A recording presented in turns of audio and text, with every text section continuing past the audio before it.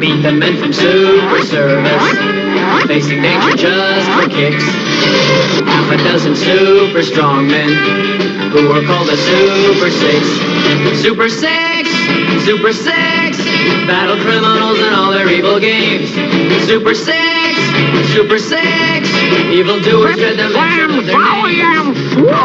Down the fear of darkness, giving crime an uppercut. 5 great thunderbolts of power, and a bolt who is a nut. Super Six! Super Six! They give their all for Super Six!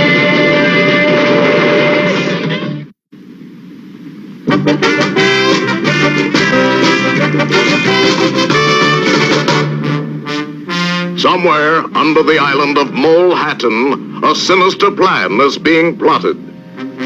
Now you understand what we're going to do, don't you? Yeah, sure. I know it by heart. Oh, well, tell me. I forgot it. Okay, it starts out like this. Me and you. Wait a minute. Which one am I? You're you. Of course I am. And don't you ever forget it. The notorious criminal, Gopher Broke, and his henchman, Angles Wormley, have formed a plan to undermine our social structure. So the only difference between Molehattan and Manhattan is that they got the Empire State Building. So we steal it. Oh, it'll never work. But it's your plan. You thought of it. Well, then it will work. Oh, all right, let's get started. Donning their ultrasonic soil penetrators, Gopher Broke and Angles put their nefarious plan into operation. Boring their way beneath the bottom of the Atlantic Ocean, they make their way toward an unsuspecting Manhattan. Manhattan Island, somewhere in the Western Hemisphere. Time, 2:10 p.m. All at once, the Empire State Building disappears beneath the ground. Panic reigns in Manhattan. Meanwhile, on Molehattan... Great view from up here, eh, boss? Oh, my, yes. I can hardly wait for the tourist season. The mayor loses no time in getting Super Service Central on the job. Yes, Your Honor. I'll put a man on it right away. Hello, Super Boing. Come in, Super Boing.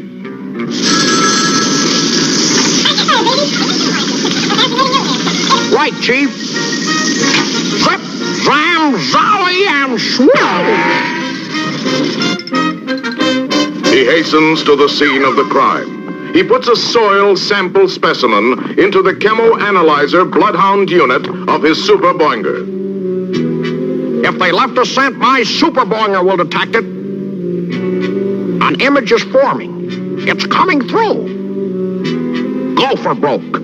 I might have known, so he's behind all this. Well, I just know where to find him on Molehattan Island. Gopher Broke and Angles are in their underground laboratory. It's Super Boing. We'll stop him with the invisible shield. There, it's in place. If I'm not mistaken, that's Molehattan dead ahead. I can tell by the Empire State Building that's sitting on it. Wow, what the heck was that? Well, what do you know, an invisible wall. Well, if I can't go over it, I'll go under it. Super Boing's got under the invisible shield. Oh, that's all right. I got another surprise for him. If I can remember what it is. The cannon. Oh, yes, the cannon. Cannon. This atomic grenade should do the trick. Oh, boy, atomic. Whoa there, what's that? An atomic grenade. Well, I'll just try a little backhand on it. It's coming back! I got it. I'll just apply a little good old-fashioned glue on it.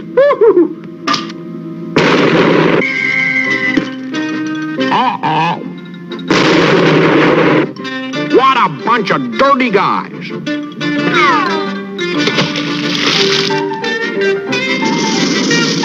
All right, you guys, I know you're in there. You might as well give up. Oh, playing possum, huh? What's this? Feels like a cannonball. By George, it is a cannonball. Now, you fellows have aroused my ire. I'm gonna give you a dose of your own medicine. Oh, what a spoil sport. What a spoil sport.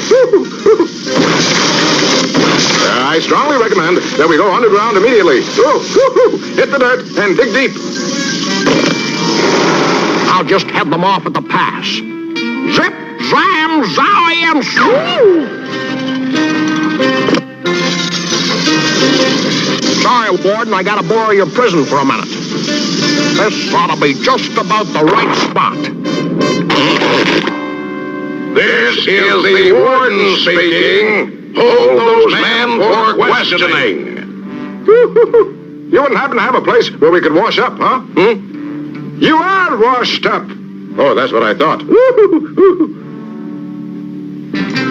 At Super Service Central Headquarters, Super Boing finishes making his report. You replaced the prison? Yes, sir. And the Empire State Building, too.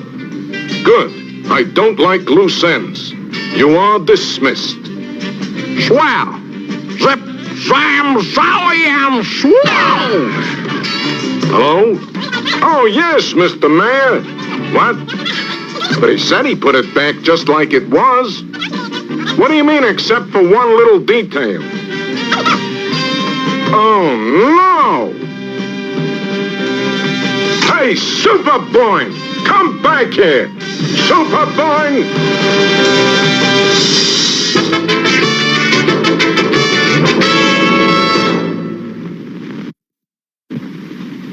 Why, this underwater baseball is real cool. Oh, the only trouble is, home plate keeps swimming away. Never mind home plate, Super Boing. Just keep your eyes on the ball. Oh, put him down, Super Scuba. If you mean put him out, Bubbles, that's just what I aim to do. Looks like I underestimated the lad. Good catch, Alfred, old man. You're out, Super Boing. That isn't fair. You've waived the rules. Why not? I rule the waves.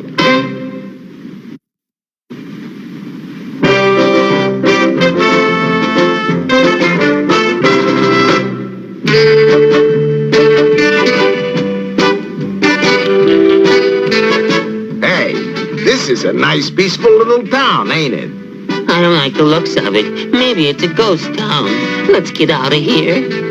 Confucian say, in peaceful town is seldom heard discouraging word and skies not cloudy all day. Hey, look at this. Sheriff wanted. What a lucky break for us. Let's take the job. No. It's too dangerous. We're liable to meet up with some vicious criminals. Are you kidding? The only crime in a quiet little town like this is eating noisy potato chips. Come on, this job will be a cinch. Okay, boys, you're hired. Now your first job is to bring in Loudmouth Jones for disturbing the peace. He lives at number 1 Cliffside. Here's the warrant for his arrest. I guess that must be where Loudmouth hangs out. He better not hang out too far. Suggest we proceed with duty of bringing culprit to justice. All right, I hear you. Who is it? Long arm of the law, please. Oh, is that so? Well, how about joining me in a cup of coffee? Very hospitable. Don't mind if we do. Likewise. Here you are. Oh, very nice. Use cream? Just a smidgen. Sugar? Yes, please. How many lumps? We'll take 3. Okay. 1, 2, 3. 3 lumps. That's a good one. All right, Loudmouth. Now you've got our dandruff up. Well, you might as well go up with it.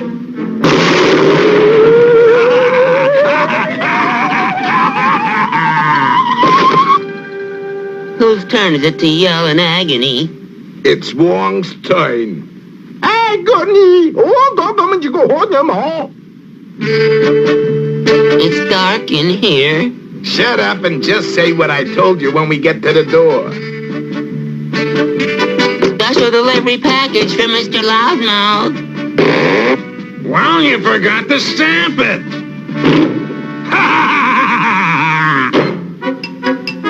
Whose turn? Mine! Ooh. All right, Loudmouth. If you don't come out, we're crashing in. This great insult. Leave us no alternative. Charge!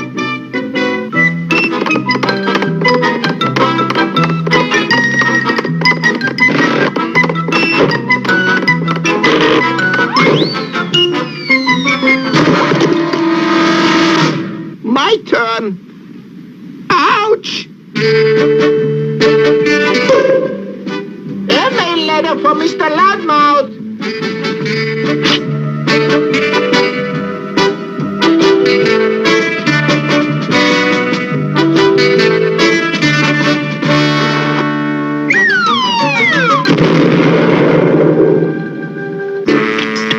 All right, Loudmouth, this is your last chance. If you don't come out peaceful, we're gonna dump you over the cliff.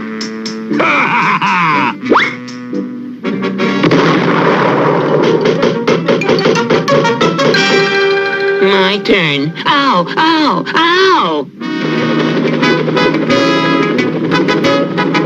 Now try to get that warrant down the chimney. You stoop. You missed the chimney. Confucian say, plan for chimney often go up in smoke.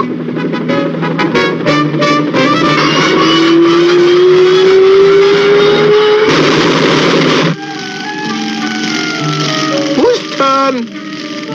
Mine. Ouch! Jingle bells, jingle bells. Merry Christmas! Merry Christmas! Ho, ho, ho, ho, ho. Ho, ho, ho, ho, ho, ho. Ho, ho, ho, ho.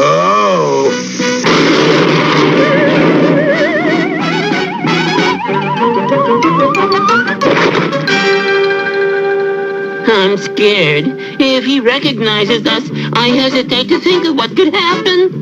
Don't worry. He'll never know what hit him. Ready? Let's go. They call me Frisco Sadie. They say me past the shady. Ah, yeah, the bell or the bobbly coat. Wowie! Women! Come on, gals! Give me a little kiss. Okay, but you must close eyes.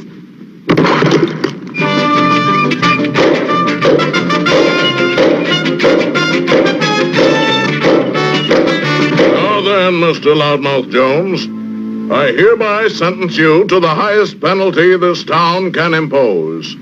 Not that! Anything but that! Have mercy, Your Honor! Mercy! Sheriff, prepare to carry out the sentence. Oh, no! I'll reform! I've learned my lesson! Not that! Please! Have a heart! Please don't!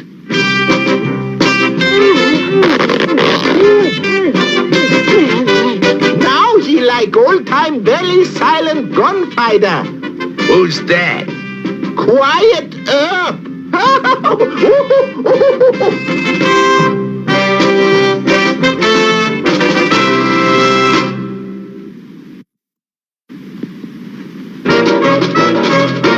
Now remember, Granite Man, this calls for perfect timing. Whenever you are ready, Superboing, say the word. Zip, zam, zowie, and swoosh! Now switch!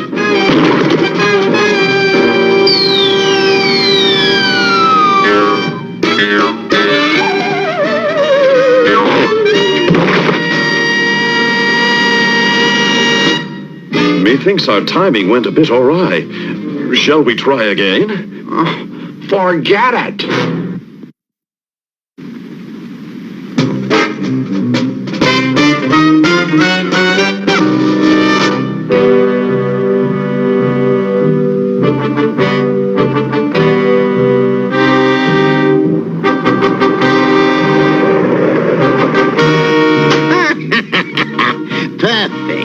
Not only a parking space right in front of the Tower of London, but I've the proper change for the meter.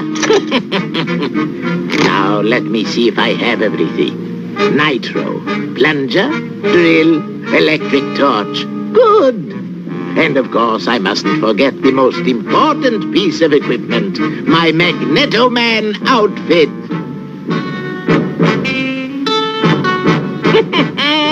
In a few moments, I shall walk out of the tower with the crown jewels. And should anyone see me, he will think it was Magneto Man who committed the crime. Well, to work, to work.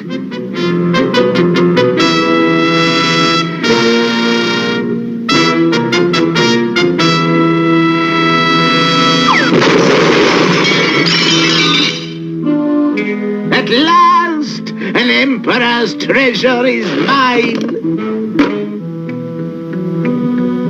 I say, you there.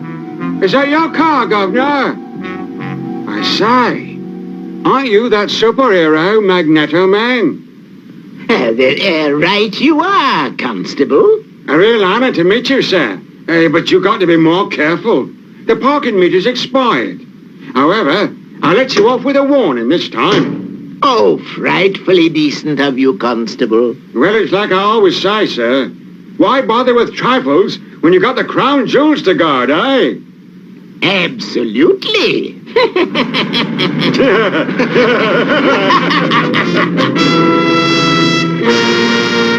A superhero stealing the crown jewels? Incredible! It was Magneto Man. He's the only one who was near the place. It's got to be him. Evidence is evidence, Superintendent. Yes. Get me Super Service Central. Yes, Superintendent. He's right here. Magneto Man. Yes, Chief. Report to Superintendent Crumpet a New Scotland Yard on the double. Right, Chief. But, Superintendent, I was nowhere near the Tower of London last night. Terribly sorry, Magneto Man, but the evidence against you is undeniable. Cal, what shall I do now? Let me see. The time is precisely 14:22. Too late for brunch, too early for tea. Why not have a nice little nap? Nap? While the real thief is escaping? But of course. First things first. Allow me to compute. As I surmised, Magneto Man, the robbery is the work of none other than the great impersonator. Of course. Who else could have pretended to be me? According to all our data on villains, subhead I for impersonator, his hideout is... Exactly. In the Pyrenees Mountains between France and Spain. And I'm in jail. Calvin, as our American cousins would say, I must make a that-away. That does not compute. The slang term is getaway. I've just magnetized those iron bars right out of that window. This away.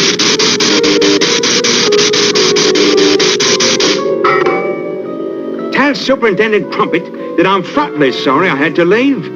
Right you are, sir. And good luck. What good fortune. The jet plane to Madrid. I'll just hook a ride and save time.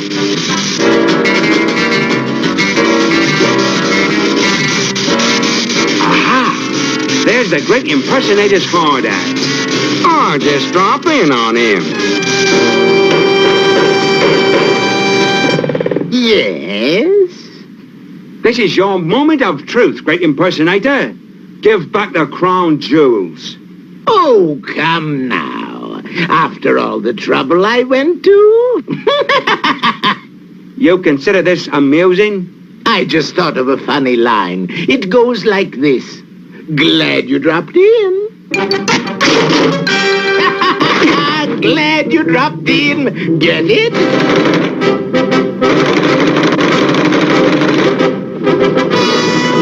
You won't get away with this, impersonator! So long, Magneto Man. Unhappy landing.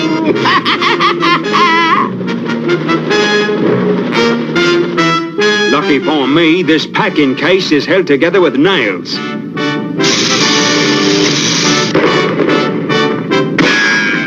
Now I'll nail that despicable criminal.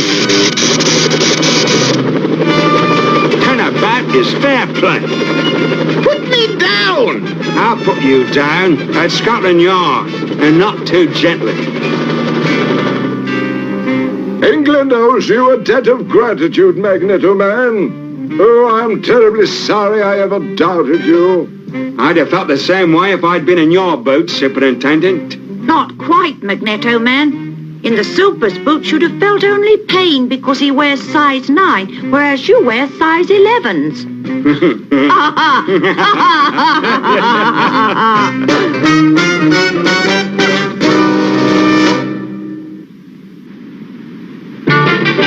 Meet the men from Super Service, facing danger just for kicks. Half a dozen super strong men who are called the Super Six. Super Six! Super Six! Battle criminals and all their evil games. Super Six!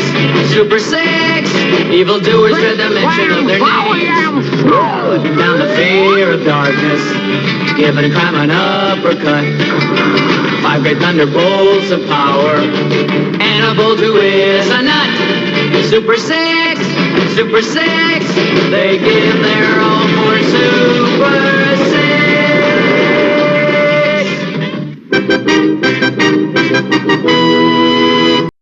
When crime strikes, nothing can stop RoboCop. Criminals, give up. Surprise, RoboCop.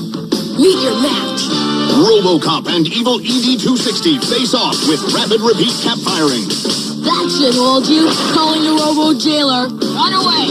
You won't catch us. But the Robo Jailer smashes through their hideout. You'll be hiding out in prison now. Figures and vehicles sold separately. Back for more? RoboCop and the Ultra... Who puts the future in your hands? Who gives you robots to command? Who lets you build fighting creatures wilder than a movie feature? Robotics. You create them, you control them. Who puts the future in your hands? Who gives you robots to command? R2000 comes with what you see here. Batteries not included. R1000 sold separately from Milton Bradley. This Saturday morning marked the first time that no cartoons aired on an American broadcast channel.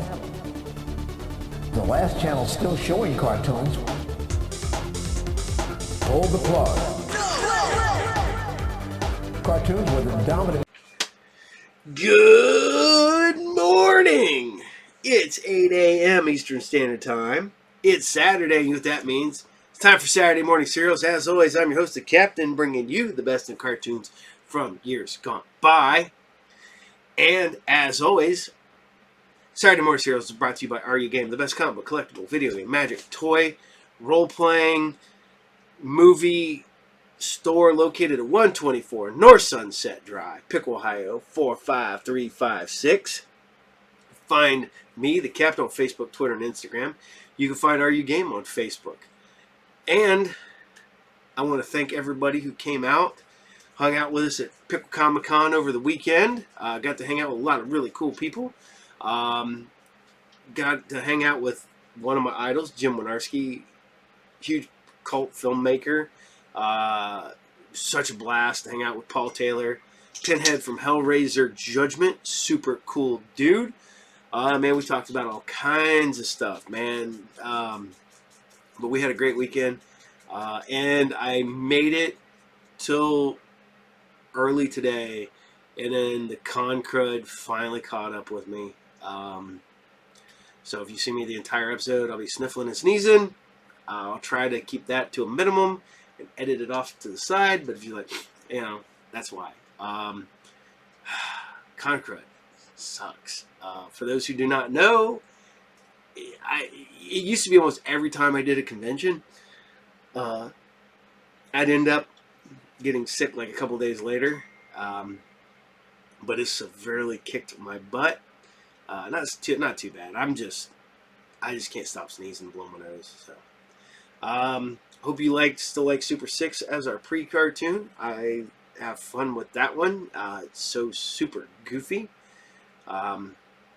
Just kind of weird too. So, yeah. This whole episode's gonna be weird because some stuff I brought you in block form. So, but we're gonna start off today with some Space Sentinels. What can I say? Space Sentinels, man. Filmation was really good. I think severely underrated, man. Everybody knows, Ruby Spears. Everybody loves Hanna-Barbera. Everybody loves Sunbow. People think Filmation. You think you think He-Man. You think He-Man and She-Ra. You don't think about Black Star, Brave Star, and Space Sentinels and Shazam, but we do. And here we are. We're starting out. This is Space Sentinels episode 3. Enjoy. Many centuries ago, 3 early Earthlings were transported from their native lands to my faraway world. Here they were granted astounding powers and eternal youth. Then returned to Earth. Their mission, to watch over the human race, helping the good in it to survive and flourish. In the course of history, their names have become legend. Hercules, empowered with the strength of 100 men. Astrea, able to assume any living form. Mercury, the amazing athlete who can match the speed of light. Working together with me, Sentinel-1, and my maintenance robot, Mo. These teenage guardians form the greatest team the world has ever known, the Space Sentinels.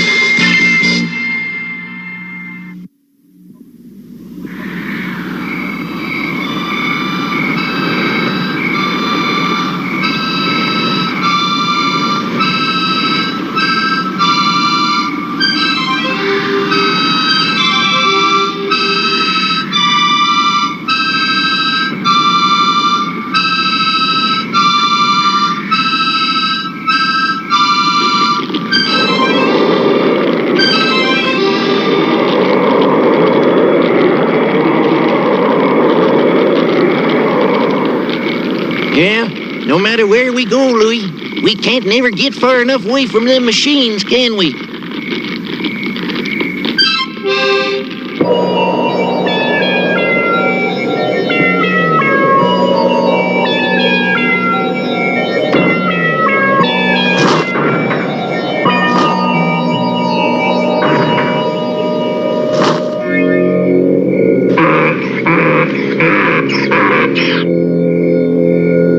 What's wrong with you, Louis? Something out there spoking you?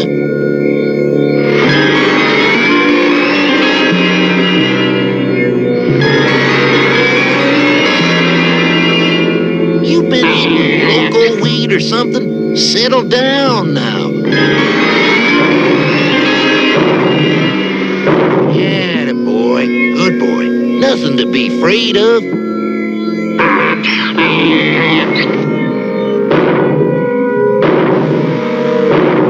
What in blazes?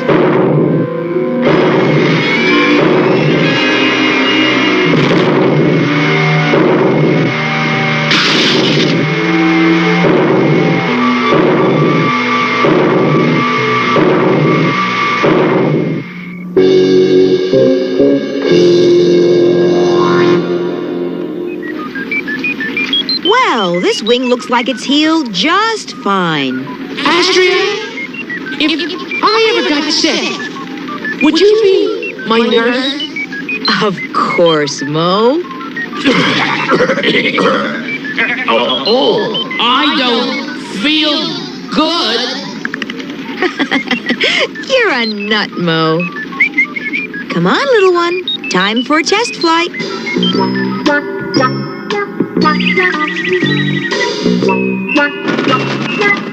Astrid, he's flying! That wing's good as new. Time to go to work, guys. What's up, Sentinel-1? My seismographic sensors have been monitoring ground tremors across the Navaki Desert for the past several hours. Several hours? No earthquake lasts that long. These are not natural tremors. They are being artificially induced. Wait a minute. Isn't that big San Alfonso earthquake fault located in the Nuvaki Desert? That's right. And if these tremors cause that fault to slip, we're liable to have a disastrous quake on our hands. Then let's get going. S1, prepare to launch. I don't like this at all. Earthquakes give me the shakes. Stand by for launch. Hit it, S1.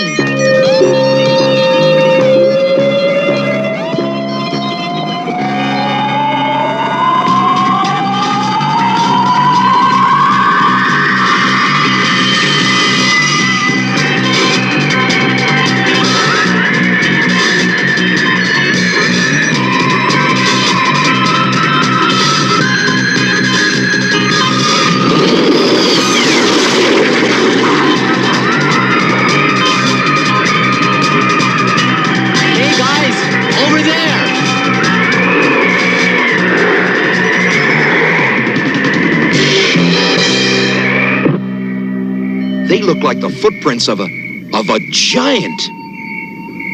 There's probably a very simple explanation. S1, we found footprints, roughly 3 meters in length and 1 meter deep, with a stride of 9 meters. Please advise. I compute a mass weighing 100 tons, standing 18 meters high. 18 meters? Why, that's as tall as a 6-story building. Then they should be a cinch to spot. Yes, it's stopping them that worries me. Come on!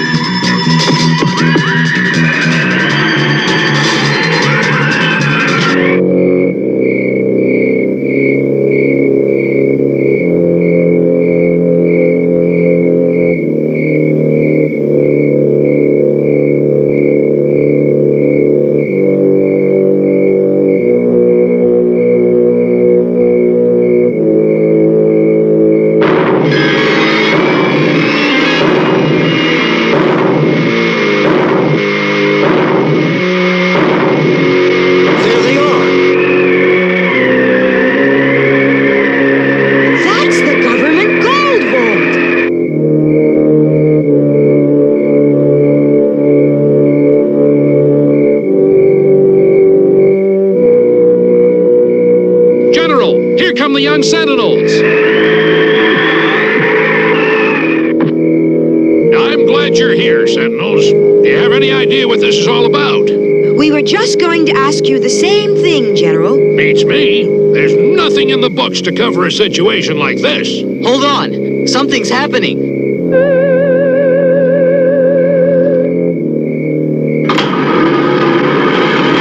People of Earth, time is short, so I will be brief. My spacecraft is now in orbit about your planet. There are many hundreds of my people on board, and we are nearly out of fuel. We have detected large quantities of fuel within that structure behind you. Fuel? There's nothing in there but gold. The heavy metal you call gold is the vital element that fuels our ship. We need it to return to our galaxy. That's impossible. Not an ounce of gold leaves here without direct orders from Washington. You must talk with our government. They'll listen to your demands and make a fair decision. There is no time. We must have the fuel metal now. Do not try to stop us.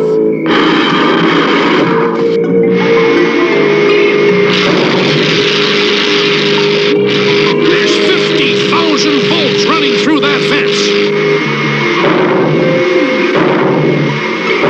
There's no way we can defend against these machines. You've got to stop them until we can call in reinforcements. We'll try, General.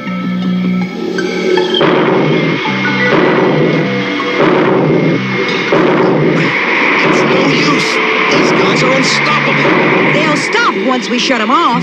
You mean get inside? It's the only way. Help me find an opening.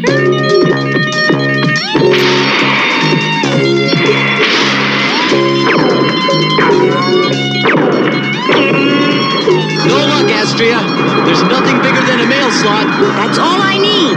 Where is it? Up on the head. Good. I like starting at the top. All robots, stop that bird.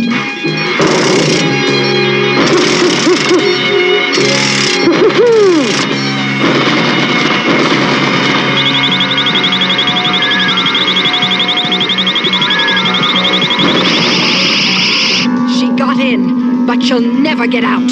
Robots, resume operations.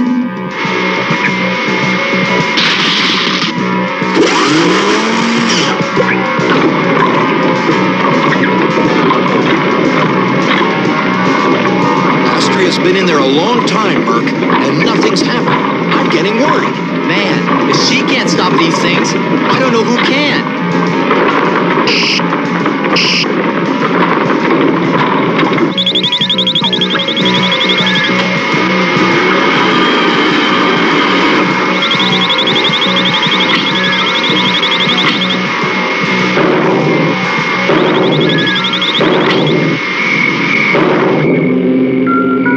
One robot down, 2 to go. She did it, Hurry.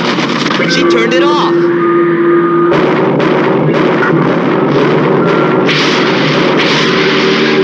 Quick, Astria, get out. Hurry up. We'll have you out in a second. You better make that 3 or 4 seconds. Robot, stop them. Bring number 1 back with you. Hey, what's going on? I can't move. Me either. They must have used some kind of a stun gun on us.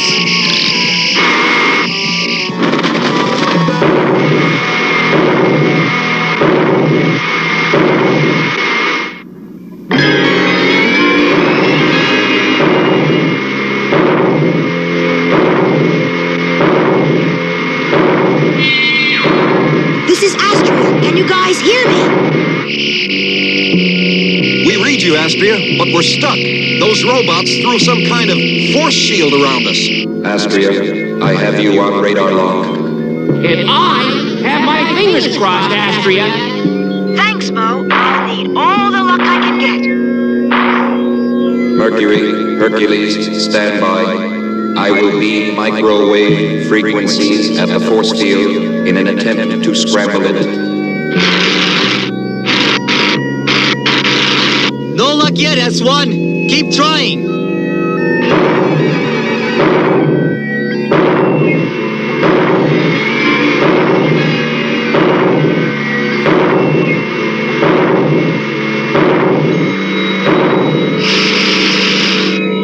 Bingo! Astria, we're on our way.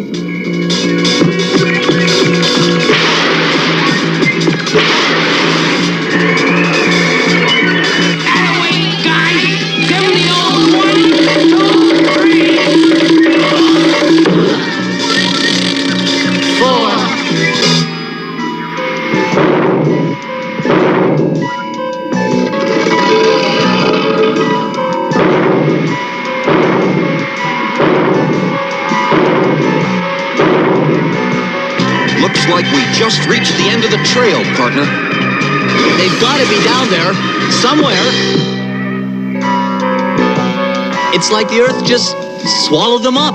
Hey, Merc, that's it. What's it? They must have gone underground. Well, don't just stand there. Start looking for a trap door. Okay, I'm looking.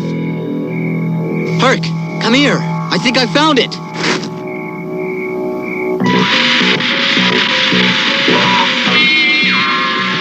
If the girl has survived, I want her. We can't take any chances. There she is! Grab her! Find her! There's no way she can get out of here, even as a mouse. This is no spaceship. It's a stage set.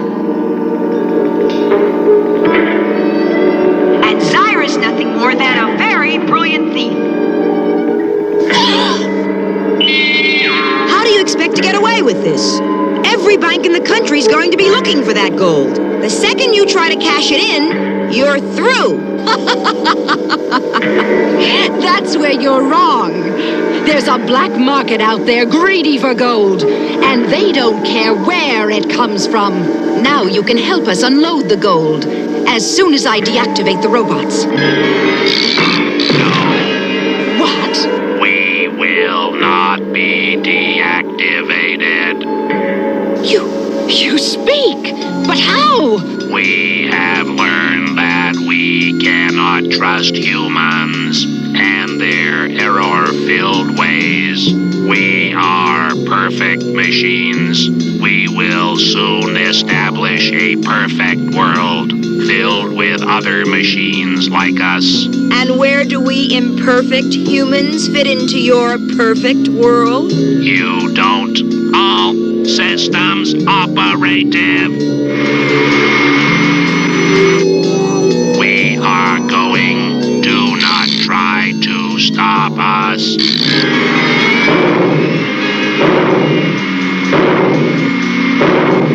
We've got to shut them down. They have all the gold.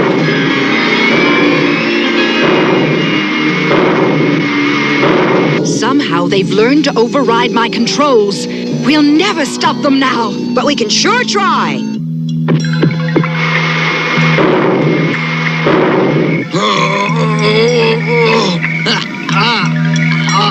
Come on, Hurt. Put a little muscle into it.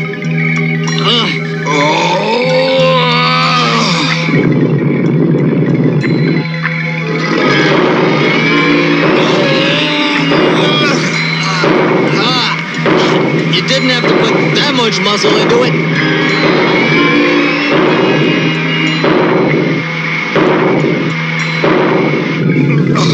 Hey, that isn't what I think it is. It's an earthquake, all right.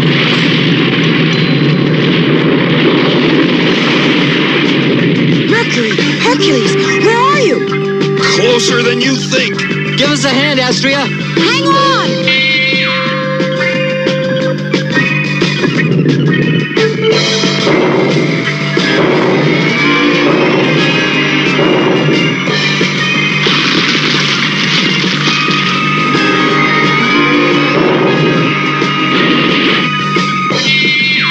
Thanks, Astria. It was getting kind of cramped in there. What about the robots? Where are they headed now? I don't know, Merc. Let's hope Sentinel-1 does. Think, S1. Use that big wall-to-wall brain of yours. We have to get through to Astria before... Sentinel-1. Hold on, Astria. I'm not finished. Before it's too... Astria! Report, please, Astria.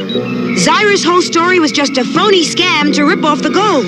But now her robots are on the loose. With some dangerous ideas of their own. Can you spot them? Monitoring new ground tremors 10 kilometers north of your location. That has to be them.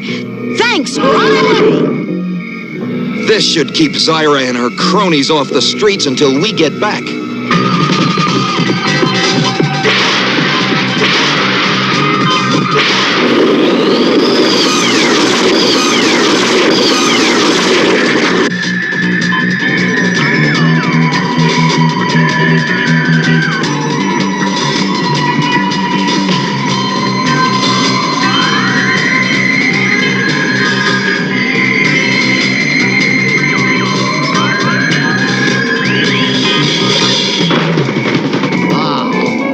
Tin Man don't waste any time. Sentinel-1, we've located the robots. They've set up a huge energy shield out here. And they're building something inside. And probing energy shield. It is similar to the earlier energy trap, but infinitely more powerful. The best I can do is open a small window in it.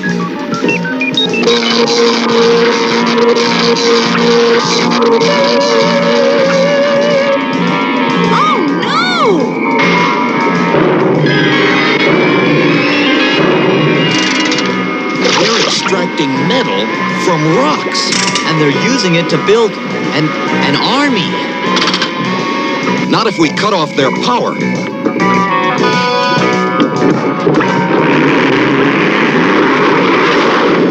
That ought to stop them. It oughta, but it ain't. Looks like they've developed their own power source. S1, please advise. Wait, one. I am computing problem now.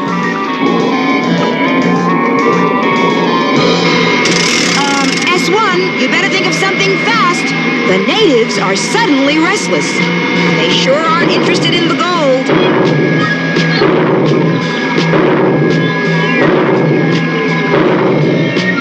They look like troops marching off to war. That's what worries me. The machines are maintaining a course for the city of Dawson, 300 kilometers due east of your position. We've got to stop them before they get there. There is one possibility. To reach the city, the machines will have to cross the San Alfonso Fault. Their combined weight should trigger an earthquake of sufficient magnitude to destroy them without harming the city.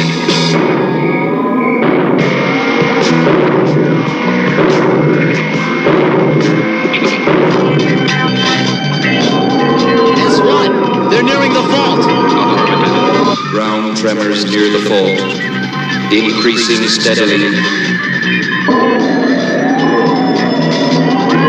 Hang on to your seismograph, S1. Here comes the big shake.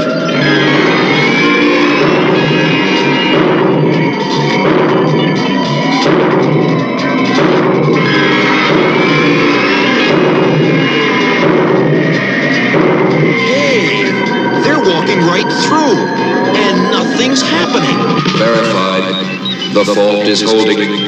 It will require another several hundred tons of force to jolt it loose. Several hundred tons? Wait a minute. You know that old saying, the bigger they are, the harder they fall? No offense, Herc. Yeah, like several hundred tons worth of hard.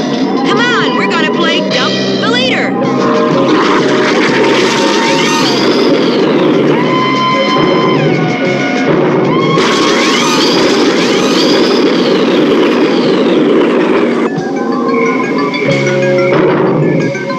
Out of the way.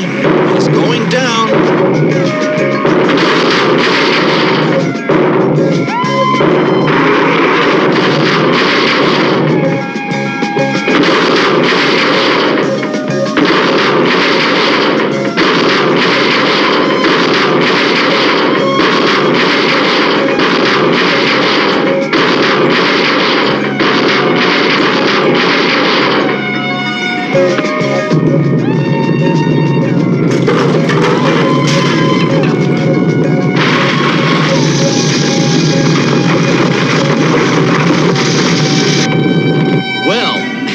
I guess that's what you'd call an open and shut case? I don't believe he said that. Did he really say that? Afraid he did, Herc. Come on, guys.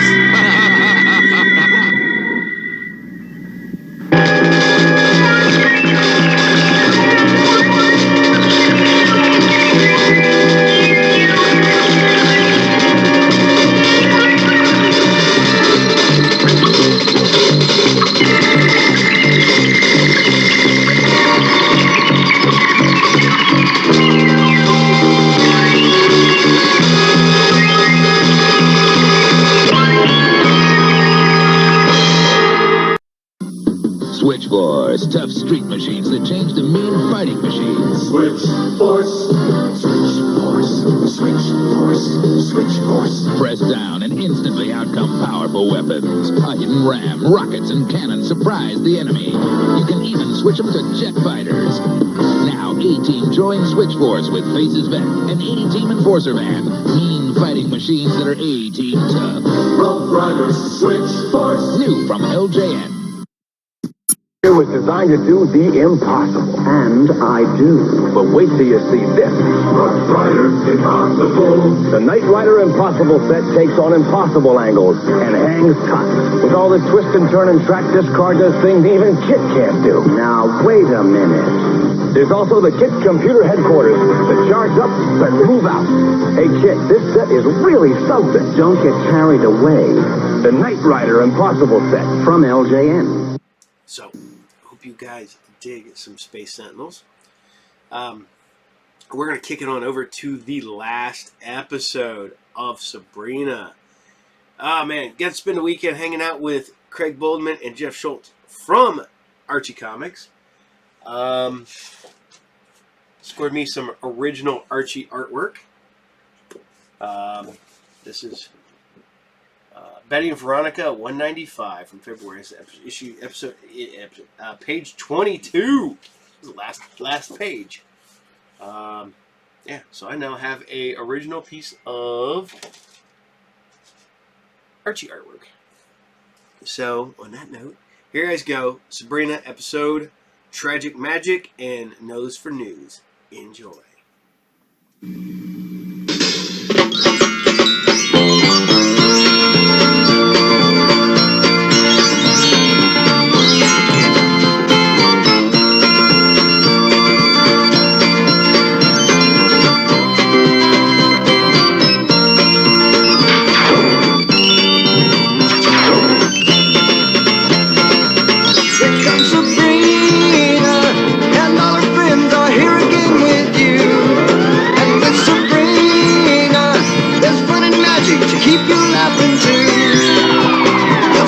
Tug her ear, and you'll see her disappear. Yes, it's Sabrina, and her magic power can get her out of trouble.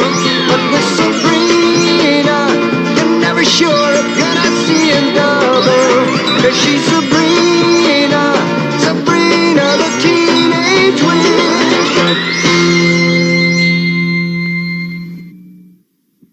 Oh, hi, kids. Well, it looks like it's farewell to sports at Riverdale High. It seems there's a little money problem. Mr. Weatherby can explain what I mean.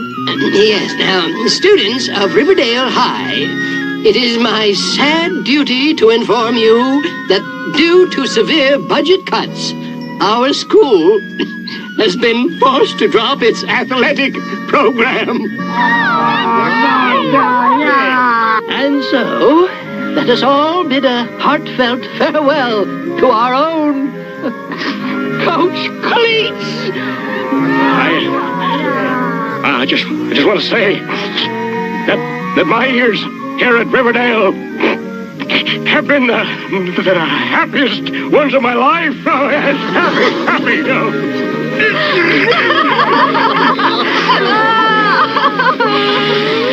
Poor Coach Cleats. Don't worry about me finding work. Why, just yesterday I was offered a job as lifeguard at a day nursery wading pool.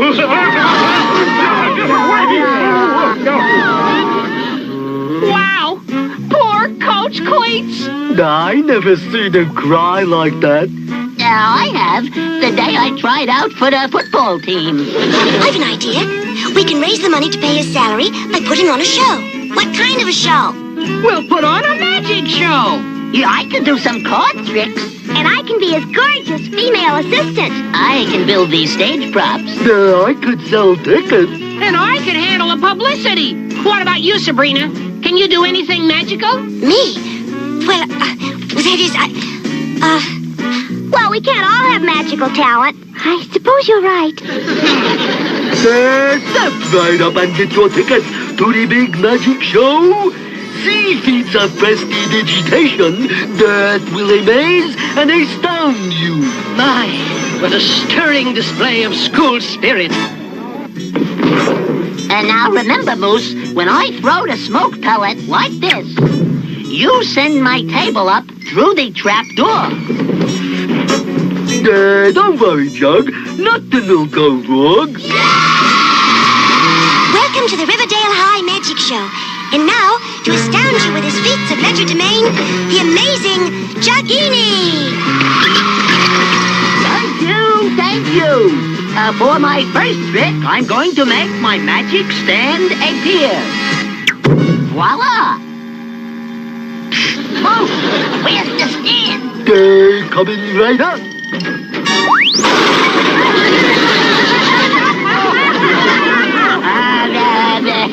Just a slight delay, folks. Poor Jughead. I'd better help him. For my second trick, I will need a gentleman's top hat. Well, that's easy enough.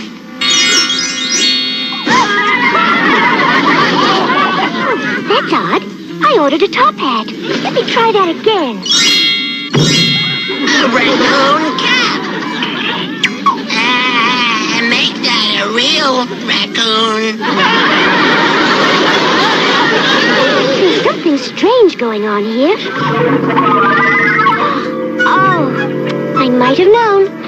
Sunspots. No wonder. They've always had a strange effect on my spells.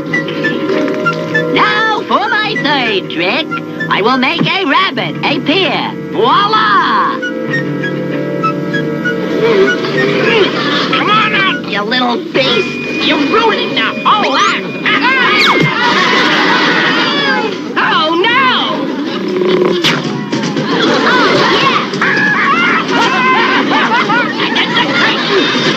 Bring down the curtain. Okay. Oh, it looks like curtains for this show. If only those sunspots would clear up. Forget it. I can't face that crowd again. But you have to. The football coach is counting on you. If I go out there again, the boxing coach will be counting over me. And now, making his return triumphal engagement, the amazing Jugini. See what I mean? They know I'm no good. Jughead, I've a feeling from now on, your tricks will work just fine. Really? How do you know? A little bird told me.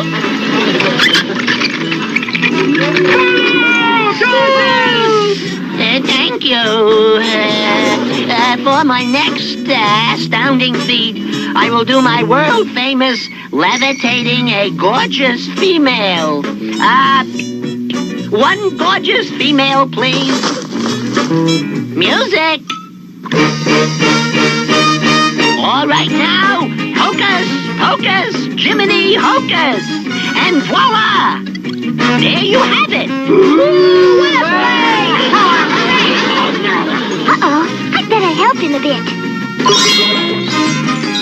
Holy mackerel! Hey, who put out the lights? It's those darn sunspots again. Cut the music! Cut the music! That's better. Yikes! You really are levitating. Is that what it's called? Okay, that's enough already. Knock it off.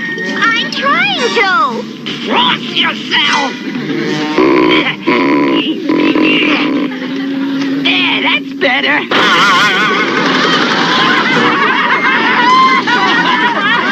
Weeping wizards, nothing's working right. How did you do that? I'll be darned if I know. Maybe you'd better stick to simpler things, like the hat trick. I already tried that. I think this time it might work. It better. And now, by popular demand, I shall do an encore of my famous rabbit out of a hat trick.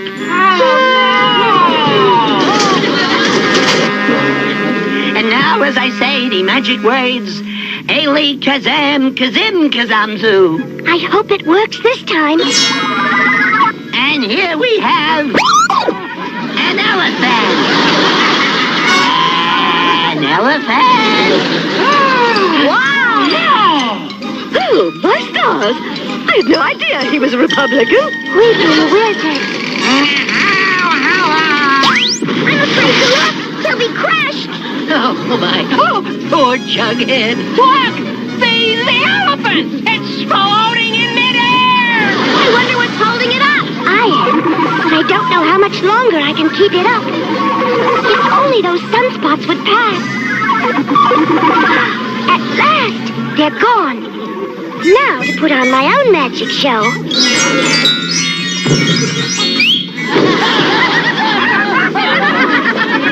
Students, I want to apologize for the fiasco. Now, if you'll kindly line up at the box office, your money will be cheerfully refunded. Fiasco, this is the funniest show we've ever seen. We don't want our money back. We want more of the amazing Juggini. Did someone mention my name? Now, leave it to Jughead to come up with a harebrained finish. You mean I've got my old job back, Mr. Weatherby? That's right, Coach. Thanks to Jughead and the others, they earned enough to pay your entire year's salary. Jughead, I want to thank you for raising all that money, boy. Thank you. Oh, shucks, Coach. For the amazing Juggini, raising money is a snap. Now, how the heck did I do that? Maybe it was sunspots.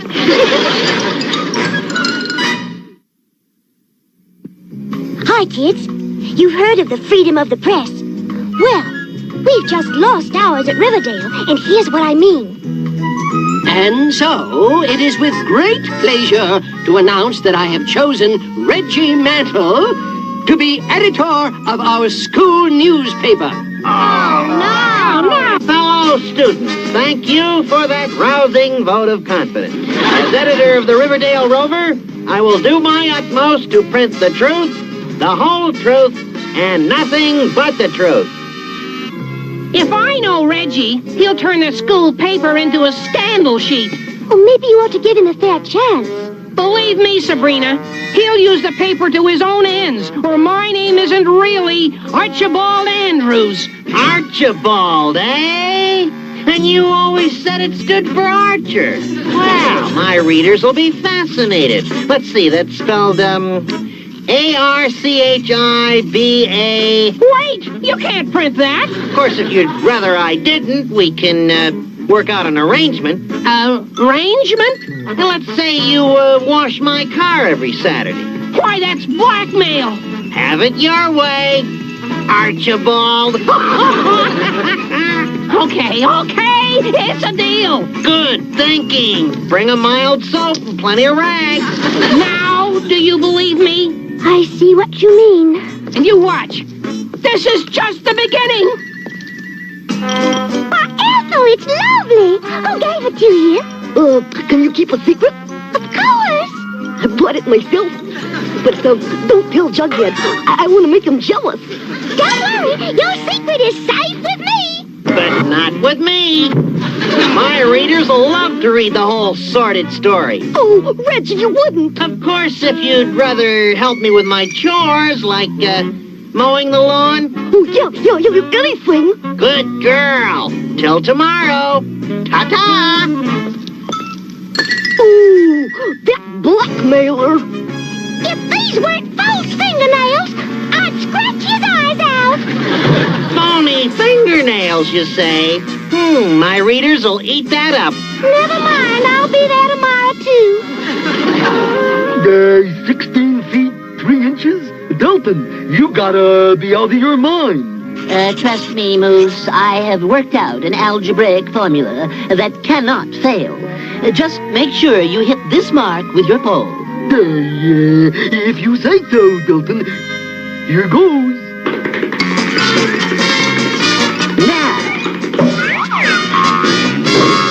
I did it! It's a new school record! No, I merely calculated the square root of the distance to be traveled and subdivided by the hypotenuse of the angle of thrust to the 12th power. No! With this formula, we're sure to beat Shadyside in the City Olympics. Thanks! This'll make a great front-page story. Wait, Reggie, you mustn't publish that. With this formula, Shadyside will clobber us. Sorry, boys, but news is news. Of course, there is a way you could get me to suppress it. How? By applying that overgrown brain of yours to my math homework. Illegal, but I'll do it for the sake of Riverdale. I knew you'd see the light. Looks like I'll have to teach Reggie a little lesson. So this is Reggie's idea of one hand washing the other. So far, the only thing I see is my hands washing the car. Look around. You may see my hands around his neck. Hang in there, Ethel. Maybe he'll stab himself while riding a poison pen ladder. Don't bet on it. The mathematical odds are 12,938 to 1. You think you got trouble? I'm allergic to house paint.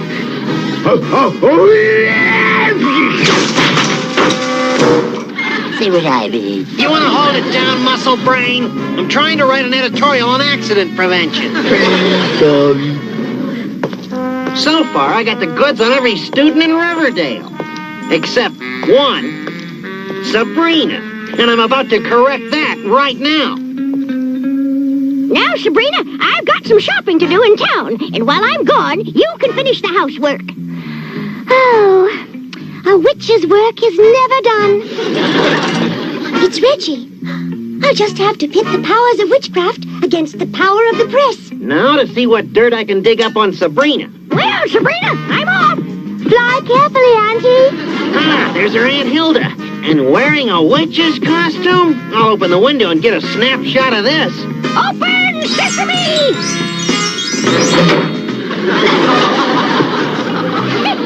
Bye! What was that? Up and away! That's Sabrina's aunt! Flying on a broom! I got it on film! Oh, it's too nice a day to spend doing dishes. Wait till he sees this bit of sorcery.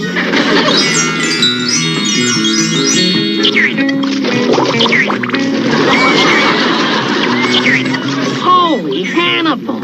Sometimes witchcraft really does come in handy. Oh, wow! I really got the goods on Sabrina this time. So much for the light housework. Now for the heavy dusting. Oh, sorry, Salem. I have to dust the piano.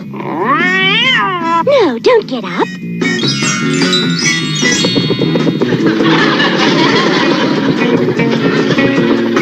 Even her cat's in the act. Why, Salem, that's my favorite song. Kitten on the keys. No harm done.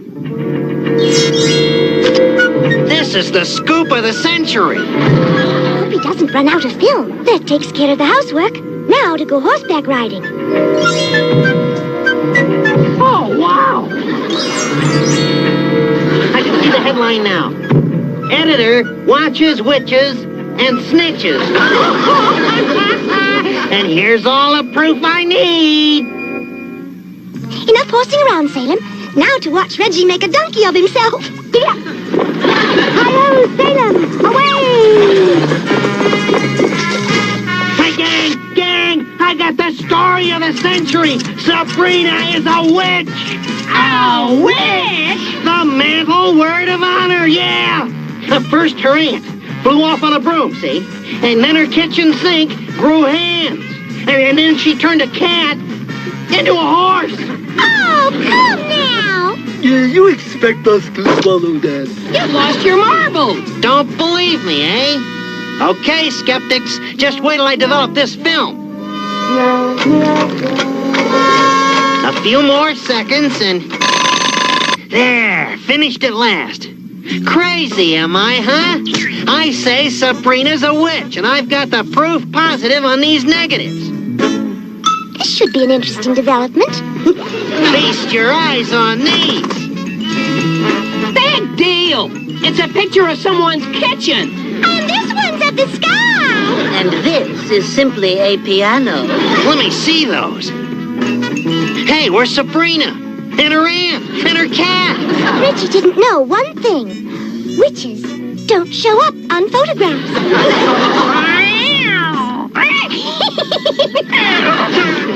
Reggie, old boy, you've been working too hard. Archie's right. A few weeks off might do you good. Or a few years. Maybe you're right. I've been under a terrible strain lately. So have we. Gang, Tomorrow, I'm retiring as editor. Reggie, that's the best news you've come up with yet. Dear, I nearly forgot. Hi, everyone. Hi, Sabrina. I hear Reggie just quit his job as editor. That is correct.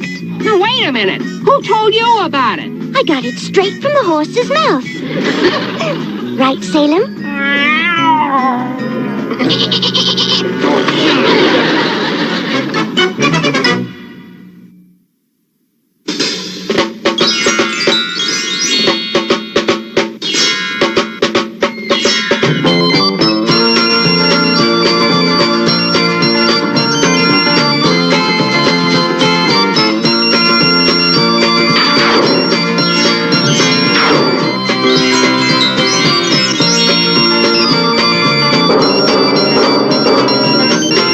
Well, here's Sabrina.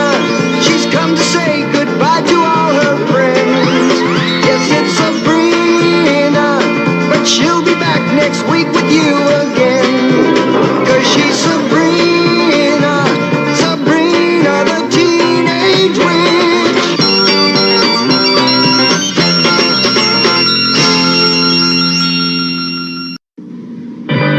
We found a tough terrain and made it even tougher to find out just how much the 6x6 high-risers could handle. With 6-wheel power drive and 6-wheel independent suspension, high-risers keep going even when the going gets really tough. Batteries not included. Crunch Canyon playsets sold separately. The 6x6 high-risers with 6-wheel drive from Ideal. Control machine. ACM. Air control machine. The car you control with air. ACM. Air control machine. People stop and stare. Air control machine. You are in control. Shift it here and there. Air control machine. Steer it left and right. Air control machine. The car you control with air. ACM. ACM air control machine comes complete as shown from Buddy L. Airlandia. So, I know what you're saying. Why are you on a stool? Well, frankly, my house is still a wreck because I have been trying to get everything caught up from the last week because I didn't get hardly anything done last week. I was on TV twice. Regular TV, like real TV. So you can go on my Facebook page or you can go to the, Living Dayton, and you can see the captain promoting his show, or you can go see me on Good Day Dayton. I was on both shows, one on Monday, one on Friday, and just playing catch up, man. Going to the airport a dozen times, back and forth, traveling around, taking my guests everywhere, anywhere they needed to go. I took them. So, yeah. So I'm just now slowing down. Hopefully, I'll get everything caught up by the weekend. Back at it. Normal next week. So, and then I get an extra day to rest. I'm going to take it easy on July 4th. I ain't going to do nothing on July 4th. I'll go see the fireworks like 10 o'clock at night. That's what I'm doing. So, all right. I hope you guys still dig Sabrina as I ramble on about that stuff. Because we're going to scoot on over to the surprise cartoon from last week, Muppet Babies. I didn't think I'd be able to get away with Muppet Babies because they're Disney now. And then I got away with Droids, and I got Muppet Babies, so I'm like, let's keep going. So, hopefully you're going to keep an eye on the post-credit cartoon over here. But Muppet Babies, man, that was a cartoon that was on forever. Ever. I remember my kids were watching the same episodes that I watched when I was a little kid.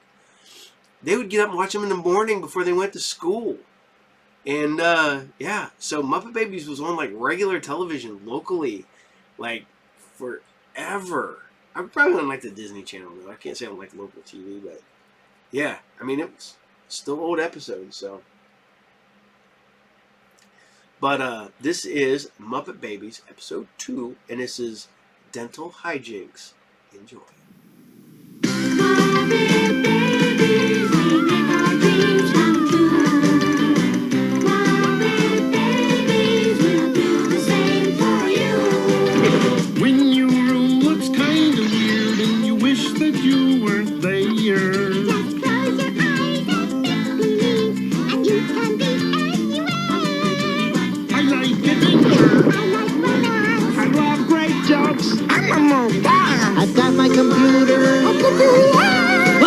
piano. Is everything all right in here? Yes, Nanny.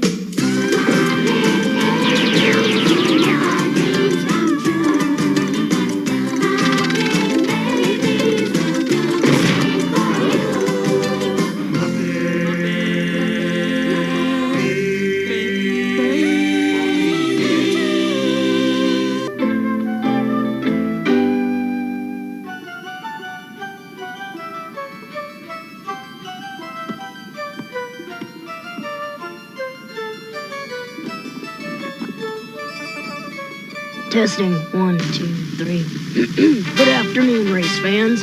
This is Rolf the Dog coming to you live from the Iniobanopolis. This is Rolf the Dog coming to you live from that big race with the 500 after it. Gentlemen? Oh, gentlemen and ladies, start your engines.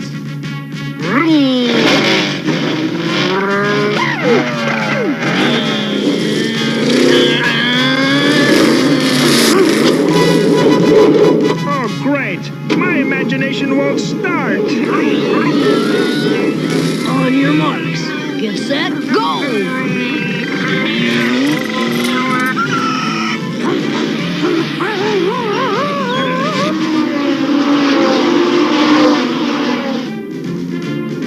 I guess I need to jump-start it.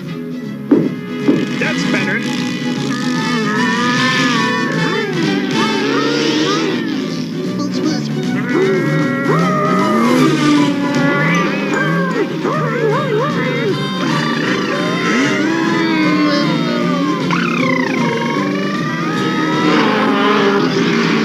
Make way for Gonzo Granatelli, the fastest driver in the world.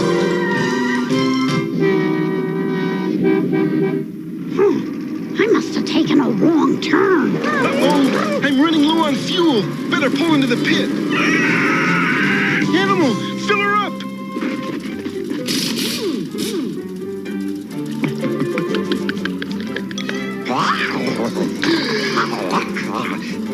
Take 4.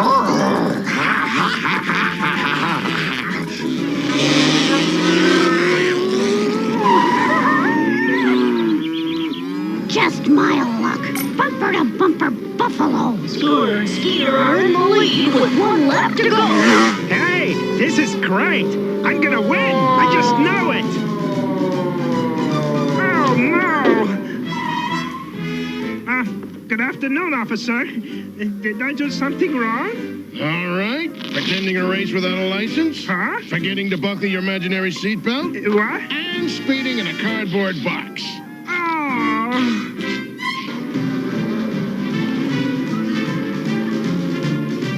Cars are approaching the finish line. Piggy is now in the lead. I've got to look my best in the winner's circle. Piggy! No! Look out!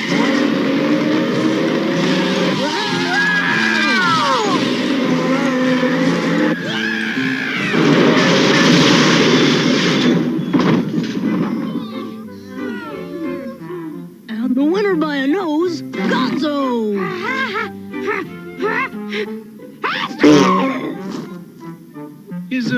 Is everyone okay? Oh, I've got a loose tooth. Let me see. Oh, brother. If Nanny finds out, she's gonna make you go to the dentist for sure. The dentist? Quick, get me some glue. I'll glue it in tight again. Oh, Fozzie, I know just how you feel. I heard about this guy who went to the dentist. Yeah? And had his tooth drilled. Drilled? It was radical. First, they dug into the cavity. Then they blasted. Oh! Hey, wait! Don't you want to hear the part about where they struck oil? Hey, don't listen to Gonzo, Fozzie. Going to the dentist isn't really bad. Kermit, how would you know? Frogs don't even have teeth. Gee, what a time to get technical. Hey, guys, Nanny's coming. She is? Oh, no. I gotta hide.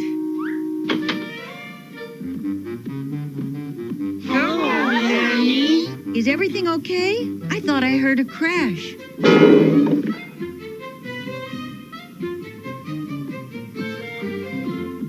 What are you doing, Fozzie? Shh! I'm hiding from Nanny. I don't want her to find out about my... Oh, what he meant was, he's helping me tune my piano.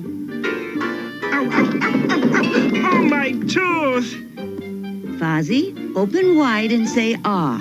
Ah. So that's why you're hiding. I'm afraid we're going to have to go to the dentist and have that loose tooth checked out. I'll make an appointment.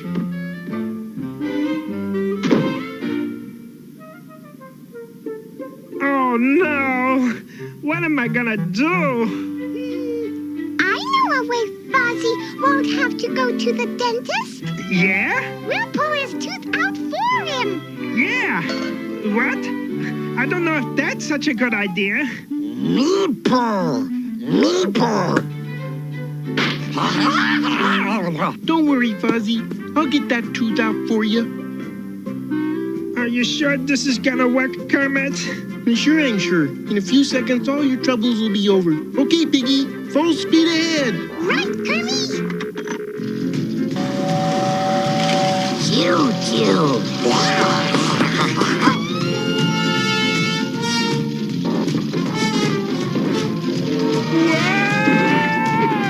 Take cover! The Fozzie Express is headed this way!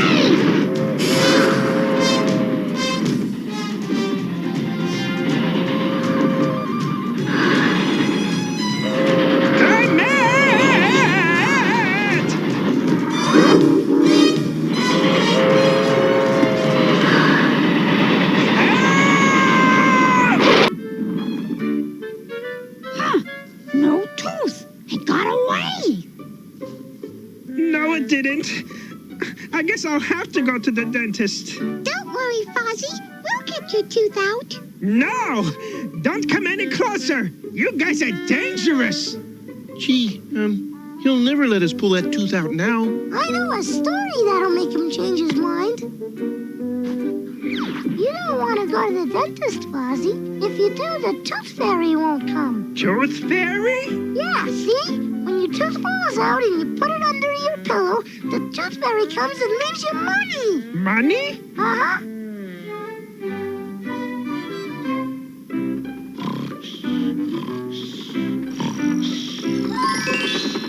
Phew, this is murder. Next time I'm taking the boss. What? Who are you? You were expecting Boy George? I'm the Tooth Fairy. Who do you think? Okay, there's your tooth money. $1 million. $1 million? Gee, I thought I just got a quarter. Hey, where's the tooth? Oh, it's not out yet. Sorry, pal. No tooth, no bucks. Huh? Fozzie, think what you could do with all that money. Yeah, with $1 million, he could buy some good jokes. Scooter. Sorry. That's right. With $1 million, I could buy all kinds of funny joke stuff. Like a rubber chicken, a whoopee cushion, a squirting flower. Tooth Fairy, wait! Why don't you leave the money now? And when my tooth comes out, I'll mail it to you. Hey now, pull later. No way, Jose. I'm as weird as I look, but I'm not as dumb as I look. Aww. Hi there. I hear you got a loose tooth. Now, I'm prepared to pay you $2 million for it. $2 million? You could have it. The money's all yours, Fozzie. Now hand over the tooth. Wait! I've just got to have that tooth. Take my diamonds. They're worth $5 million. $5 million? I'll double that. You can have my oil wells. $10 million worth. Oh, my!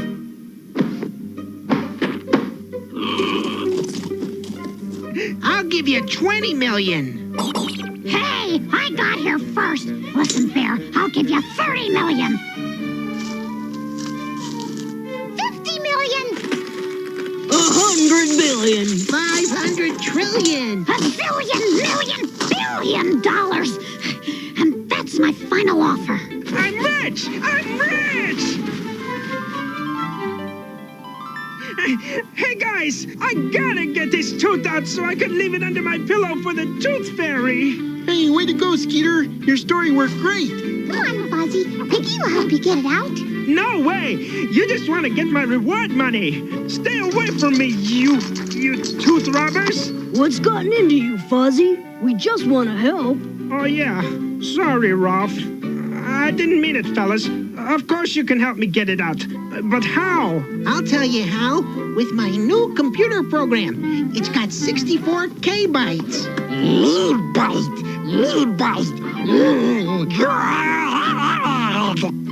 Looks like it's 65 bytes now. No, not that kind of byte. Computer bytes. Brain power. Just watch. First, we make a computer model of Fozzie by punching up the proper coordinates. Hey, I look all weird. Quiet. I gotta concentrate. Sorry. Next, we program the formula for how much force we need to pull the tooth. Wow, that's really incredible, Scooter. What does it mean? It tells us the exact length of string to use and how hard we have to pull to get your tooth out. It looks right to me, but I think this number will be prettier over here. Don't you? Fozzie, don't touch that. There! That's much better. No! That's the formula for a turbocharged vacuum cleaner. Fozzie! Don't do that! Now you turned it into the formula for a man-eating chocolate cake. I did? Quick, Scooter! Fix the formula! Fix it! No! That's the equation for a self-propelled giant drill! No kidding? Yay! It's after us! No! It's after your tooth! My tooth? No way! Oh! No! Help! Help! It's gonna get us! Not me! He's the one with the loose tooth! Get him! Scooter! Help! Fozzie's drowning in computer paper. Do something! Bear overboard! Whoa! You okay, Fuzzy? Oh, I think so. My tooth. It'll never come out.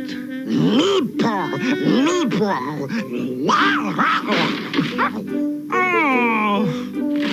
Don't worry, Fuzzy. A little punk can help us get your tooth out. Rolf, I thought you were Fozzie's friend. You want to let some little punk punch Fozzie's tooth out? No, not that kind of punk. This kind. I know a song that's guaranteed to rattle your teeth.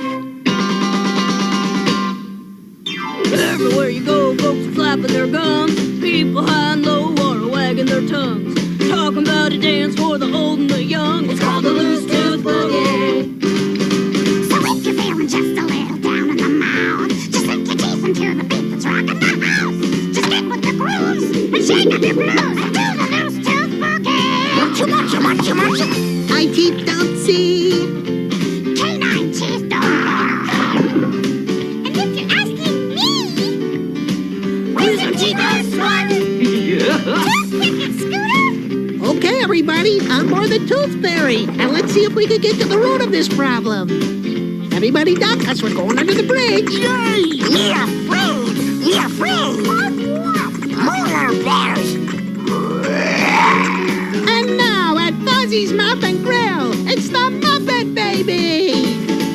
Shake it out, shake it out. Shake it out, shake it out. Rock it out, rock it out. Rock it out, rock it out. Get it out, get it out. Get it out, get it out. Rattle it out. If you're a little more than a little confused, Why, there's always talk about it. loose tooth. Just kick off your shoes and get in the groove. Do the Loose Tooth Boogie. And do the Loose Tooth Boogie.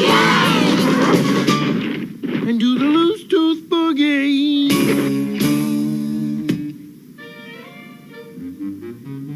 Oh, it's no use. Sorry, Fozzie. Yeah, sorry, Fozzie. We tried. Need pull. meeple. Knock it off, animal. This isn't funny. I know. We need to get Fozzie an apple. Gee, Piggy, what good is an apple gonna do? Well, you know what they say. An apple a day keeps the dentist away. Apple my foot? What he needs is a bazooka. Hey, guys! Nanny's coming back! Oh, what am I going to do, Kermit? Oh, relax, Fozzie. She probably couldn't get an appointment till next week. Fozzie, I have good news. See? Dr. Frith had a cancellation in his schedule, so I got you an appointment for today.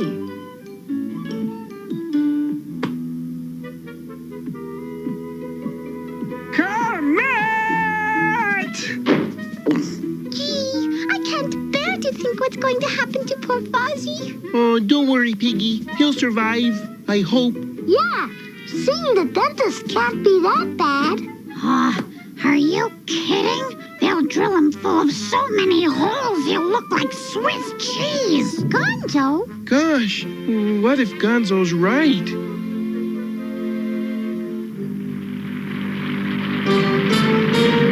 Ladies and gentlemen, welcome to the game show you've all been waiting for.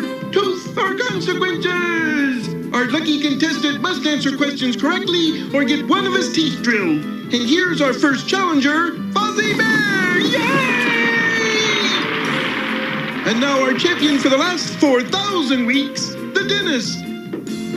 Oh. Are you ready for your first question, Fozzie? No. In that case, here it is. Why did the chicken cross the road? Oh, I know that one.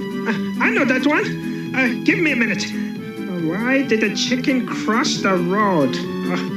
Oh, yeah! To get to the other side! That is absolutely wrong! What? But I've told that joke 1,000,000 times! That's why he crossed! It is! Sorry! The correct answer to why did the chicken cross the road is to get away from his dentist! And now, Fozzie, it's time for the drill! Open wide! Oh, no! Fozzie! Kermit, it's all right. Oh, but gee, it's just I'm so worried about Fozzie. Don't worry, he'll be okay. Sure, he'll be okay. Poor Fozzie! He was a good bear. I'll miss his smiling face.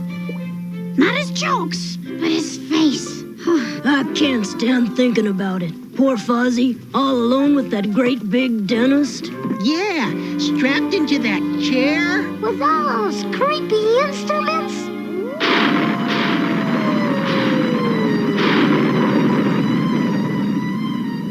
At last, I, Dr. Froggenstein, have created the perfect monster. Monster!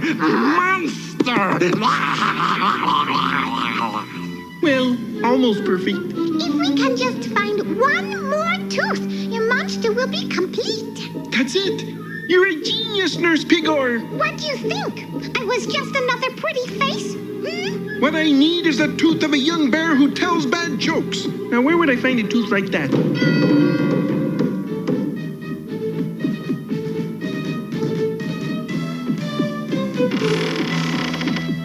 Hello? I'm selling old jokes to raise money for the Bear Scouts. I used to be a Cub Scout, but I graduated. Pretty funny, huh? That one's only a nickel. I think we found a bear! I have cheaper ones. They're not as funny, though. Wait! He's perfect. Don't go. I want your tooth. Huh? I mean, tell the truth. You got any better jokes? Sure, I got a great one. If a man had 3 apples and you took 2 away, what would you have? Give up? A very angry man. Funny, huh? That one's on sale. I'll take it.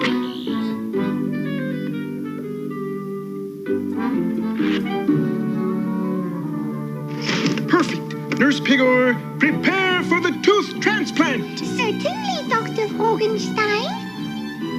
What's that? Why, that's Dr. Frogenstein's tooth-pulling cable. Wow, whose tooth you gonna pull? Why, yours, silly.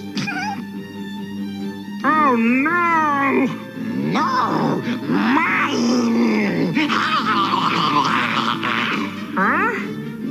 Very soon, my tooth monster will be complete! Wait a minute! I've got some better jokes, really! Did I tell you the one about the...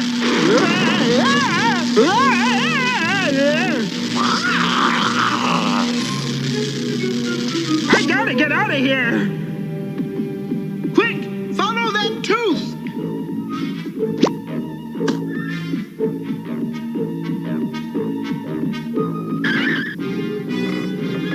Come on, you stupid door! Open! Good evening. I am Count Gonzola. I want to pull your tooth.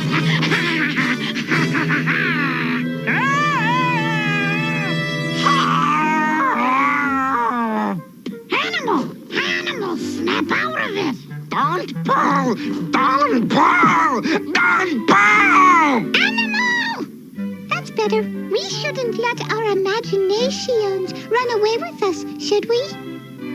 I mean, we can stay calm and quit worrying for an hour, can't we? You're right. It's horrible. They'll pull all his teeth. He'll never be able to smile again. Poor Fozzie! Poor Fozzie!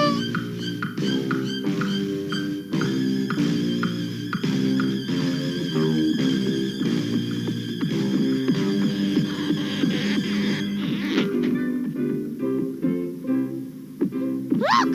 He's alive! Fozzie, are you okay? What'd they do to you? It must have been horrible. The pain, the suffering. Tell us all about it. Gosh, it didn't hurt a bit. And look, the dentist gave me a balloon and a sugarless lollipop for being such a good patient. Lollipop? Balloon? Huh? Nanny, my tooth hurts. Mine too. I want braces. I want false teeth. I got a loose tooth too, Nanny. Hey, I thought frogs didn't have teeth. Well, I won't tell if you won't. We want to go to the dentist. We want to go to the dentist.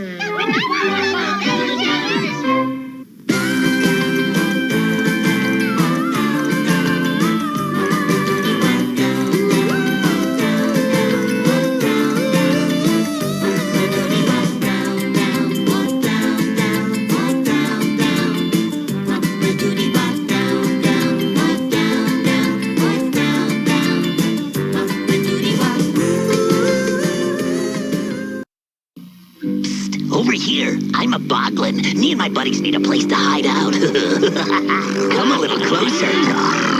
Oh, did I scare you? Oh, I do that so well. If you take us home, we'll kiss your Aunt Martha. We'll eat your peas. And we hope you know lots of girls. Hey, the name's Boglins, each sold separately, and we're looking for good homes. Maybe yours? Feel their power. Watch them soar. Bone Age, where cavemen fight in dinosaurs. Where Taro and Anklor battle to survive. Taro, convert to land attack. Anklor, convert for chase. Each sold separately, you can build fighters never seen before from the bones of these mighty dinosaurs. Bone Age. Convert to survive. Fire! Taro and Anklor sold separately with a caveman. Bone Age. Sales Leadership Club. Prizes or cash. Man, all the cool stuff you can buy in here. Man. Diatron 3, changeable robot. The robot watches and all that fun stuff, man. I always wanted to do this so bad when I was a kid. And then I found out it was like either selling seeds or selling like greeting cards. So it's like weird. So yeah, Micronauts, New Voyages. Can't go wrong with some Micronauts. Now that they're back over at Marvel, at least for the time being. So I hope you guys dig the Muppet Babies, because we're going to start a new show. Well, certainly I've ran this show before, but we're going to bring you some more of the new Archies. Like I said before, man, like about every 7 years, we get a new Archie cartoon. So, you know, there was the Archie Sabrina Hour, which I haven't gone back to. We'll have to go back to that. And then, but we're going to skip. We're doing the new Archies. And man, I love that they just kind of created new characters for this show that like just sort of disappeared from anything else. So this is the new Archies, and this is the episode Last Laugh and Thief of Hearts. Enjoy.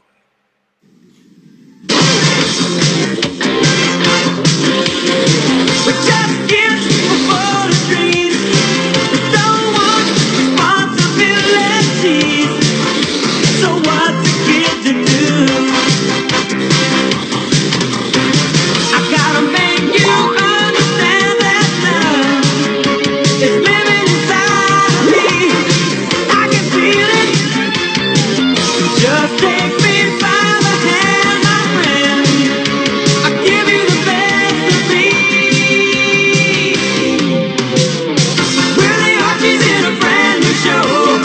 We're gonna take it through the highs and lows. Loving and living, that's how it goes. So let me be your best of friends. I'll always lend you a helping hand. Give me that love I know.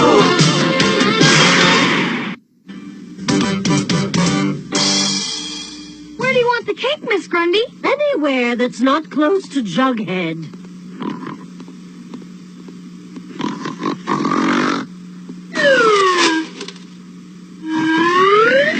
This is boring. We have to decorate and then wait for a girl to ask us to the dance. It'll be worth it when Veronica asks me. Veronica? Ha! She's gonna ask me, freckle face.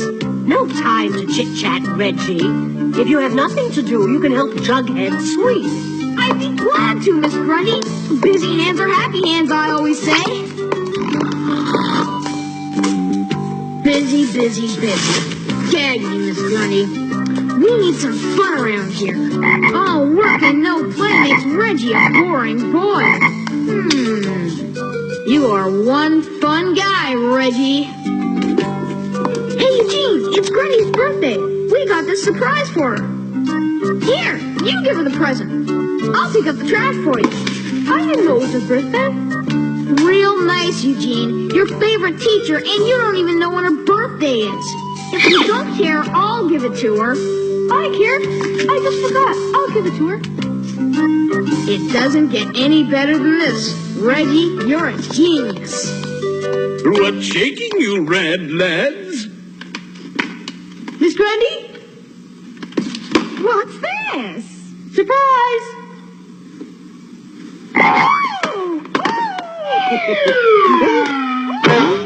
Yo! I got it!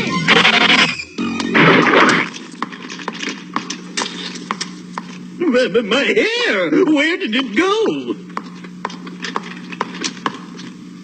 Where's the punch doll?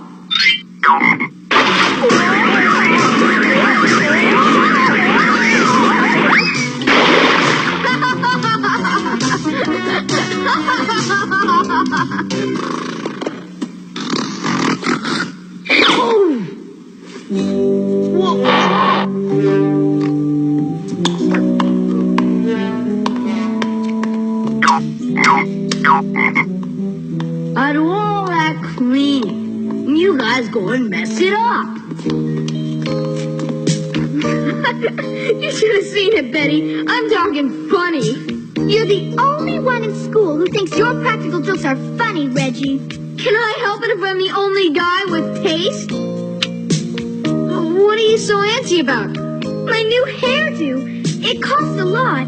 I just hope Archie likes it. What do you mean? I'm gonna ask Archie to the Sadie Hawkins Day dance. I want it to look totally dreamy when I ask him. Flowers? For me? How sweet.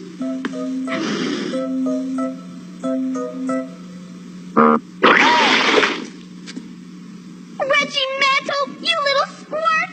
Squirt? Whatever you say. Oh, I look like a blonde mop. It's okay. Archie's on the cleanup committee for the dance. Get it? Blonde mop cleanup? If Veronica asks Archie before I do, No sweat. Veronica's gonna ask me to dance. You can go with Carrot Top if you want to. Come on out. no more practical jokes? I promise. Oh, I'm stuck. Give me a hand.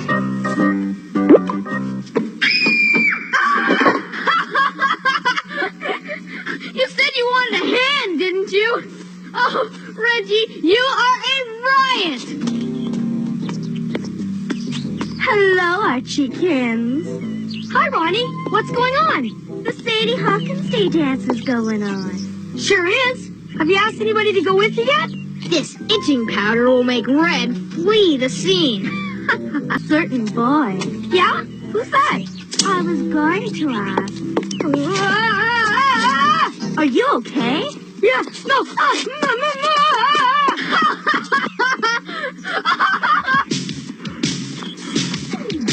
The next event is a 100-yard dash. Runners, take your mark. You ready to eat some dust mousse? No thanks, Reggie. I already had lunch.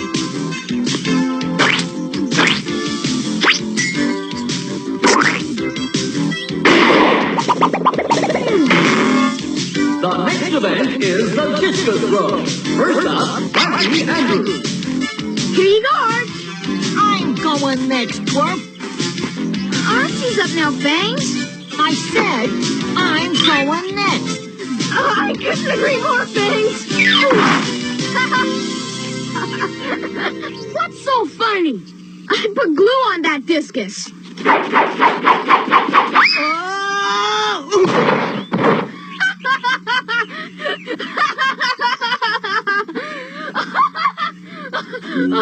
Did you do that, Randall?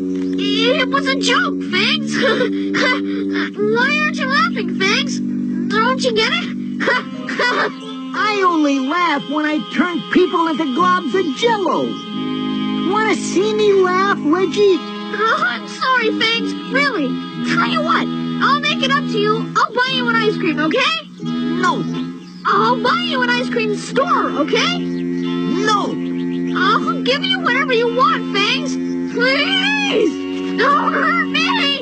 You get Veronica to ask me to the dance, and I'll save your puny little life. Get it? Got it! Piece of cake, Fangs! I guarantee it, old buddy! Ow! I'm going to be a glob of jello. Veronica, wait up! Every boy in school wants you to ask them to the dance. Of course. But you've got a secret admirer you don't know about. I do? Who? Fangs Fogarty. Yuck! Here, I got this for you. It's beautiful, Reggie. I love it. Thanks. You want something, don't you? Yeah. Please ask Fangs to dance. Please, please. No way! Thanks, Fogarty! Yuck! But what about the necklace? It'll look terrific with my new dress that I'm wearing to the dance that I'm going to with Archie. Bye. Hello? Hi, Fangs. Veronica, would you go to the dance with me tonight? You bet I would. Boy, that Reggie's a good pal, huh? Oh, yes. Reggie's the nicest boy in school.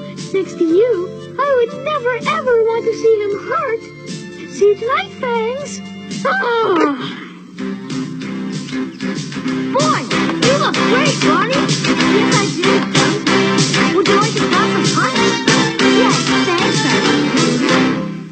go brush my hair. Whew, it's kind of hot in here, isn't it? It is hot, isn't it? Tell you what, I'll go get her some cold punch to drink. That would be nice, Fangs.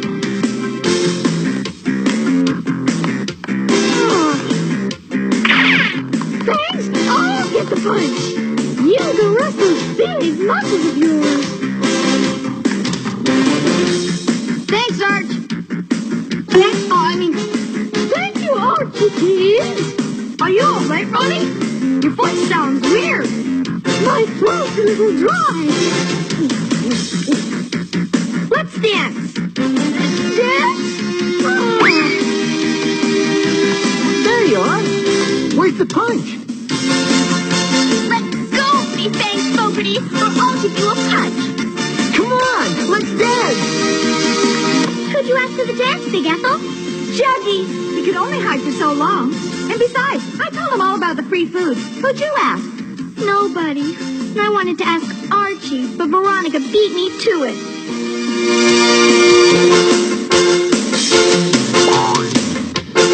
Archie? Please! The judges have chosen this year's Queen of the Sadie Hawkins Day Dance.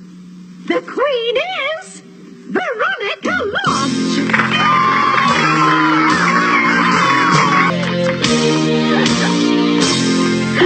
Reggie Mantle, is this another one of your awful practical jokes? I can explain, Ronnie. Oh, no, you can't. Come back here, you little...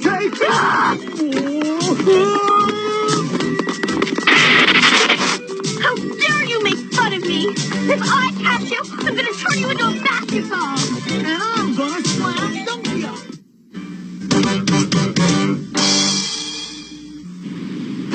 That girl solved the case single-handedly, Lieutenant. Who was she? That was Sugar Slade, Private Eye.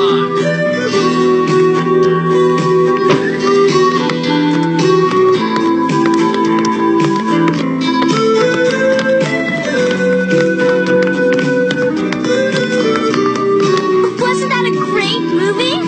Don't you think Sugar Slade is terrific? Well, she was, sort of... Oh? Okay. Oh, Sugar Slade is fantastic. She's smart and talented and pretty. We have a lot in common. She's the best private eye ever. Anybody with a half a brain could do the stuff she does.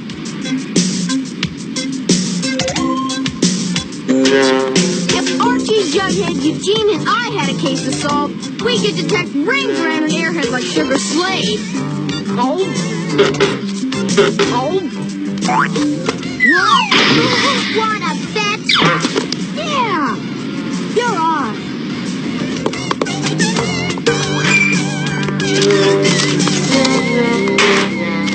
There's just one problem. What's that? We need a case to solve. I just found our case. A thief robbed the Riverdale jewelry store last night and made off with $1 million in diamonds. According to police, the only clues left behind were some red fibers and footprints made by an overweight individual wearing tennis shoes. That's the case. Girls against boys. First one to find the thief wins. No contest. We'll have it solved in 24 hours. But if you don't, you do all our homework for a week. When we do, you'll do all our homework for a week. It's a bet.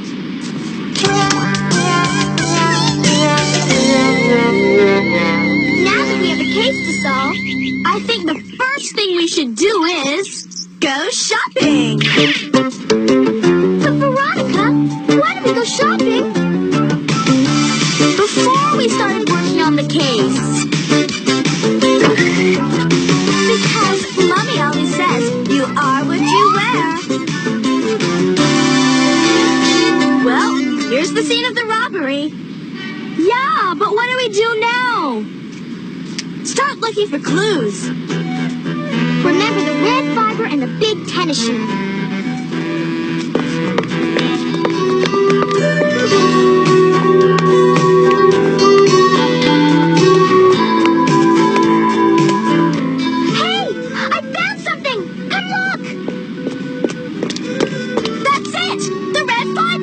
See where it leads.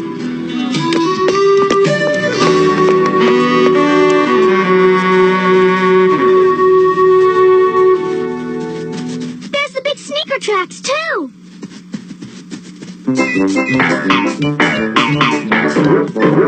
Well, back to the drawing board. Reggie, I don't think we need to wear this stuff.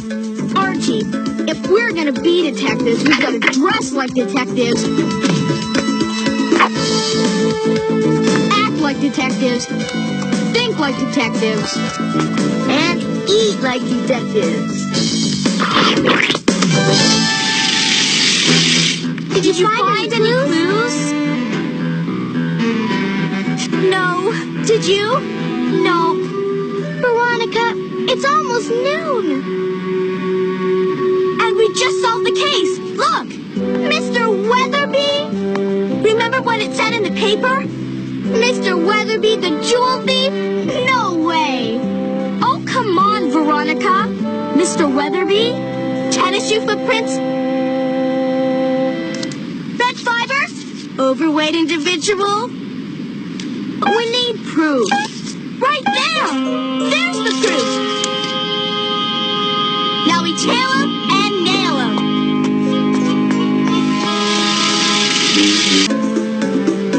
Noon!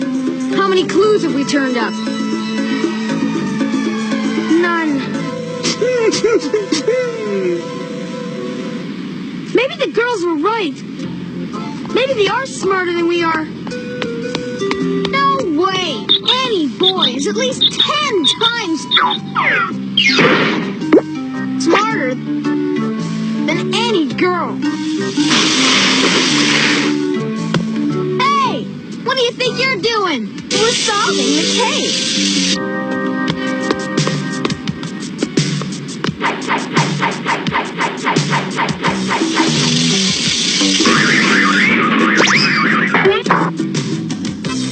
It's very expensive. But you do look fabulous in it, sir. What's he doing? I can't see. Get me up a little higher.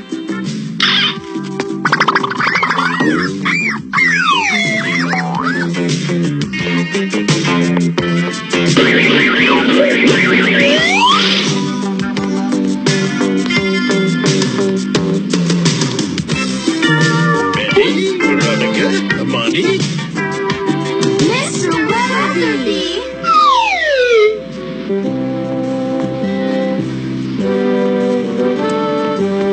Hello, boys. Hello, Mr. Weatherby. Red suit, tennis shoes, box from an expensive store. It's Mr. Weatherby. What's Mr. Weatherby? The person who robbed the jewelry store.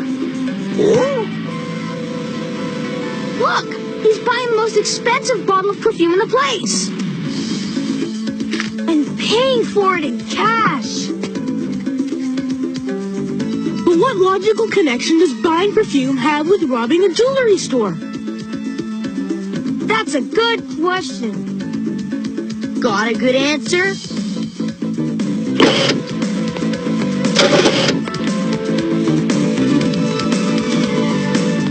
Goodbye, boys. Goodbye, Mr. Weatherby. Let's go, he's getting away.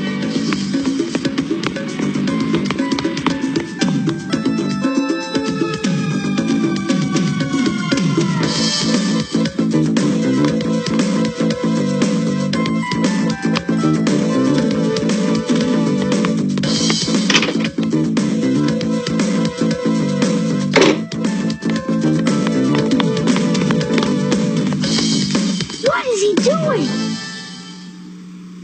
Oh, no! He's putting a necklace in Miss Grundy's drawer. And it looks really expensive. That proves it.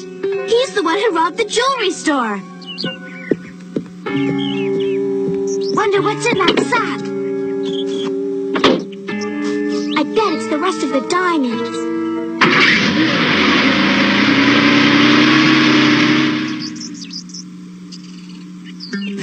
Okay, it's time to do it. To do what? To call the police.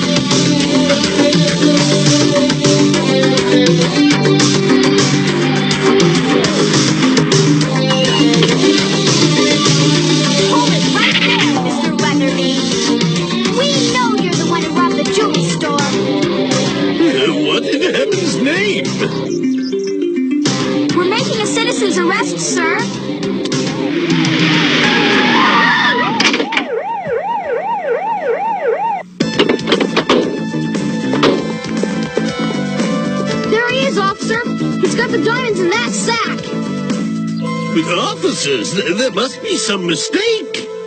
What's in the bag, buddy? Roses. Roses?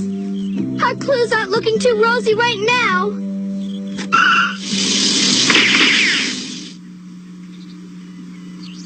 Indeed, I was about to surprise my favorite on her birthday with flowers. You remembered my birthday. Of course. Good grief! I can't let you see me like this! Wait! Don't go! You look totally awesome just the way you are! Not so fast. You guys have some explaining to do. Downtown. But officer, the whole thing was Archie's idea, I swear! Well, what do you want to do now? I don't know. Want to see a movie? Fine with me. See you tomorrow, girls. In detention hall.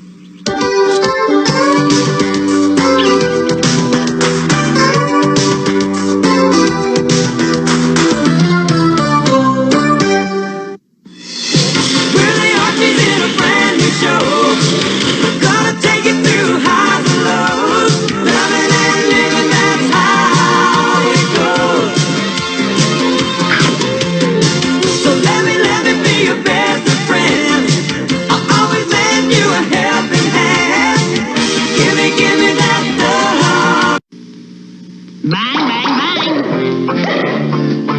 Oh, howdy, partner. Time for timer. Do you ever get that hungry feeling after school? Boy, I do. I'm so hungry, I could eat a wagon wheel. When I'm slow on the draw and I need something to chaw, I hanker for a hunk of cheese. When my 10-gallon hat's a feeling 5 gallons flat, I got something planned, which is little cheese sandwiches. Come on. Here's a great little snack to tide you over till dinner. If you want something delicious and nutritious, cheese is a super snack. Look, a wagon wheel. When my get up and go has got up and went, I hanker for a hunk of cheese. When I'm dancing a hold down and my boots kind of slow down, or anytime I'm weak in the knees, I hanker for a hunk of, a slab or slice of chunk of, a snacker that is a winner, and yet won't spoil my dinner. I hanker for a hunk of cheese. Yahoo! What are you doing? Saving the future. But how? With Captain Power videotapes. There are 3 different skill levels. This one's the toughest. Now we can practice anytime with the Power Jet XP7. Score or be hit. Captain Power videotapes. I don't believe it. Believe it, large human. The power of the future is in your hands. Batteries not included. Jets figures and new interactive videotapes each sold separately from Captain Power and the Soul. I'm not gonna lie, craziest thing. I bought this, I got it all done. I was sitting there going, oh look, it's Betty, Veronica, and even Cheryl. And then I'm sitting there and I'm like, oh, that's not Cheryl, that's Ophelia. Who the hell's Ophelia? And of course, Archie's got a crush on her because, you know, Archie. But look. Okay. Look at that. Look at that. And look at Betty and Veronica. Look at this. Look at that. Just saying. If you were Archie, which choice would you make? and why would it always be Cheryl the redhead? So, I'm just saying.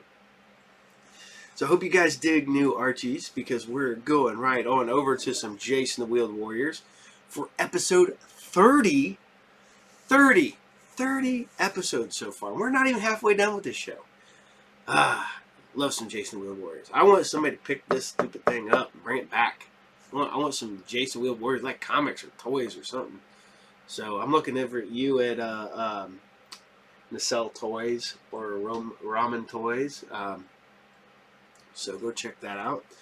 Hopefully, somebody will pick it up, man. But we're going to go right into it with some Jayce. And this is Doom Flower. Enjoy. Thundering across the stars to save the universe from the monster minds. Jayce searches for his father to unite the magic root and lead his lightning league to victory over the changing form of Sawboss. Wheeled warriors explode into battle. Lightning strikes. There's a power that comes from deep inside of you. It's every day reaching toward the light. And you know there's a long way ahead of you. But when your wheels get you there, things will turn out right. Just keep on turning, don't stop rolling. The fire is on. Wheel warrior, the drums burning, wheels moving, wheel warrior. Just keep on turning, don't stop rolling. The fire is on. Wheel warrior, the drums burning, wheels moving, wheel warrior.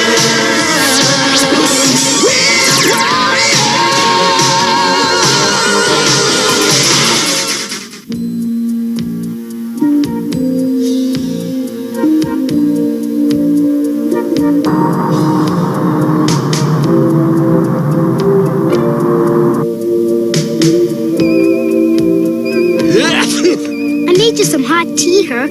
Come on, you're a wizard. You gotta have a cure for a lousy cold. Oh, I do, but we don't have any dragon scales aboard.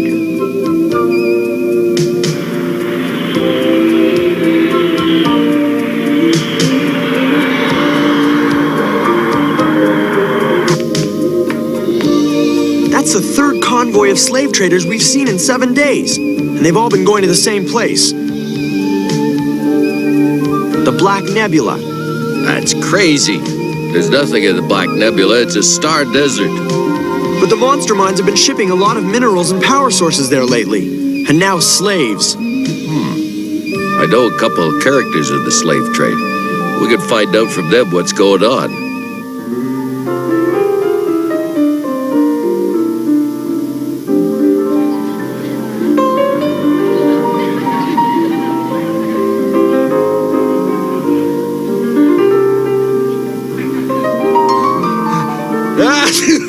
Well, the rumor is that the monster mines are up to something big.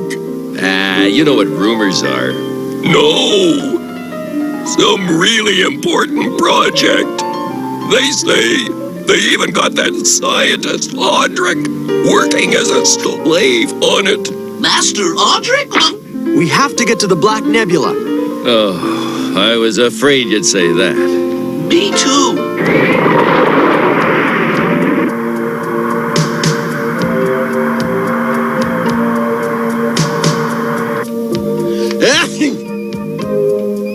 Gillian, don't you have a spell for a cold without dragon scales in it? I can't seem to find one.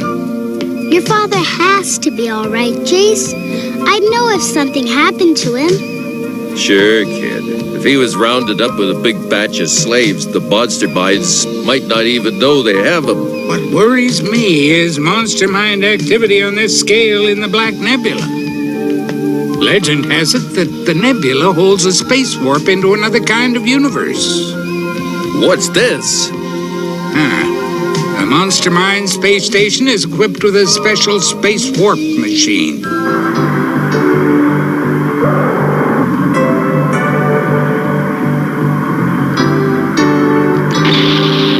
Very likely you and most of the other slaves will be in this unfinished area. Good job, Gillian. I'd never recognize armed force. And as for you...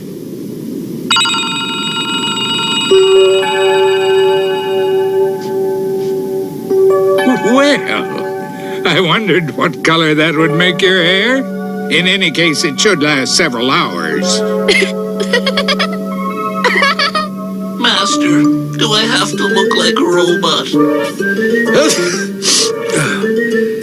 Oh, I don't know, Oon. I think it's an improvement. Don't worry, Oon. Bravery takes many shapes. Yes, many shapes. Good luck, kid.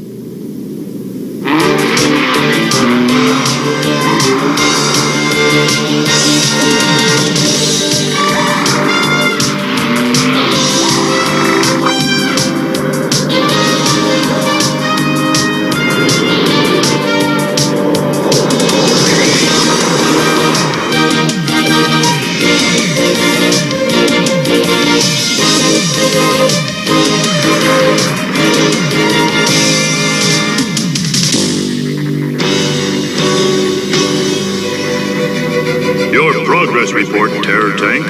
The Doom Flower cannot be completed for another 48 hours. Why so long? There is slave unrest and rebellion. I assume you are making every effort to destroy all troublemakers. I must not be delayed. Increase energy intake. Open the solar panels.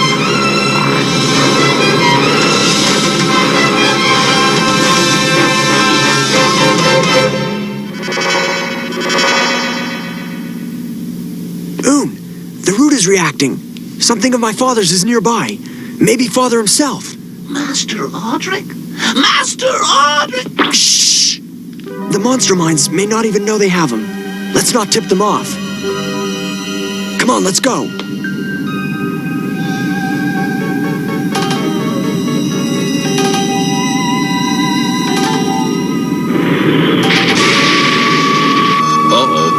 The sensor field was closer than I thought. You find anything for this cold yet? I think I found something. If I don't get this holographic field into effect, the cold will be the least of your worries.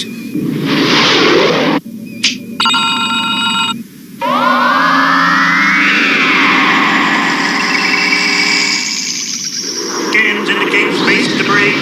Threat value negative.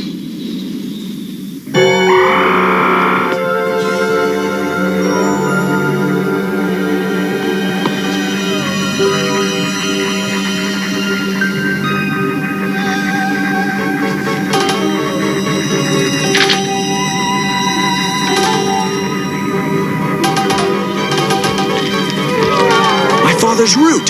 He must be here too.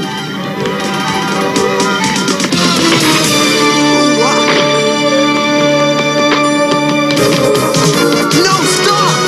Master, wait for me!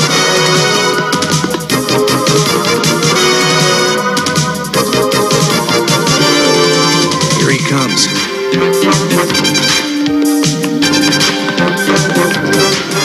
Get ready. Now!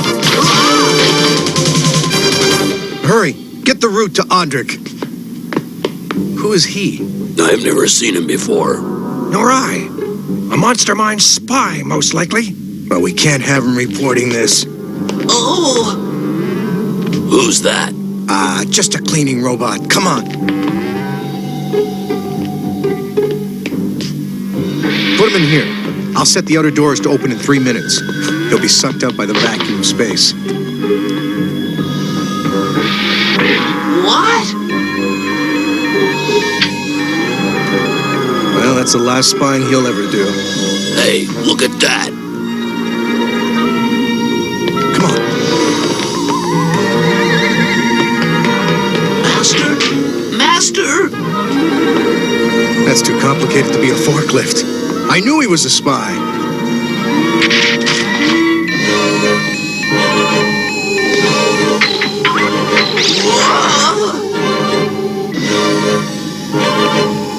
Oh, it's not nice to break things, Master, but...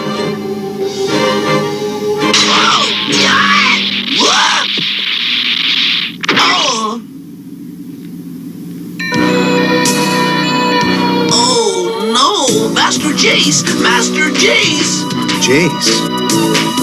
Master Jayce! Did you say Jayce? Hurry and get my Master Jayce out of there! Hurry! Get him out of here!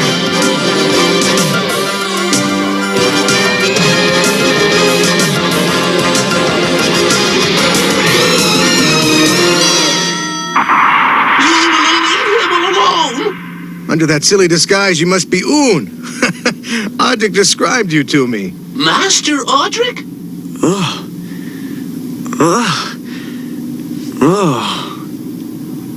Oh, forgive me. Stop your father before he flees. What? Your father is the head of the rebel slave organization. He hid the route so the monster minds wouldn't get it if they identified him. But we had it set up to get the route to him if he had to flee in a slave trader ship we stole for him. That infernal boy! That must be his vehicle. Pursue them! Destroy them!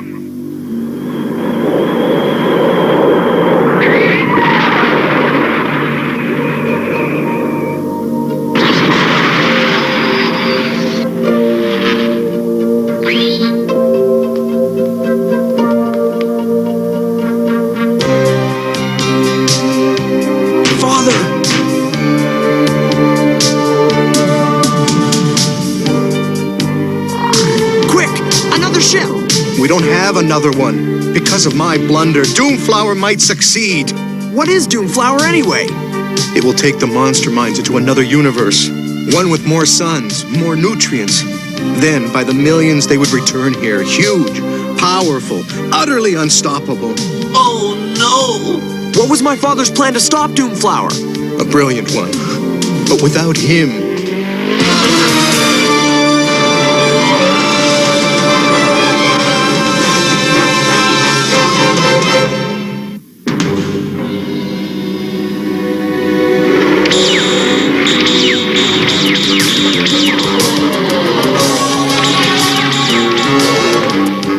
Zoom, open the shuttle bay doors, and then hang on to something.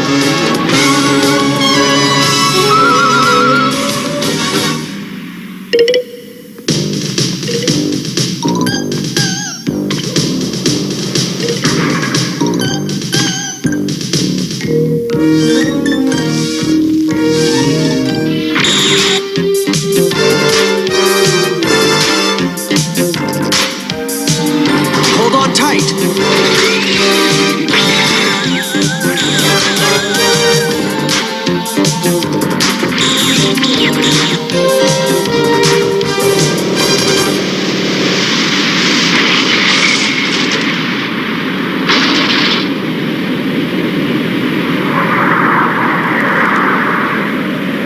We did it! So, he has survived. Temporarily. Send the troopers to Section 25. Have the solar pedals open to the maximum. Increase intake of energy. We will cross through the space warp in 3 hours. And now, you troublesome boy, come with me to another universe, separated from your father forever. Why are these vines red? Part of your father's plan. What? Help, Master! Watch it!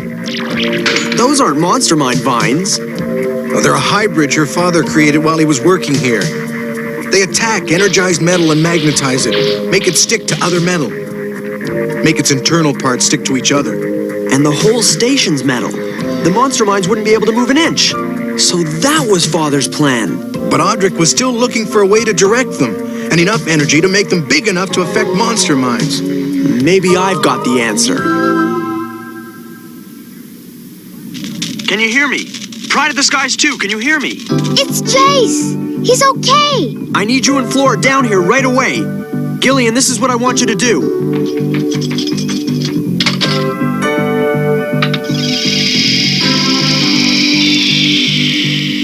I believe that does it. It better. We're gonna be down there for a long time. Let's go, Flower Child. I don't see why you need to come with me, Herc. And I'd rather be doing this myself. But unfortunately, Carrot Top, he needs you to control those plants.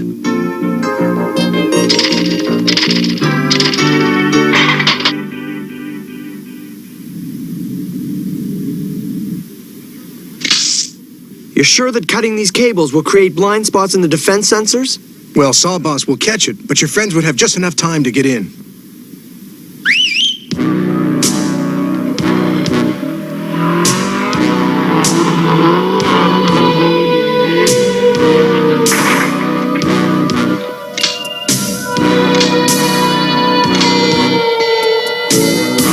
Sensor blind spots.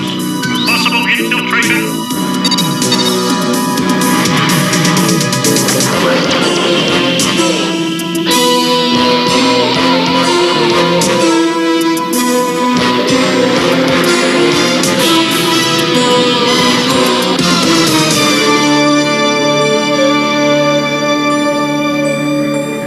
Oh, plants, I like you too. Yes, the monster minds certainly are evil. Now, if you could go after them... We'll tap the power directly from the solar collectors. Great. And Gillian will make sure we get plenty of power to these vines. You're so strong, and the monster minds are so evil. Hey, stay away! Go over there! We will space warp in 1 hour. That barely gives us time to get back to the shuttlecraft. Come on, folks. Those things can't handle monster mines. And there's no power coming down those cables to make them grow. But there will be. Jayce's plan will work. Done. Gillian, now! Got it!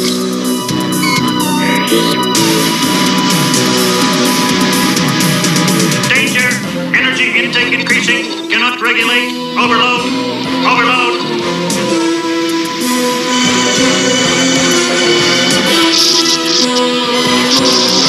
No! Stop! Listen to me! Get back! Jayce, I can't stop them! We have to. You all know what to do. Let's go. Overload. All systems overloading. Close solar pedals. They won't close, Excellency. The circuits are jammed. The boy! Get him!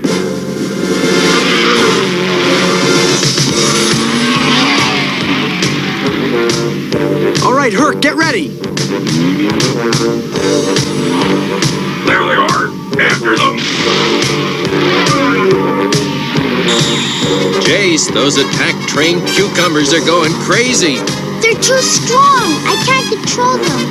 Hold on a little longer. Jayce! Skid gun, activate.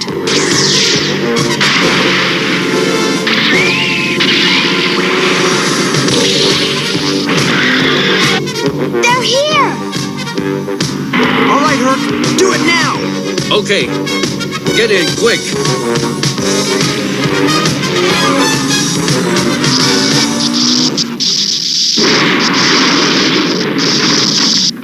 They're going after anything mechanical. Swell idea of yours, kid.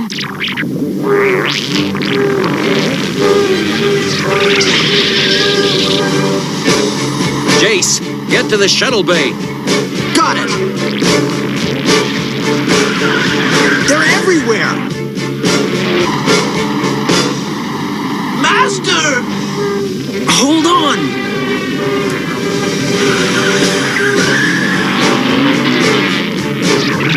Help! The lasers are magnetized. Herc, a vine got us. Come back.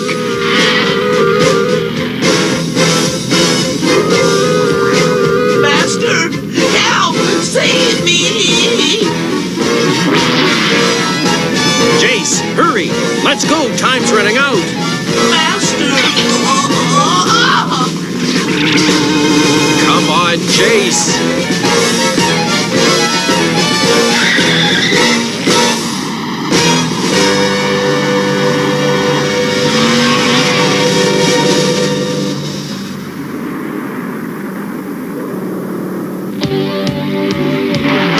There's the shuttle bay.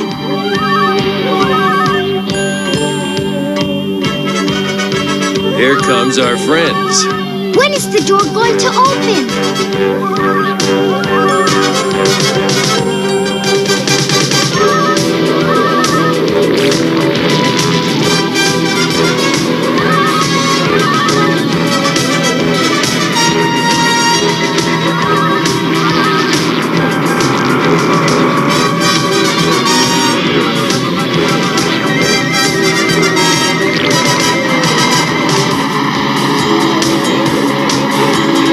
Here we go.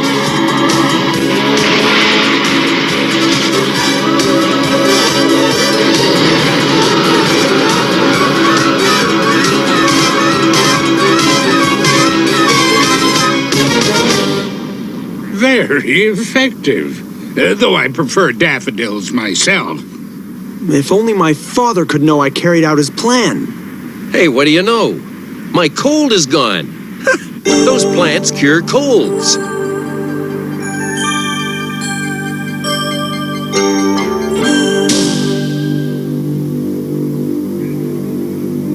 Incompetent fools! Powers of the Black Light, remove me from here! I will conquer the boy another time.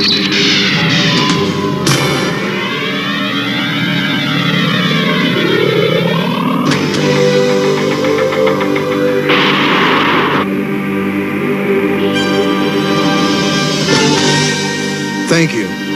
More than I can ever say.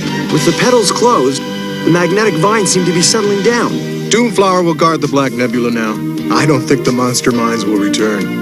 We think it's the coordinates of the planet your father fled to. Thank you, Crado, and good luck to all of you who choose to stay here.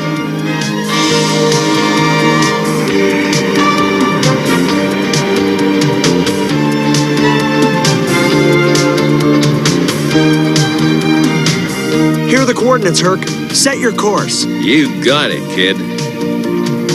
Father, we're on our way.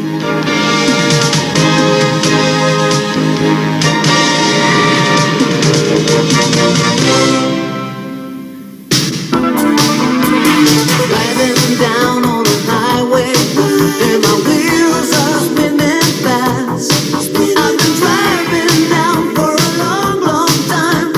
Soon I will be there. Keep on rolling, keep on rolling. There's no turning back. We're going home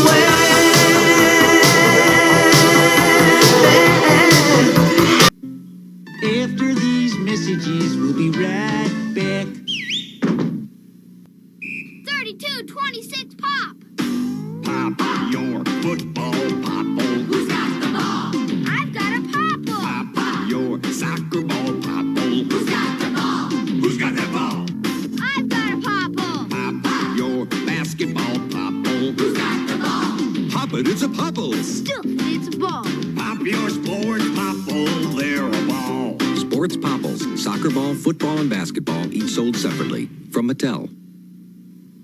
After these messages, we'll be right back. The night starts ordinary with forever friends. It's extraordinary. Here's Plushy Tail, Cozy Tail, and Snowy Tail too. Each sold separately. Powder Tail and Rosy Tail came to see you. All dolled up with forever friends. Making long tails always makes us smile. Looks so right with forever friends. 'Cause now we're all dolled up with style. Plushy Tail comes with everything you see here. Other Forever Friends sold separately. From Kenner. Oh man, tell me. Holy crap. Look at that artwork. Boom. Then you go into the next page, that stylized artwork, and the Kirby dots. Then you go back into that. Look at that. Ah, man, Baron Kaza was such a cool villain. Severely underrated. Howard Bender artwork. Huh. Have to look him up. I forgot about him. But I hope you guys still dig Jayce. Because, you know, how can you not? The cool vehicles, fighting plant monsters with a flying goldfish for some reason, and a wizard. so weird and just craziness, but it worked. So, but here we go, guys and girls, gentlemen and ladies and peoples of all everything. We're going to scoot on to some Macron 1. Ah, man. Dig the robot design. I am a huge nut on 70s, early 80s robot designs. I love that stuff, man. Mazinger Z, Get a Robo,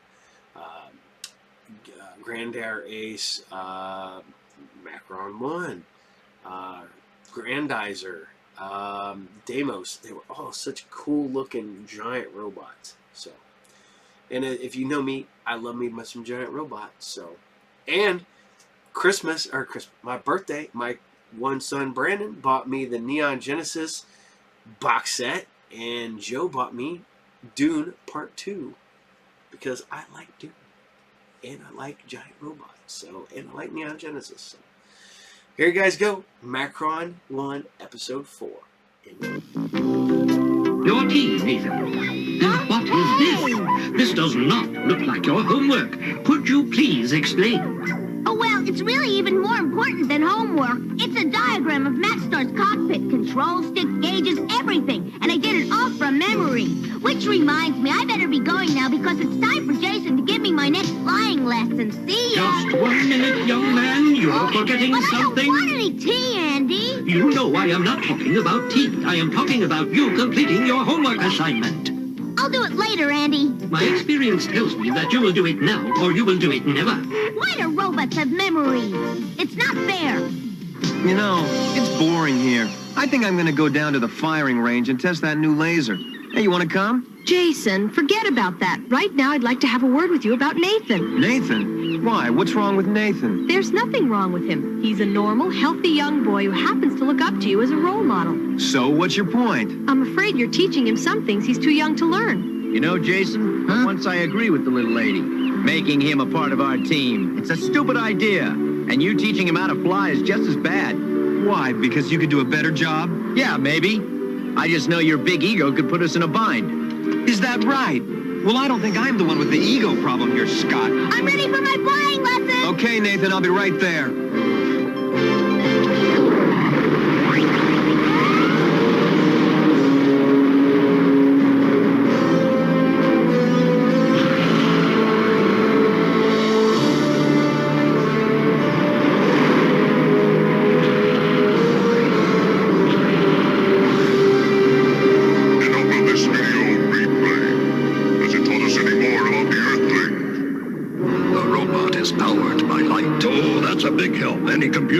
Its chips missing could have told us that much. Tell us how we can stop him. It won't be easy. The problem is complex and the data insufficient. Enough! It's obvious that Dr. Chagall possesses some highly secret source of energy. Well, sir, if you were to be asking an old soldier, my vote is to keep striking. Most noble sentiments, Captain Blade. However, to keep falling into the same trap serves only to prove one's ignorance. Are you saying me and Captain Blade are ignorant? Is that it?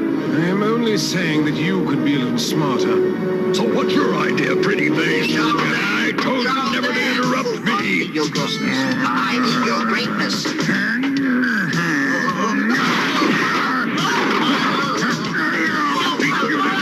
That big goon has the mentality of a beast. You've noticed that. A characteristic that is most common in silicon-based beings. And yet is useful. Excuse me, gentlemen. Dr. Fritz wishes to address you, Your Highness. Your Highness, may I just say, sir, my evil genius has come true again. What is it this time, Doctor? A weapon that will bring down the enemy. I would like to see such a weapon.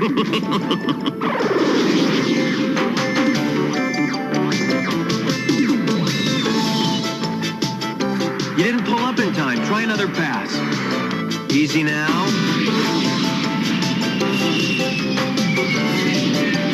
Okay, take her up. Almost. Now let's try the spin maneuver.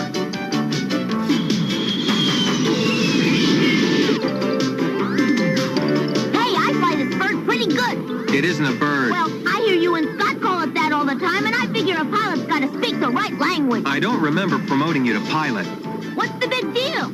You said I could be a pilot if I practiced real hard. Listen, Nathan, I'm proud because you've practiced very hard and you'll become a pilot, but just have patience. Honest? I promise. I may be overprotective, but I certainly feel a lot easier when I see Nathan in his jet cycle rather than in a fighter plane. How is your young pupil progressing, Jason? Very well, sir. As long as he's brought along slowly, I don't see the harm. Well, I do. Making him a pilot and a member of the Macron team could put our operation in big danger. Jason? He's still learning, sir. Doctor, we have a transmission coming in from Major Chance. Good to see you, Major Chance. Do you have any new reports to share? It seems strange, but we've encountered no enemy activity since we last spoke. I say the grip forces are planning to make a move any minute now because we haven't seen any of them around here either. Maybe you're right. It's been much too quiet. Major, have you intercepted any enemy communications that indicate their plans? Negative, although Carter Gray is working on an idea to infiltrate GRIP. But right now, we have nothing definite, I'm afraid. We must both be prepared. Macron Base, Macstar, and Macron 1 are all battle ready. The question is whether we should sit around being battle ready or whether we should attack the enemy first. The enemy may just be testing our patience. At the moment, there's no reason to go on a wild goose chase. Doctor, I'm not suggesting we do anything that's foolish. It's just sometimes I think the best defense is a good offense, sir. I see. I'm signing off, Doctor, but I'll be in touch the moment I have something new to report. How I long for the day when we can talk once more in person. It's not gonna happen by sitting on our hands. I'm thinking that we should put the move on those foreign space creeps before they have time to attack us. Yeah? Grip's up to something, and we'd better not waste any time finding out what it is. Gentlemen, you are looking at Armorex, the most awesome killer robot in all the galaxies. Looks like a big octopus to me.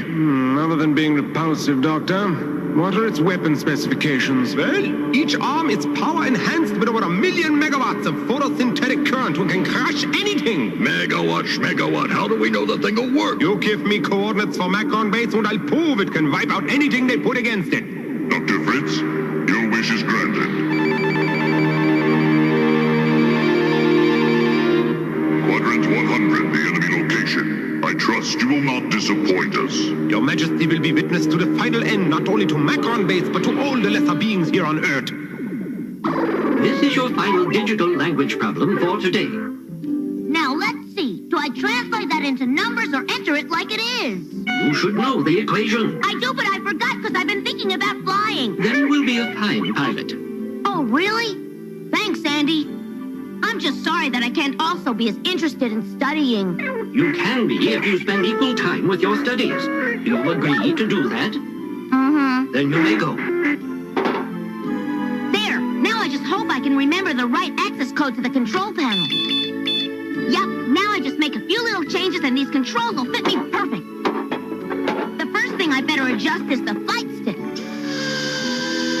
Just watch me now. I'll fly this better than my jet cycle. Hope Jason doesn't get mad at me for making all these changes. I don't understand what could be wrong with the sights on this laser gun. It's been shooting low and off to the right the last 2 times now. I'd say the trouble's not with the gun, but with the jamoke that's firing it. Oh, that's funny, Scott. That's a riot.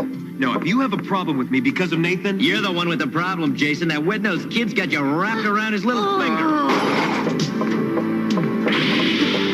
I heard that, you big bag of wind, and I hate you, Scott. It's okay, Nathan. What he said about me wasn't nice. He's just trying to cause trouble. Now, Scott didn't mean what he said. Oh, yeah? For your information, Jason, I meant every word I said. Scott. Macron 1 alert. Macron 1 alert. Enemy spacecraft approaching Macron Base. Scramble fighter ships.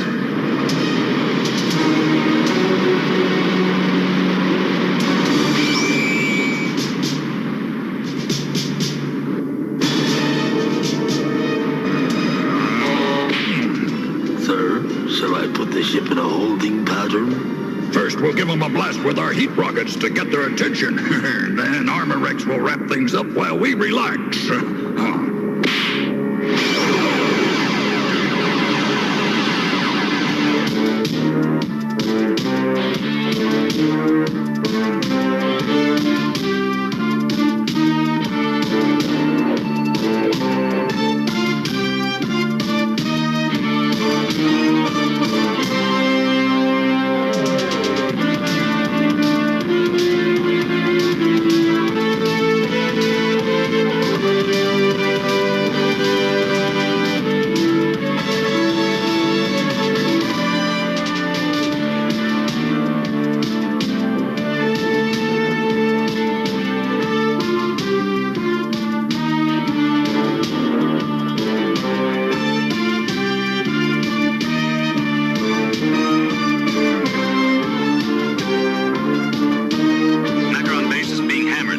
closer. I'm trying. This is a real fine time to be laying around in your cockpit while Scott and I are out here waiting on you. All right. I'm coming.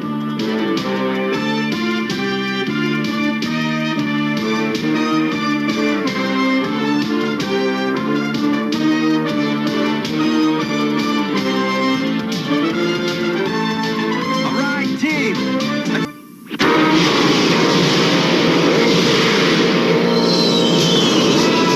We're gonna have our hands full. It looks like Grip's launched a whole squadron. Oh, yeah? Well, the more the merrier has always been my motto. Someone's definitely tampered with my flight stick. And my weapons are out of alignment. Team, there's no choice now but to scramble the Maxstar 1. Get information to Doc. I just can't believe Scott would have tampered with Jason's controls. Well, Scott, you've done it this time.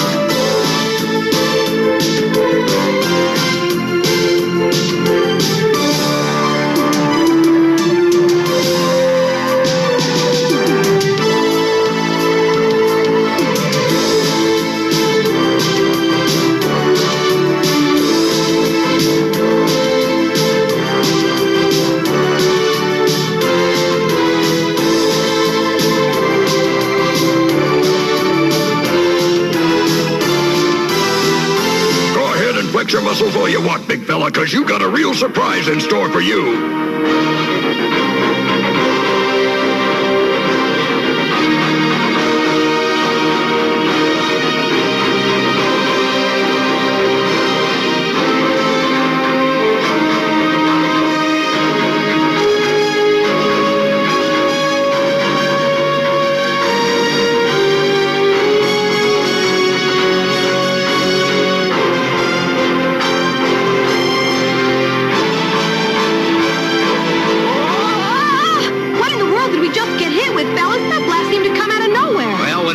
I bet we haven't seen the last of him yet. Enemy fighters at 1 o'clock. Ready the photon axe. I still can't get these controls to work. I'm helpless. We'll cover for you as best we can. Listen up. I'll transfer Maxstar to manual battle control. Scott, that'll give you and Kathy most of Jason's functions. And good luck.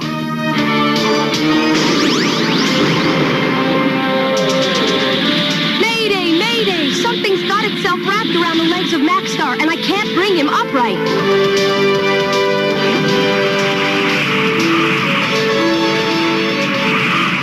Is that thing?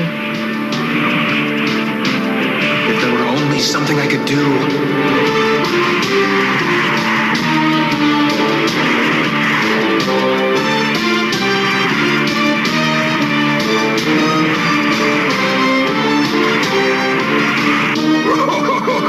Well, Dr. Fritz finally came up with something.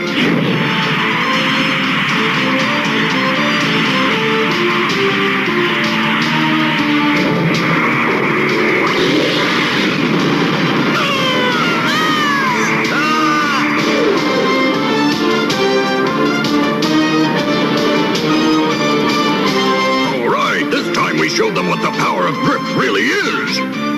Oh boy, Nathan, I think you really did it this time. Dr. Chagall, I'm sorry. This is my fault. It wouldn't have happened if I hadn't messed around with the controls in Jason's ship and changed everything to fit me. So that is what happened. Well, young man, you have jeopardized this mission. I hope you realize they may all die because of this. Oh no! You mean they might not make it because of me? Now we're gonna crush you down to a piece of junk about this big, my friend. Scott, either you or Kathy are going to have to take evasive action. Don't worry, I'm your man, Dr. Chagall. I'll tie this octopus up at knots.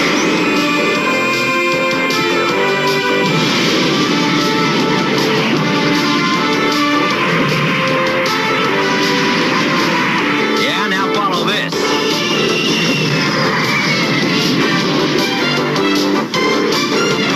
I'll show you one I learned when I was a Boy Scout.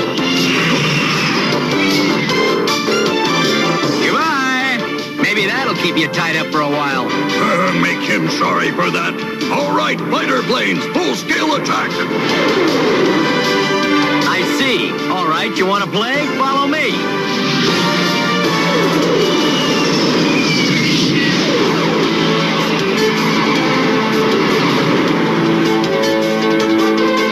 You bunch of boneheads aren't supposed to blast Armor Rex. You're supposed to hit Max Star. Haha, might as well see if it'll work once more, huh, guys?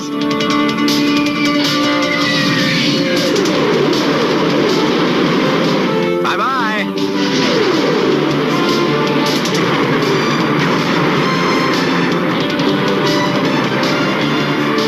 I don't believe what I'm seeing here.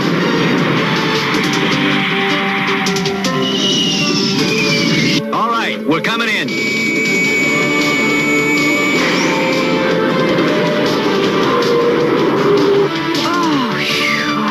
That was a nice piece of flying, mister. Yeah, not bad if I say so myself, kid.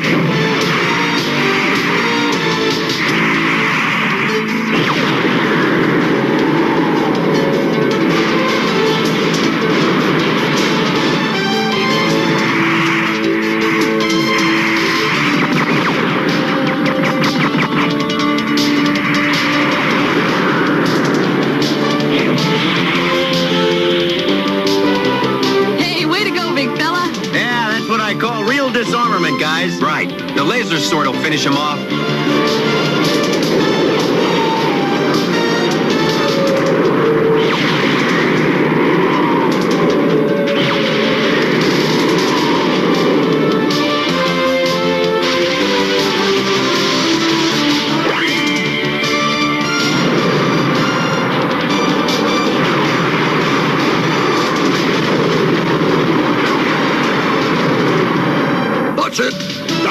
Dr. Fritz, I'll kill him. I'll tear him to pieces. Max Star whipped him, Doctor. The team's gonna make it back okay. All right. Dr. Fritz is not without blame in this embarrassing defeat. Armor X was, after all, his invention. However, the strategy employed for its use during the battle was entirely your responsibility, Darrow Dan. Is there anything you care to say in defense of your tactics at this time? I did the best I could, sir. I'm certain you did, Jarodan, which proves that the way you know best is to simply blunder into the battle without so much as a plan of action at all. Enough, Prince Ahad. If there is to be scolding, I will do it. We all share in this defeat. The enemy's base and giant robot suffered measurable damage. I am calculating that damage now. You see, gentlemen, the enemy suffers as well. They may have won another battle, but the war is far from over. Grip will continue to fight until the death.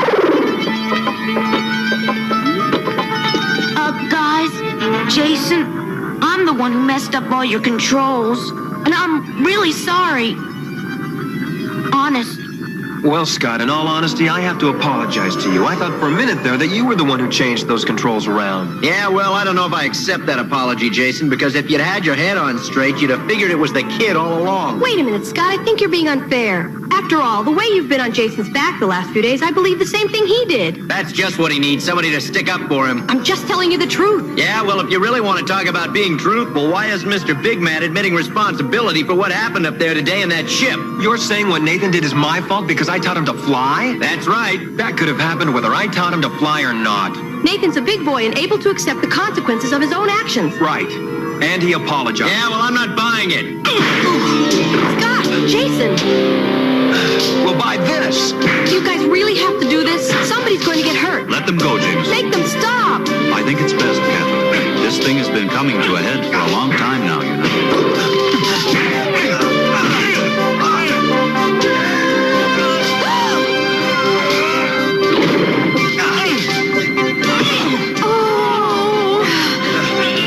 You would hit a guy when his head's turned.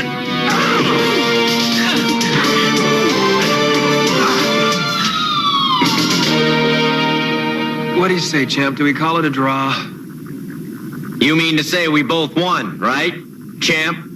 I'll buy that. All right, up and at 'em, and let's let bygones be bygones. Right. I refuse to believe what I'm hearing. Typical males. It's hereditary. Well, it seems that boys will be boys, whatever their ages. And although Kathy may never figure them out, Jason and Scott have learned that the value of a friend and fellow team member is far too great to ever allow envy or jealousy to destroy it. And young Nathan? Well, he's learned an even more important lesson, that every action has its consequence, and that life is no game for any team member of the Macron 1.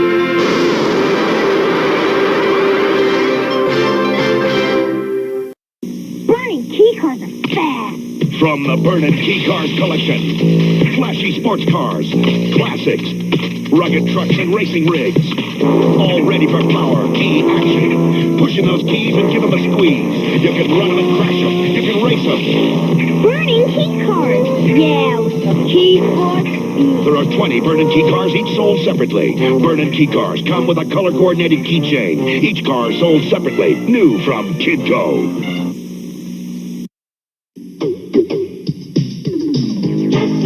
Motorized. It's motorized.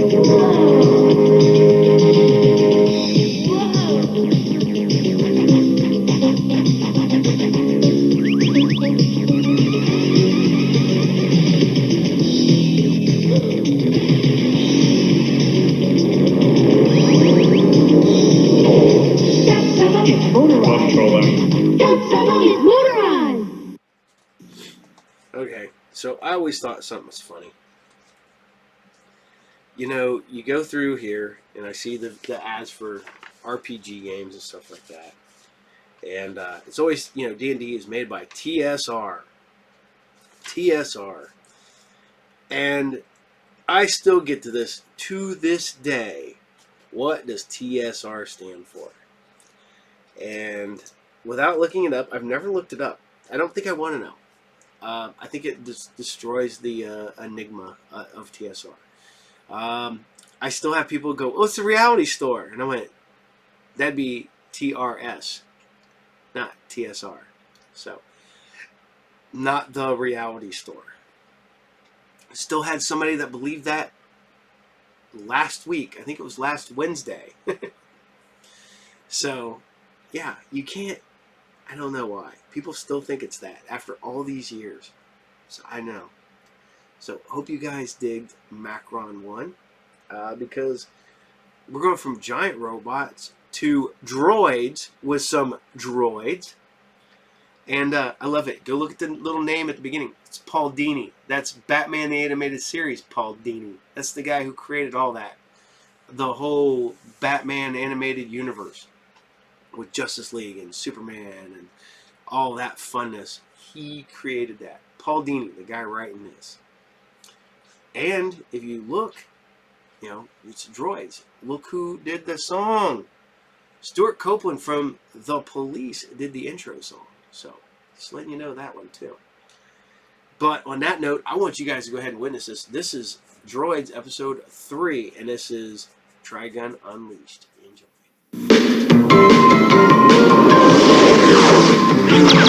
Stepping softly in a danger zone. No weapon in my hand. It's just this brain designed by man. Got me trouble again. Put my life in jeopardy.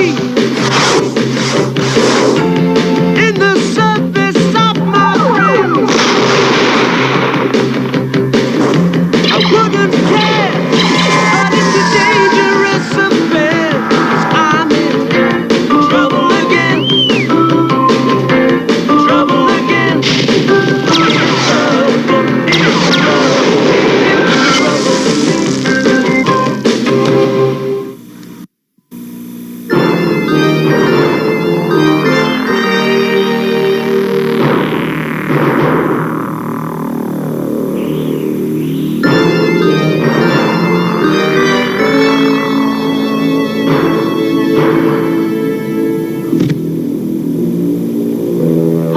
We're doomed. R2. I think those gangsters want their weapon satellites back. R2. They've sent a mercenary droid after us, and it's going to... It was you! Very, very clever. I knew it all along. Thal, can't 3PO and I come along? No, Kia. Those gangsters, the Froms, won't rest until they get the Trigon back. As I understand it, Mistress Kia, the fewer people who know where Master Thal and R2 hide the satellite, the safer it will be. Not to mention the safer you'll be if the Froms catch up with us.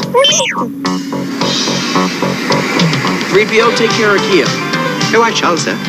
Perhaps you would look after R2. He just can't manage without me. We'll be back soon.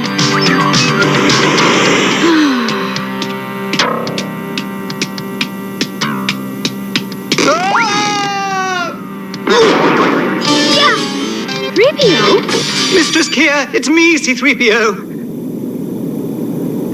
I shared your concern, so I was trying to hook up this antenna to that old subspace receiver to take our minds off things.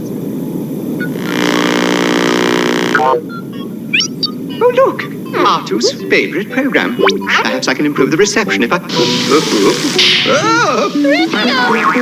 Oh, R2 is so much better at these things than...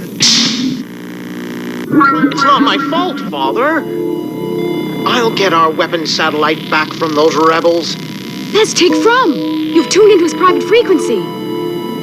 Size From. You get it back, or I'll get another son. I should never have financed that hunk of tin. You and your super weapons.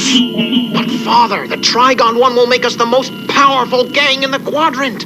Silence. Until we have it back, we're the most desperate gang in the quadrant. Where's Flix? He's about to capture the ones who took your satellite. Oh, no! Master Thal and R2. He's got them surrounded at the old speeder shop. 3PO, wait! We can't let them walk into an ambush at the speeder shop. Speeder shop? Down! Whoa!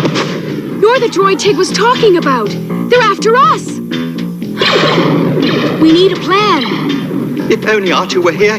He always has a plan. Or some ridiculous idea. We're on our own. What do you suggest? Well, we could surrender. I mean, it's one strategy. All right. You've got 3 seconds to give yourself up. 1, 2, 3.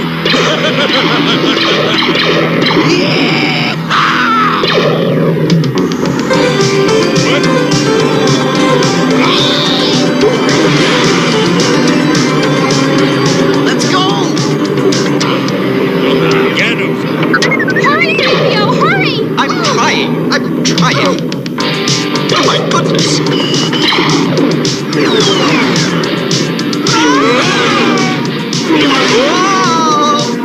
All right, you clones. You know the plan. After them.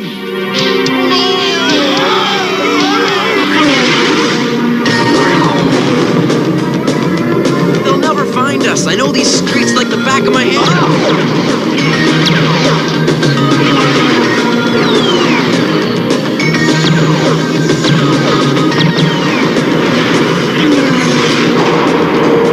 Oh, look! I see it.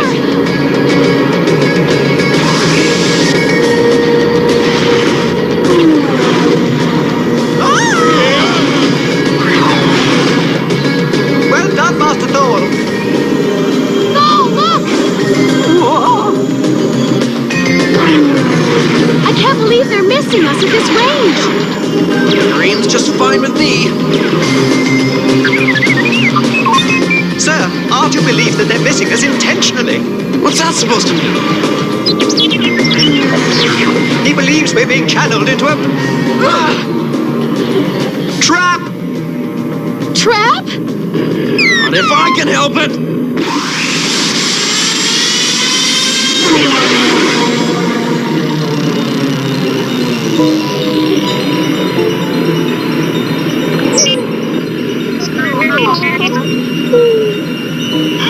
Shh, R2, be quiet. Thanks to our master's expertise, we've managed to escape your ledge. Trap! Trap? Trap.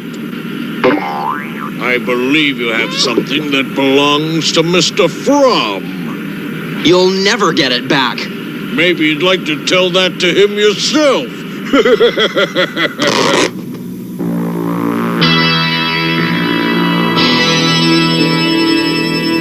So, you see, it doesn't help anyone to have all these gangs around. I mean, half the time, you don't know who's victimizing whom. We're perfectly clear who is victimizing us, aren't we, Artu? He is. With my weapon satellite, we'll just eliminate the other gang, and things will be a lot simpler. Tiggy.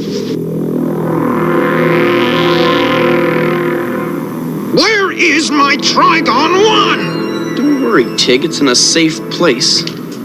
Lex!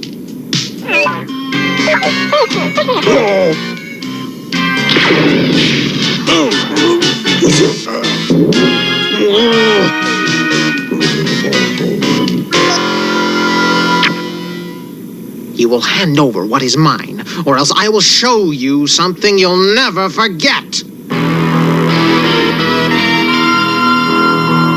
Mother! Jord! Where's my weapon satellite? Tell him to push start a turbo engine. From behind. Don't tell them anything, Kia. The choice is yours. Oh dear.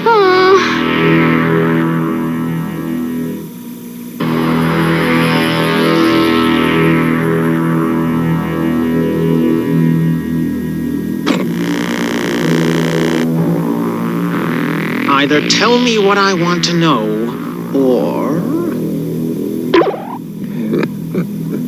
You reptile! Kia, no! Oh dear! You!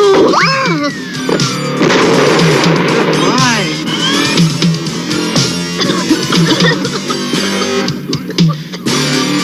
One last time. Where is my Trigon? I'll talk to Size. My father? The real power in the family. Never!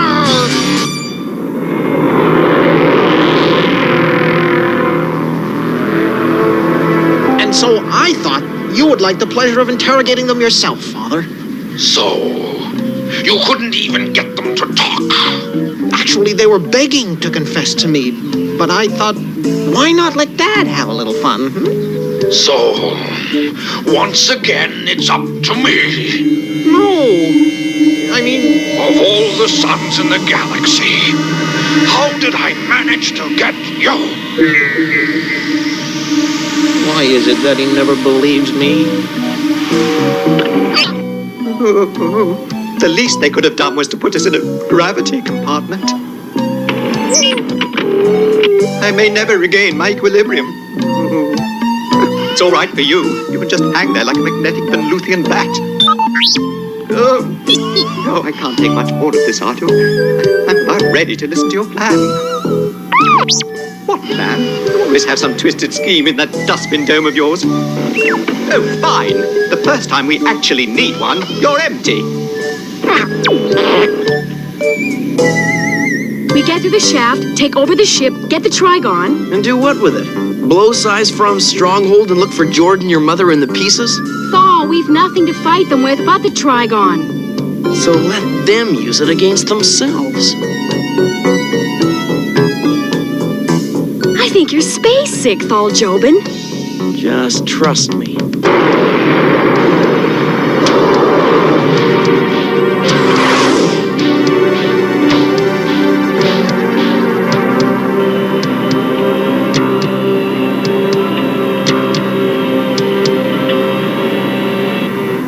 You can put your arms down, 3PO.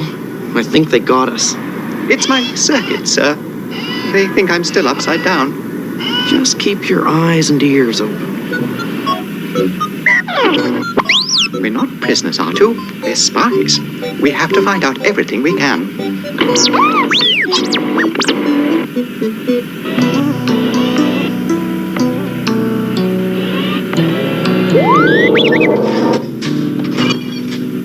Excuse me, sir, but what is in that room? That's where the droids that spy on us go. Oh. We're not spies, Artu. We're prisoners. Prisoners, Artu. Perfect model prisoners. Eat.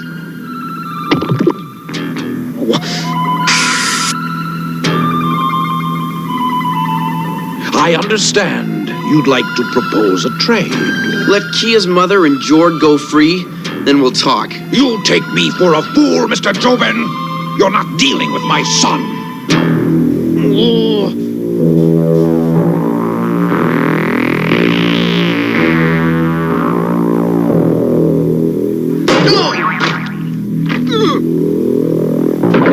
It's only my circuit balance shifting back. The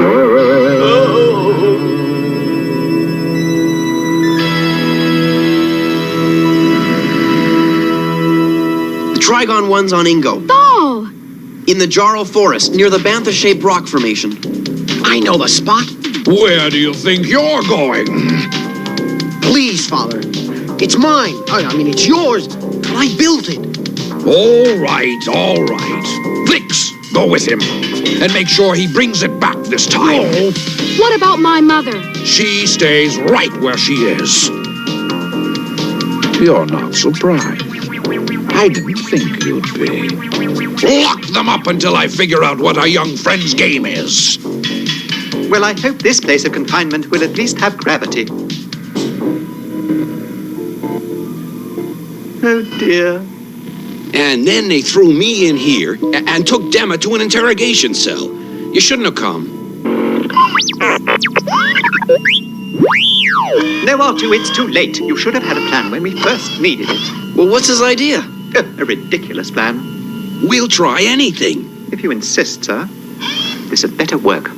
I certainly hope you hid our master's jewels, Artu. They're worth more than we are. Jewels? What jewels? Where? Oh, please, sir, don't do that. My circuits are out of balance as it is. Oh! Ooh. All right. The jewels are in the R2 unit's panel. Well, let's have them. Now, R2, now!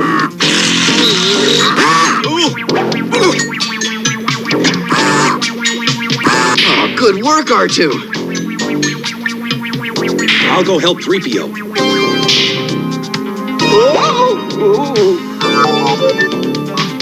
Okay? Whoa! 3PO, how long will it take Tig to get the Trigon back here at light speed? About 14 seconds, sir. Correction. Arrival time should be in 49 minutes, give or take. We have to get your mother out of here before Tig returns with the Trigon. If we don't, no one will ever leave this place. Whatever does the Master mean? The moment the Trigon arrives, this place will become a crater!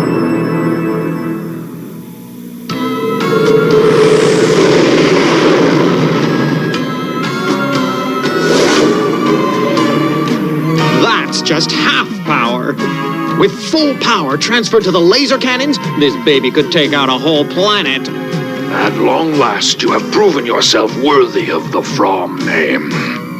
I am proud of you, Tig, son. Just slow down, Tiggy. I can't keep up with you.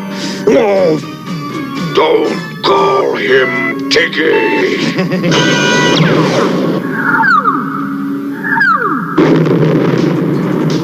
Hey, watch it. Oops. Sorry, Blixie. Ah, that's my boy.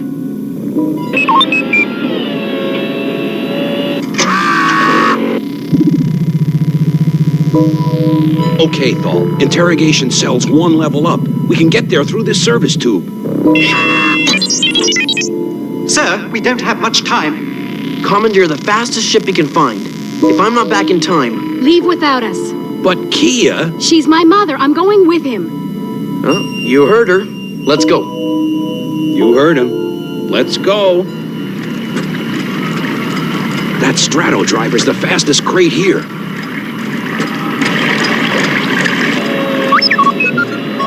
Where's he going?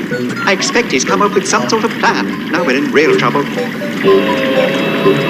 Hey! Put that back!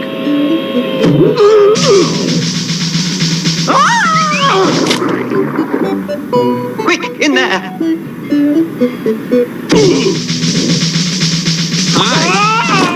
Hi. Oh, she's not here. The next level.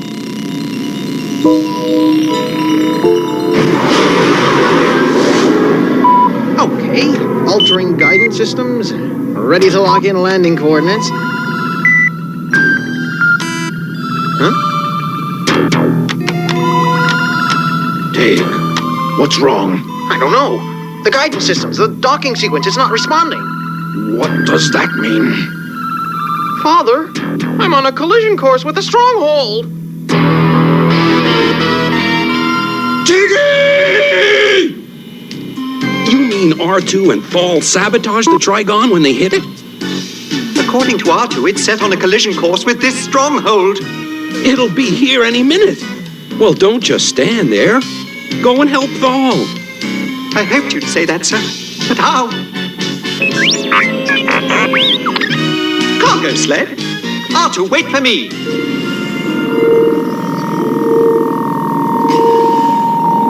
Shh.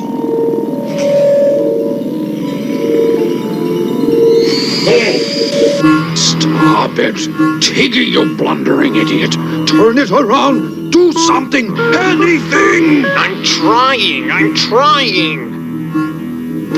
Slow down, R2. Be careful.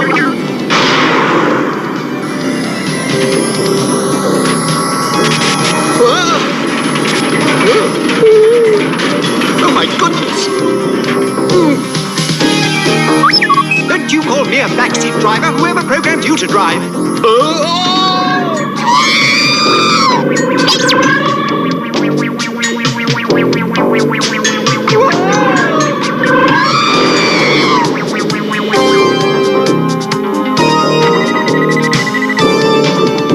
What?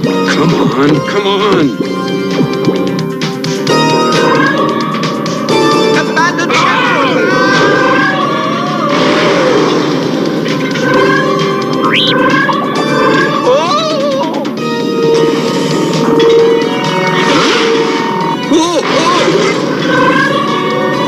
Look out!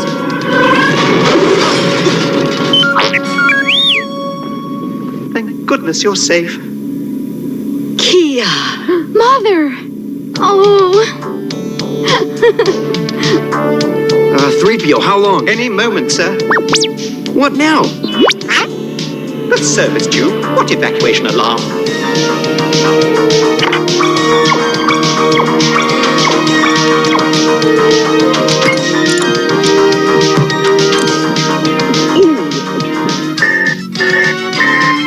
Blix, where's Tig?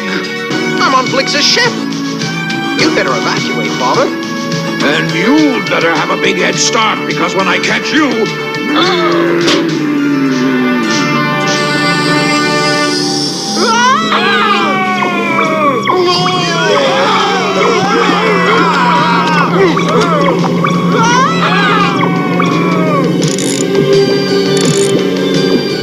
I hotwired the booster drive, but I need a servo to join it together. Sir, the Trigon is almost here. Oh no. Arthur's got another plan.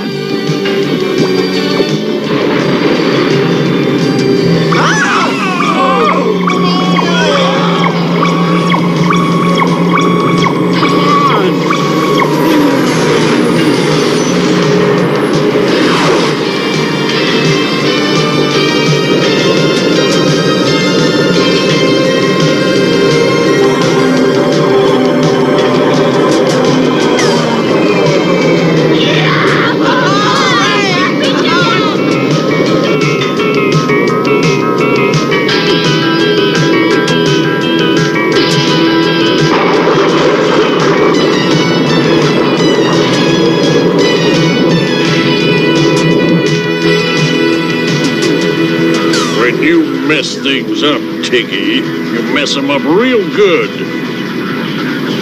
I I know you two can hear me. I hope you have something better than light speed in that bucket, because I'm coming after you. And when I catch you...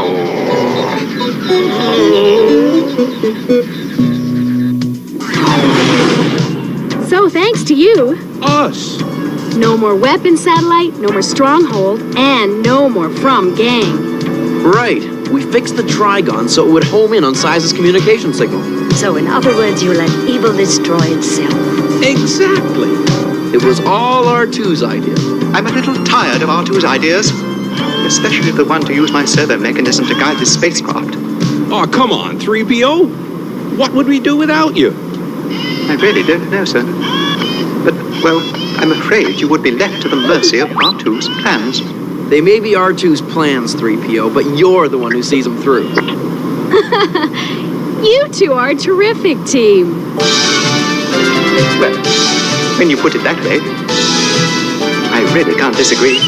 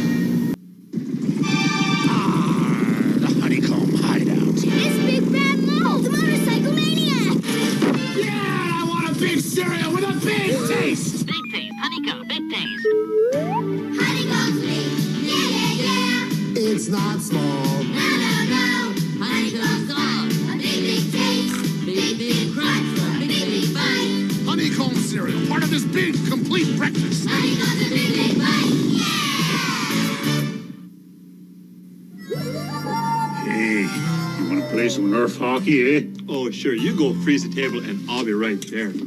Oh, you don't need ice. You just set it up like this, go. Ow! No high sticking, eh? See, Nerf hockey is all the action of real hockey. Yeah, and like it won't leave scars on your table. Or your face. New Nerf hockey. There's only one Nerf.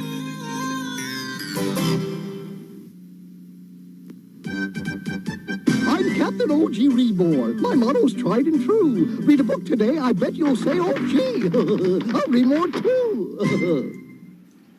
Hey, I hope you guys still dig Droids, because why not? It's Droids, it's Star Wars.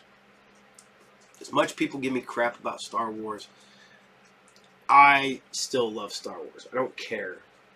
I'm not one of the people who hates on everything that's come out from Disney.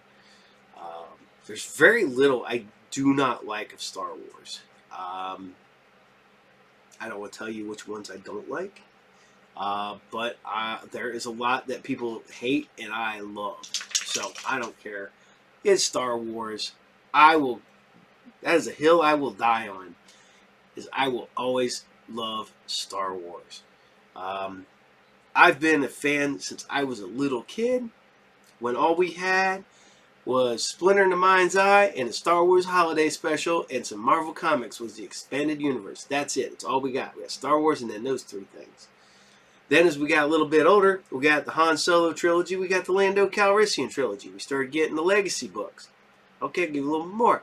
We got more of the comics coming out. Then we got Return of the Empire Strikes Back, Return of the Jedi. Then we got a couple more years of comics. We got a couple more years of cartoons, which gave us a little more. We got the Ewok TV movies, whatever. I liked all that. Still do. Here's the thing. Don't care. Love Star Wars. No matter how bad people think it is, I still like it. I absolutely did not. I liked episode 1 when it came out. Then I went back and rewatched it. I was like, man, I don't know stuff I like this. Then I think about it now, and I'm like, man, it's got a lot of good stuff. It introduced Darth Maul. The lightsaber battles are awesome. The fights, the space battles are awesome. Yeah, it drags in the beginning, but it also introduces Ray Parker's Darth Maul, and it introduces freaking Ewan McGregor as Obi-Wan Kenobi, and you cannot go wrong with either one of those. So, here you guys go. I hope you guys enjoyed. I know as I hear you guys go. I hope you guys enjoyed Droids, because we're scooting right on in to more giant robots with some Robotech. And I'm not even going to talk about it. Robotech's awesome. End of discussion. Here you guys go. Episode 24, Showdown.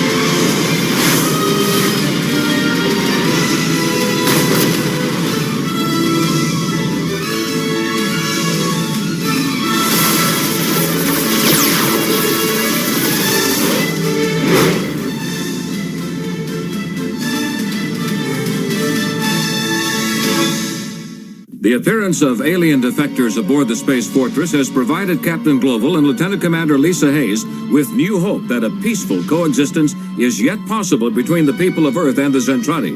In the light of this surprising development, Lisa volunteers to secretly return to Earth to try once again to persuade her father and the other military commanders to begin peace talks with the alien leaders. Well, here I go again. Off on another skirmish with all the top brass. That's what I heard. I know this might not help, but cheer up. Huh? Honey, you look like the captain of a sinking ship after he discovers they forgot to pack the lifeboats. It's gonna be hard to change people's minds like that. Besides, all they can do is say no again. Yeah, I guess.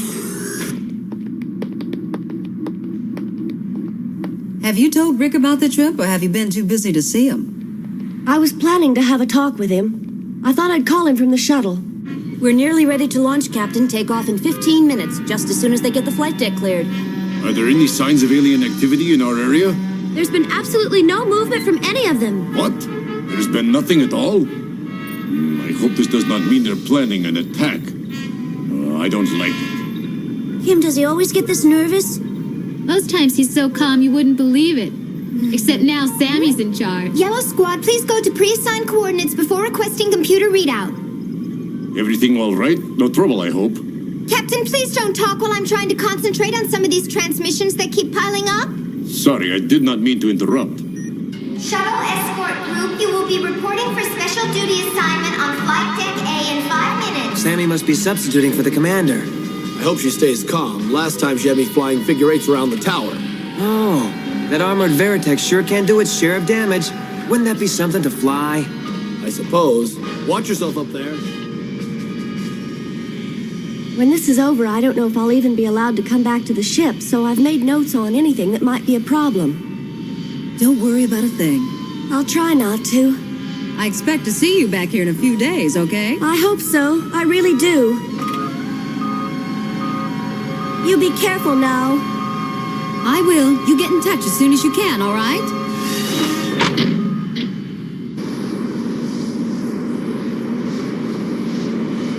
Is this a radio phone? Yes, Commander. We provided for all the passengers. I'll be making a private call, but I don't think it'll take much time. Whenever you're ready, Commander.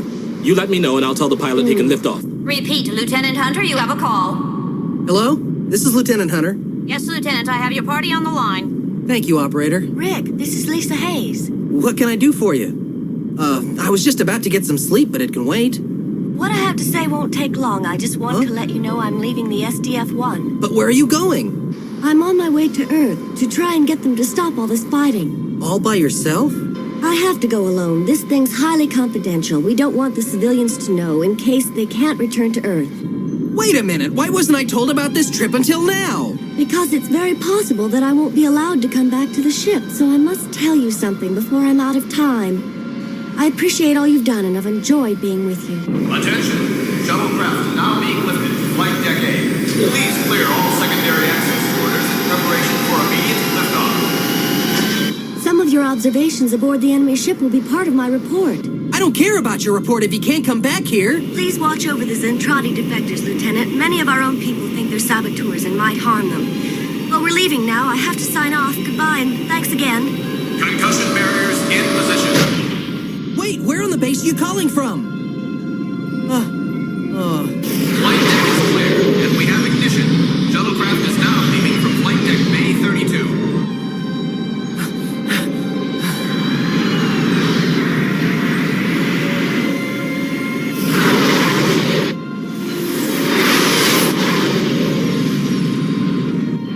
That must be them. I just wish she'd have let me know she was going.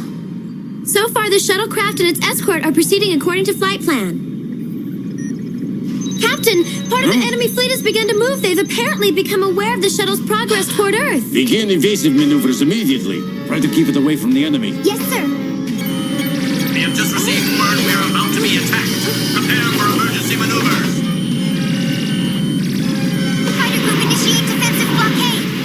Enemy approaching from behind, so spread out and prepare to form a defensive perimeter. Roger. Eagle Wing moving out now. Commander, the target has begun to change course, and the defense escort is rearranging its configuration. Nothing can save them. All units attack target immediately.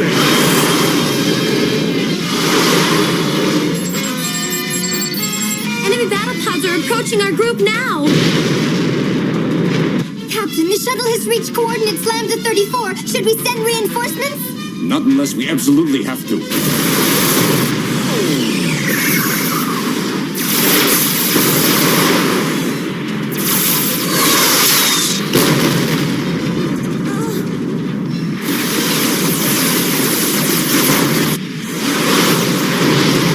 Formation appears to be outnumbered, Captain. Enemy battle pods blocking escape attempts by the shuttle. How much time would it take our new fighters to make it up there? At best, I'd say probably 20 minutes. And we have no time to waste. I want that plane sent to those coordinates immediately. Who'll be in command? Send the car to get Lieutenant Hunter over to the field. Tell him Sterling's in trouble and he can't hold out much longer. Yes, sir. I just knew this trip was going to be trouble. Driver, can't you get this thing to go any faster? Just hold on to your seat. This is Lieutenant Hunter in the modified Veritech. I'm ready to go. Lieutenant, your destination is Lambda 34. I have no idea what you're talking about. Sammy, you didn't give him the new code book you were supposed to pass out to all the pilots on the base by this morning? I didn't expect he'd be needing one because he wasn't supposed to be on assignment until tomorrow. I'm sorry. Concussion barriers in place. Please clear the area. Take off in 15 seconds.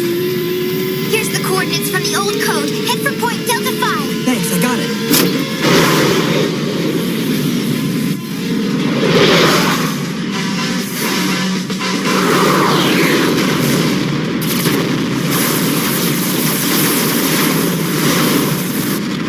Until help gets here.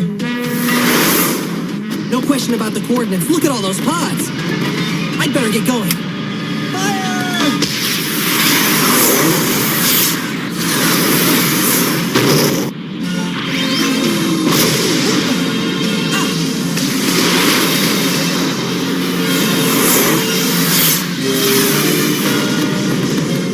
We're okay now, man. They're pulling back. Status report. The battle is over. Escort group returning to base. Lieutenant Hunter is now guarding the shuttle.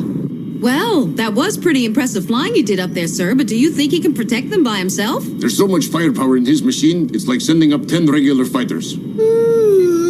I'm exhausted. I wish Lieutenant Hayes was already back. We almost lost her with that codebook caper. Shuttle will now return to normal mode of operation. Commander Hayes, we have a communication for you from Lieutenant Hunter, who's now guarding us. I'll put it on the speakerphone. Lisa, are you all right? I made it, but only because you came to help. No problem. Now what's all this about you not coming back? I don't understand. I personally observed the enemy while I was trapped on that ship. So I expect they'll want to keep me there, Rick. You mean even though your father is one of the leaders of our forces? I don't think my father's position will be much protection after I've presented my report. They won't like what I'm going to say. Lisa, the shuttle has just entered the Earth's atmosphere. I hope you'll be safe. Thanks. I'm sure I'll be fine. I'm just happy these new weapons operated so well because most of them weren't battle-tested at all before this fight. There's something else I want to tell you before I go, but I don't want to use the radio because it's sort of private. Just look out the window. Here. What is it? Just something between you and me. Huh? It's a message in code. I complain about things, but I believe in you. I've grown to like you very much and would miss you if you couldn't come back. Make the trip, but please hurry back home. So long, Rick.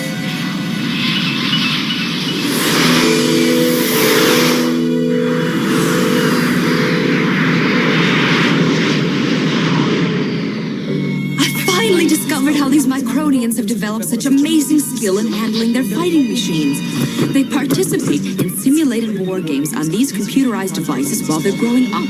By the time they reach maturity, they become superb galactic warriors. Very clever. Whenever I look at this picture, I wish Lisa's mother were alive to see what a wonderful soldier her little girl has become.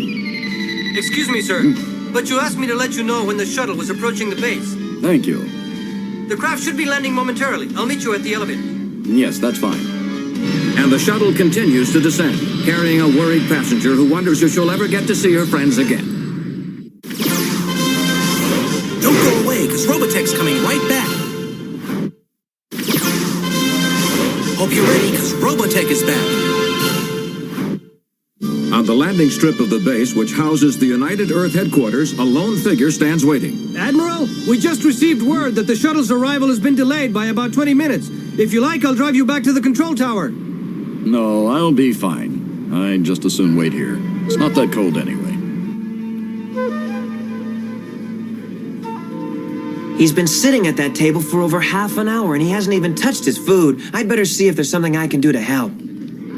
Lieutenant, can I talk to you for a minute? It's too early to be depressed about this. I'm sure Commander Hayes will get back somehow. First of all, I'm not even thinking about her, and secondly, what makes you think I'm depressed? You might just need some kind of excitement to help distract you. How about a game? And I know just the place. Come on, let's go. Huh? Here it is. Great place, huh? You are gonna love it. I don't know. Maybe I'll just head home. Trust me, a couple of games in here and you'll be all pumped up again. With the mood I'm in, I don't believe any game is gonna make me feel much better. Oh, that's just because you've never tried it. Come on, I've been here before. I know what I'm talking about. Far away from the fun and noise of the arcade, the shuttle carrying Commander Lisa Hayes sets down on a deserted runway at the United Earth headquarters. Oh. My little girl's finally come back to me.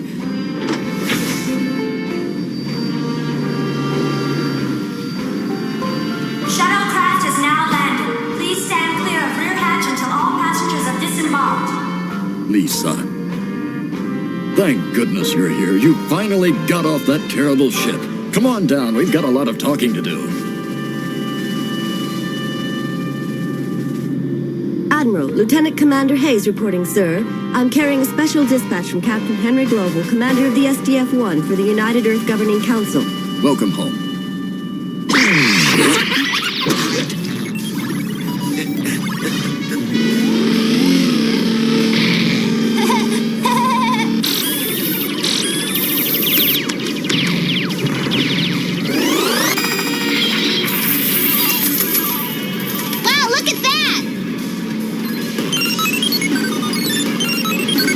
Points are piling up, Lieutenant. You better get moving. This is great. I always make more money than I can cart off. You left me behind. Huh? Max, look at that. And here comes more. Wow. Hey, boss, we're getting wiped out at some of our most difficult machines. Oh boy, I knew I never should have opened this kind of business by the base. Interesting. Very interesting. Well, That's all of them, but you can see the point I'm trying to make, can't you? let's see if I'm completely clear about your position. You believe our mutual genetic backgrounds are similar, and because of this possibility that we might all be part of the same species, and you hope to promote some peace talks. That's basically what I'm talking about, but will it persuade them to open negotiations? I'm not sure, but I'll present it to them and see what they say. Come on, there you go.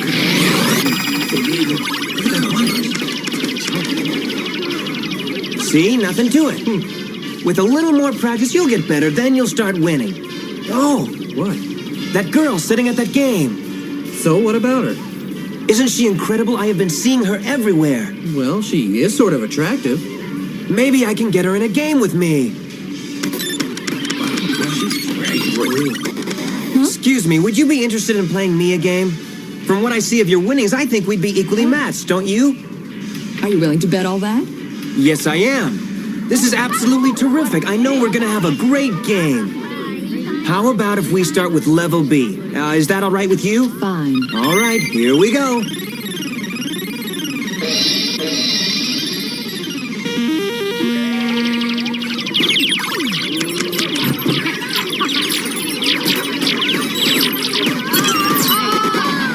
Oops, looks like I won that skirmish. Should we go to level A? Huh? Yes, let's go on to level A. I imagine that'll prove quite interesting. Yeah, what's going on? Some kind of hotshot playing over there.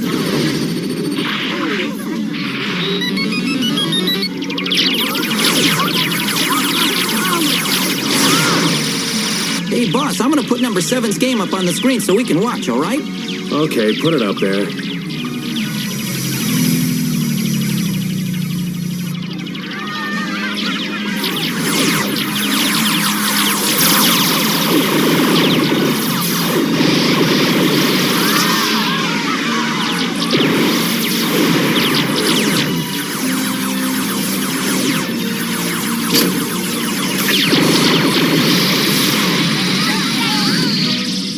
Soldier possesses remarkable skills. I'm telling you, Miriam, my experience has proven the Macronians possess but one superb pilot.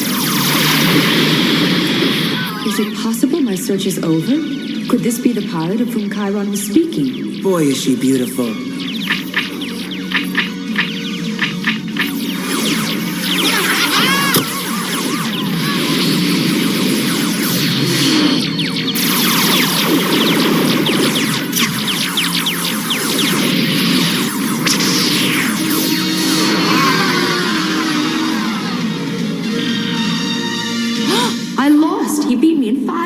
It's unbelievable.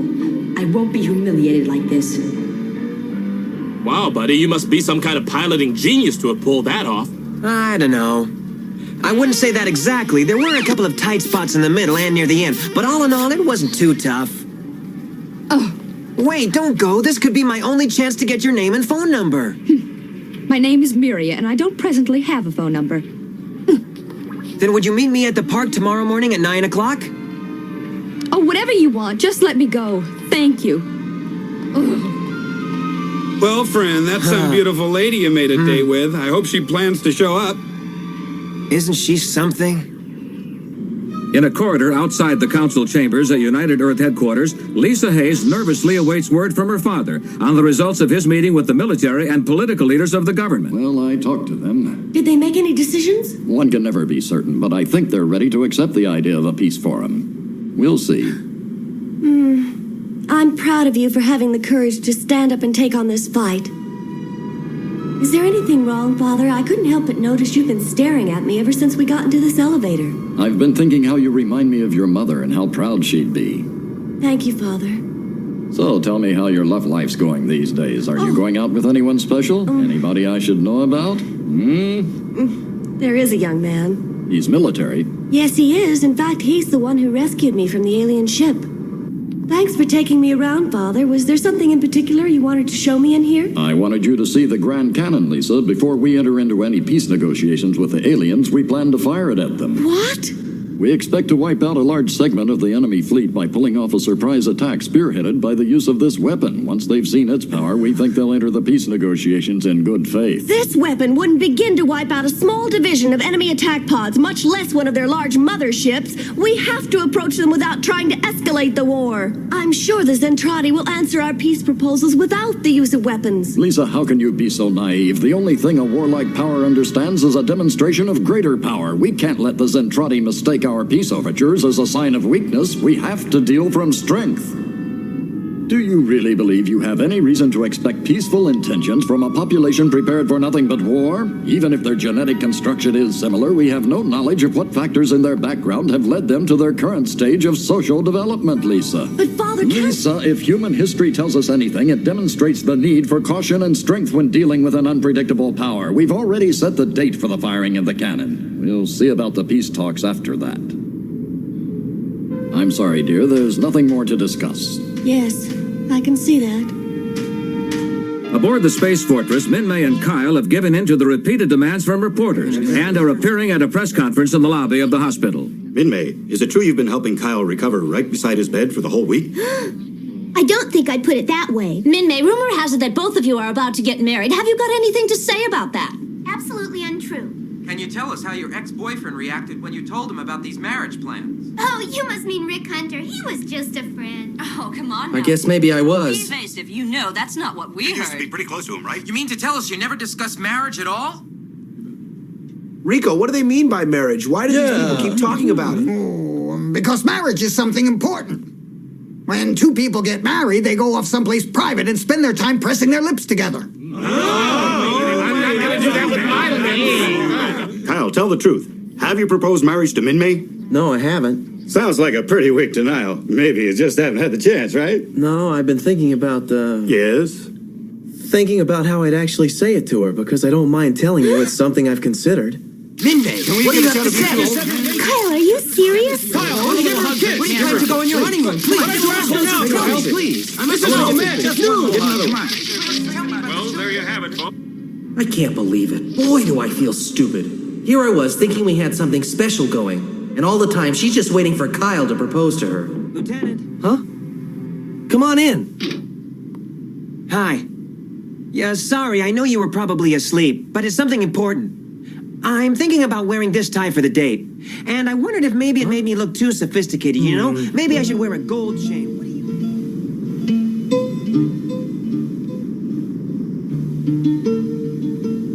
Well, if it isn't Lieutenant Hunter, as I live and breathe. Oh, hi, Claudia. How are you? Not bad, but what are you doing out here in the middle of the night? Couldn't stand my room. Oh, I take it you saw the press conference. Mm-hmm. You could get along without her. She isn't that much. She is to me.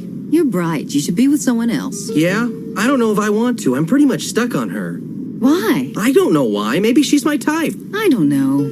I sort of picture you with somebody more mature. You know, somebody more experienced who's been through a big romance and a broken heart.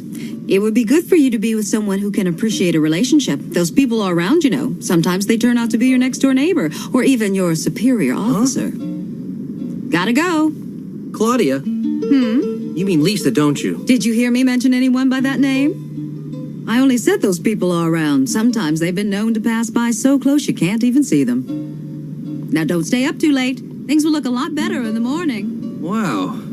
Claudia has given Rick quite a lot to think about, but as he watches the Earth pass by from the observation park, he's reminded there's a chance he may never see Lisa again.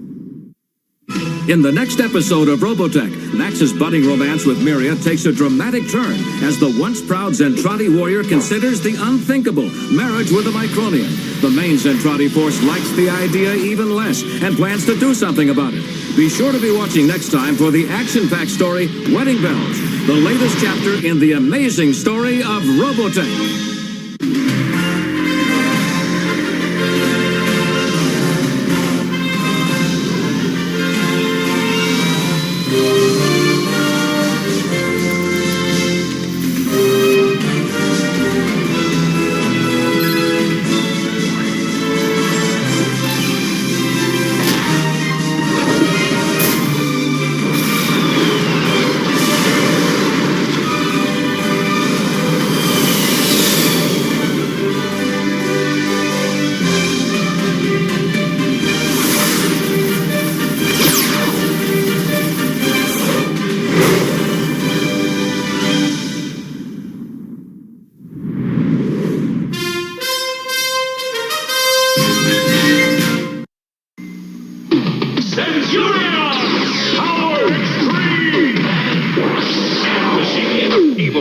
Scraper and Strafer attack. Ace McCloud calls Skybolt. Energize. Fuselage. Pulsator. Stabilizer. Launch. Scraper's behind. Fire. Energize to mode 9. Galactics. Missiles. Blaster. Attack. Centurions! Power Extreme! Man Machine! Skybolt comes as shown. Figures sold separately. New from Kenner.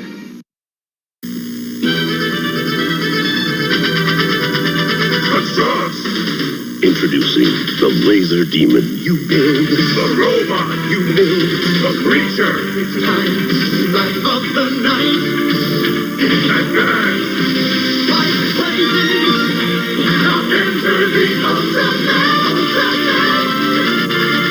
New Laser Demon with lights. You build. You shine. You're light years ahead. Across. Hope you guys did Robotech because we're going directly into a Supercade block. This is the last episode of Q*bert. This is some more Donkey Kong Jr. and some more Donkey Kong because you can't let it go. And I love the fact it's the Goofy Ghost Getters because they got to have their jokey parody of Ghostbusters too. So, here you guys go. This is the Supercade block. I'm just going to leave this up. 4 episodes, all right here. Enjoy some old school Saturday morning arcade action. Way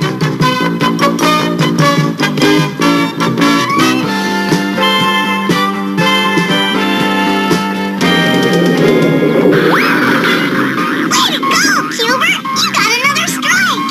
Yeah, I've been lucky today. Yeah, Q*bert isn't the only one who can get strikes.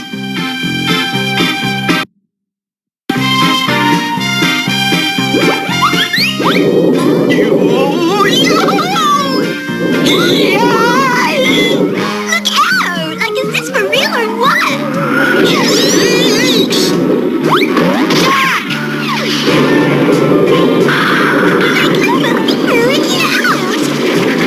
What a bummer!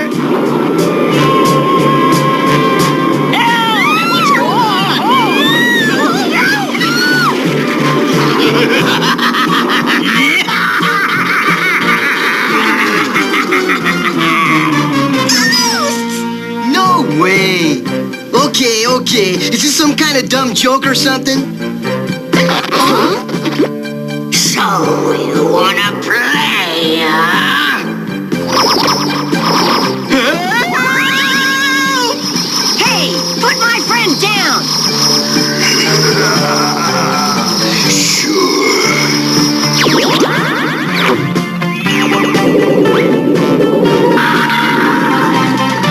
I'm getting out of here. That's a good idea. Let's split. Help! This bowling alley's haunted! There's ghosts in here. I just got a crank call about ghosts in a bowling alley. And here they come. Holy cow, there really are ghosts. Yes, and here's something to remember us by. Bye for now, suckers. Those ghosts are sure gonna mess up Q*bert. That's why they've got to be stopped. There'll be a big reward for whoever catches those ghosts. Like far out! I can use the reward money to buy scads of lip gloss and pantyhose. But those ghosts are dangerous. Well, somebody's gotta get them. Right, and we're gonna do it. Come on, we better find out more about those ghosts before we start hunting them. According to this book, every 300 years, Q-Ghost, he's the big one, leaves his ghost world with his friends and returns to Q*bert. And if they aren't trapped by midnight on the day they return, they'll stay forever. Like that's today. And that means we only got till midnight to catch him. Come on, help me build a ghost catcher. This machine will vacuum up Q-Ghost and his pals. Hey, let me test it out. Hey, this thing's powerful. Like turn it off. Sorry. Like Mondo Bummer. like the queen of the geeks! Speaking of geeks, it's time to find those ghosts. We've been walking around for hours. We haven't spotted those ghosts. Help! Yay! Ghosts! The market's haunted! The ghosts are in the market! Let's catch them! I don't believe it! They're destroying the store!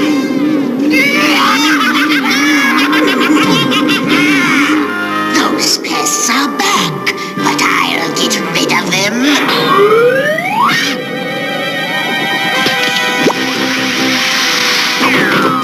Take cover! It's an egg attack!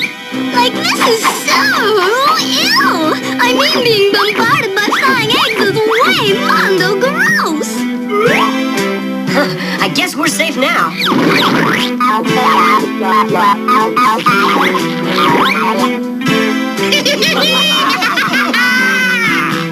I'll get you guys! Not after I mess up your ghost catcher!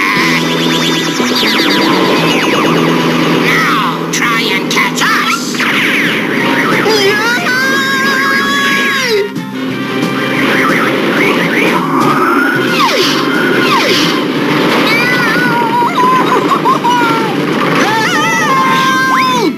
We're coming, cue ball! You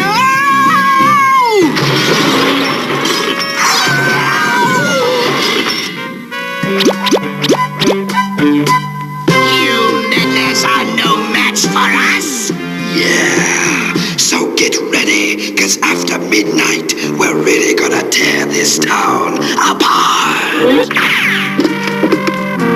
Ghost hunting is dangerous. Let's give it up and go to the malt shop. No way! We gotta capture those ghosts to save Gilbert! Come on!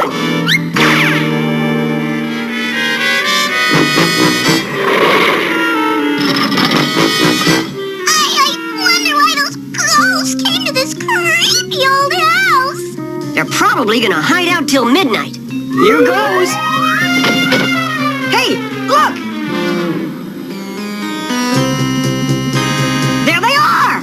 I'll teach those kids a lesson!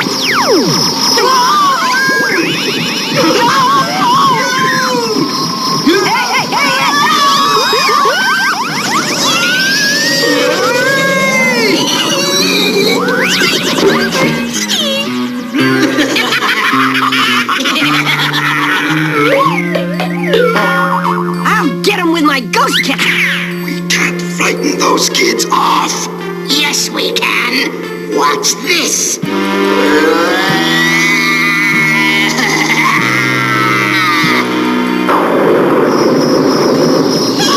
like, what's happening?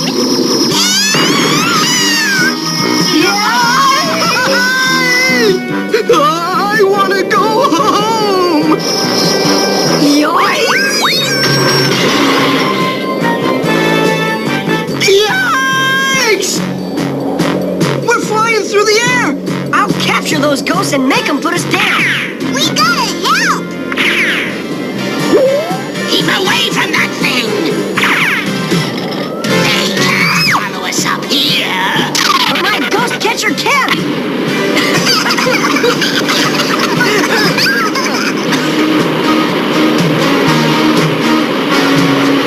Hang on! We can't. I got two of them! Let us out! Now we just gotta catch Q Ghost! You'll never get me before midnight! That's what you think! Come on, guys! Now I'll get you! Oh no! Hugo's in that suit of armor! Let's get out of here!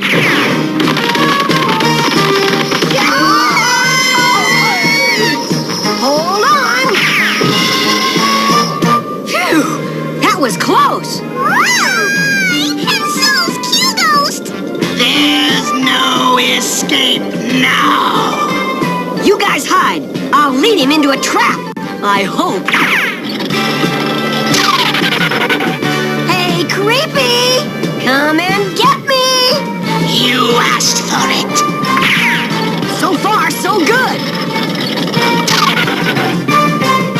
Okay, vacuum. Do your stuff.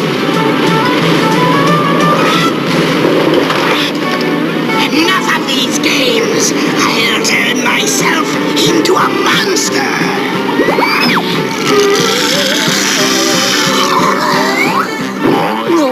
I think I like you better as a ghost. That ghost doesn't quit. My Slippy-Doo should stop him.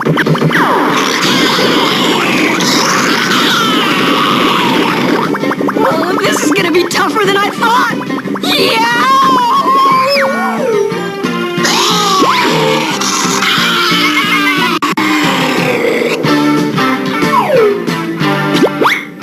Where did he go? I'm back here, fright face!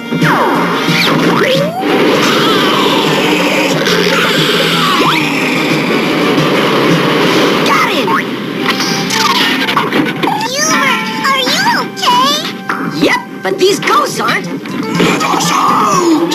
We'll get you! Wow! You caught him just in time! It's midnight! Let us out! Like those skanky ghosts split, you know, and I'm so relieved. Yeah, they returned to their ghost world and won't return for another 300 years. We got nothing to worry about now. Oh, yes, we do. Hugo's spell isn't holding up the house anymore. We're falling fast! I got an idea. Follow me. Help me toss this out the window. Like, I hope we don't get cited for littering and junk.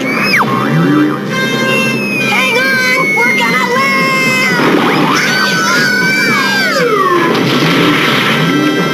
You did it, Hubert! We're safe! Yeah, but the house isn't. We got rid of those ghosts, Chief. Nice work. You saved the city. Now, all you've got to do is clean up that mess and collect your reward. I think I prefer chasing ghosts.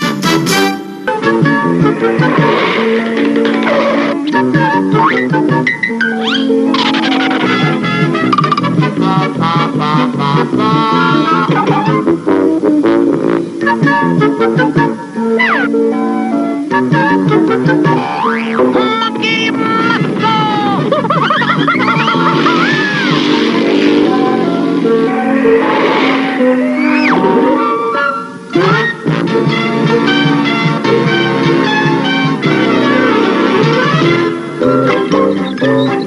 Junior, I got a funny feeling we lost the trail. Well, we've got to find it, Bones, because Papa Donkey Kong is somewhere in this forest. Hey, I bet if we climb these trees, we can see the trail. We? Well, why not? It's only 200 feet up. And all these trees around us are long needle pines. Wow, you know everything about the Rocky Mountains, Mr. Barkley. Tell us about the animals. Well, Nature Scouts, there's squirrels and raccoons, and then there's the coyote. You never know when one of those critters might drop in for a handout. It's a coyote. That's no coyote. That's my best buddy, Bones. Hiya, folks. Just thought I'd drop in for supper. Hey, that nature ranger is just the guy I need. He can help me find the loot I buried before I went to prison.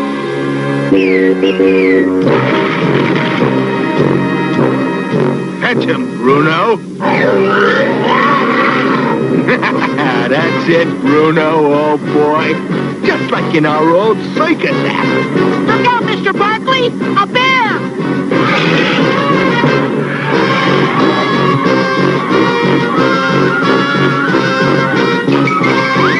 Hurry up, Bruno. What do you want with me?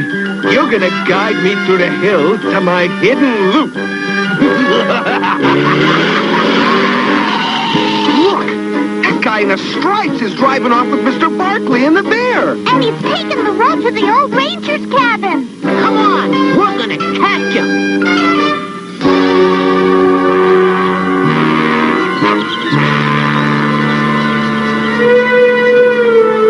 Mr. Barkley's inside. I hid my money in Clearwater Cave. Now tell me why I can't find it, or I'm gonna send my bear after the kids. All right. It's because Twin Falls River changed its course while you were in prison. Your cave is hidden behind this waterfall. I know that guy. He used to be in the circus with a trained grizzly. Yeah, then he went to jail for using his bear to rob a bank. And he's going right back to jail, 'cause I got a plan. And it goes like this. Good idea.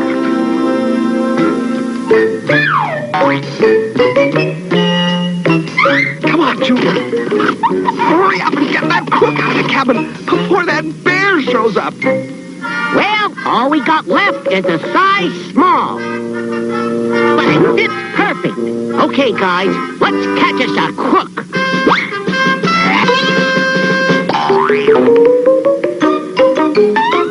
Come on out, you mean old batty. Bet you can't catch us. Yeah, meddling kids. I'll teach them. Now, all I gotta do is untie Mr. Barkley. The bear!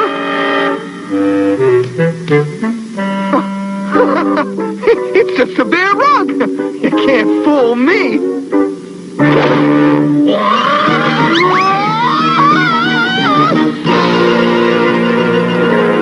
Come up and get me, zebra pants.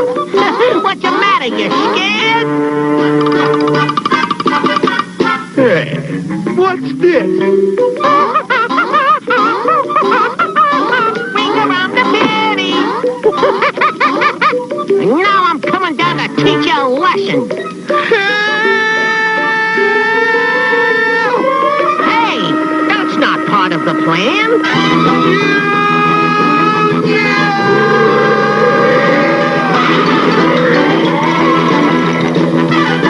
I gotta save my cow.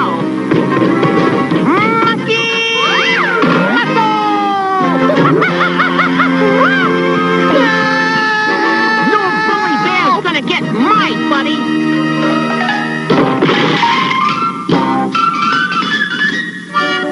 Ready, set, jump!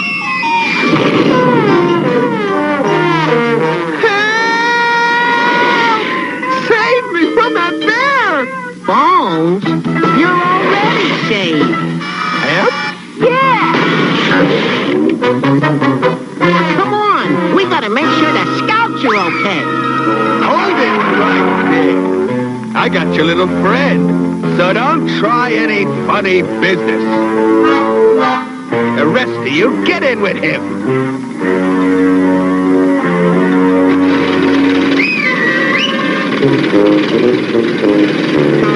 And don't follow me, unless you'd like your little friends to tangle with a grizzly bear.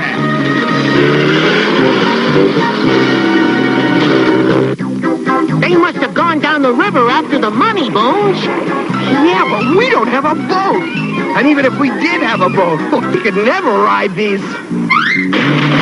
Ready to ride these rapids, Bones? Ready as I'll ever be. The waterfall you're looking for is not far from here.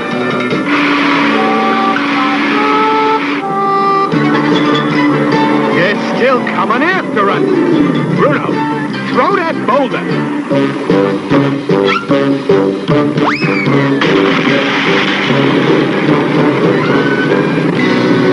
It looks like we're caught between a rock and... Well, if I can't catch a bear, I can always snag a tree.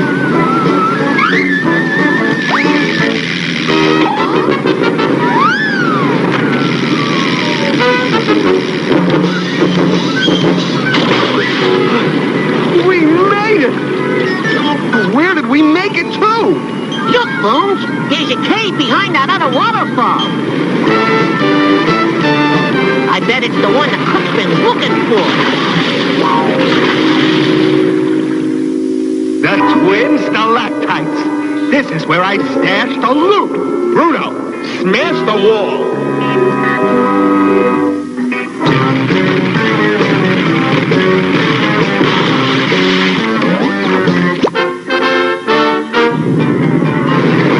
It's coming down, Bruno. I think this is the way out. Come on, Scouts, follow me.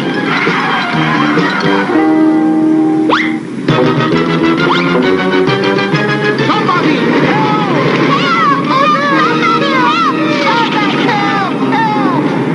The Nature Scouts are in trouble.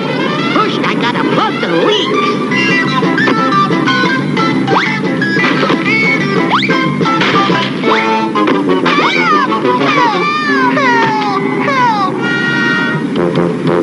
I gotta save the Scouts. Oh no! The water's rising too fast! But not faster than...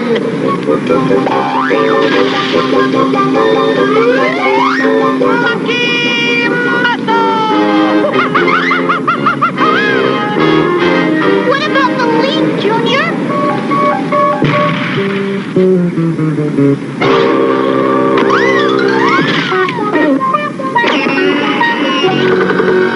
Hey, look! A zebra passes back! Oh, no! That tunnel took us in a cycle. Okay, Scouts, a zebra for you and a bear for me.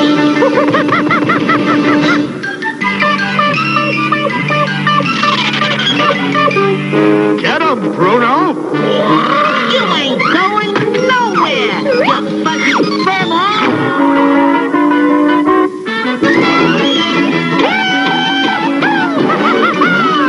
I love to ride bareback! Give up! We've got you outnumbered. Yeah, no way! I'm as good as free! That's what you think!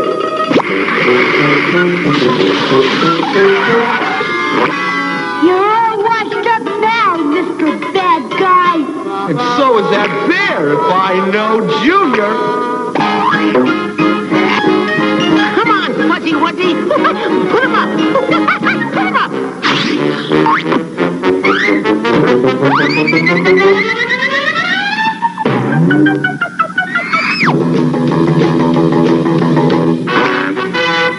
And just to make sure they don't try to escape...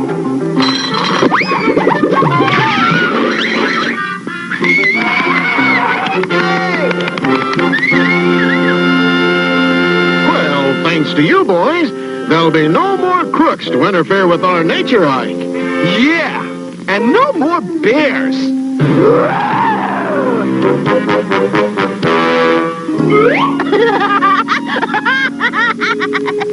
He almost fooled the Bones. Bones? Bones? All this bear chasing makes me hungry. Eat up, buddy, 'cause now we gotta go chasing after Papa Donkey Kong.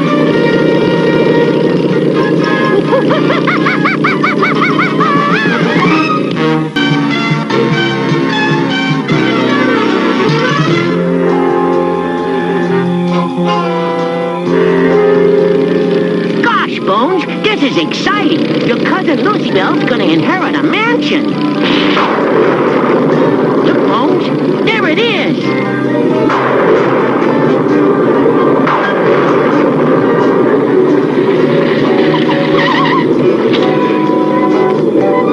Cousin Bones! I'm so glad you could make it.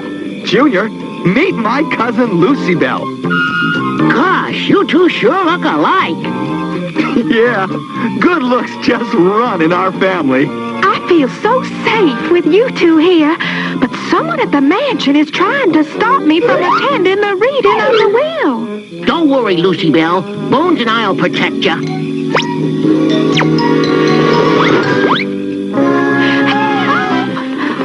Oh no, they got Lucy Bell. And we're gonna get her back.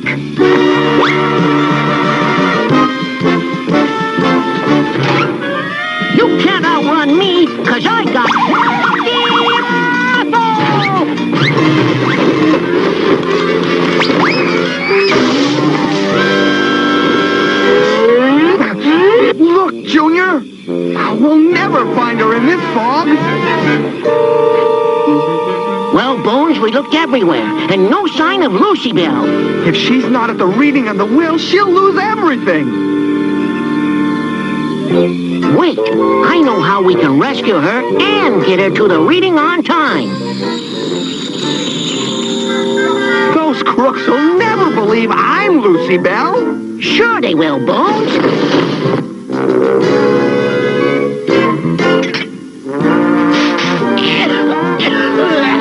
And then they'll try to grab you, thinking you've escaped. But I'll grab them first and make them tell us where Lucy Bell is.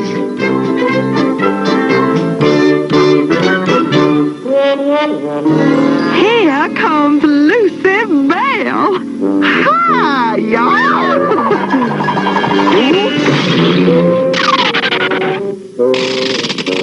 You okay, Lucy Bones?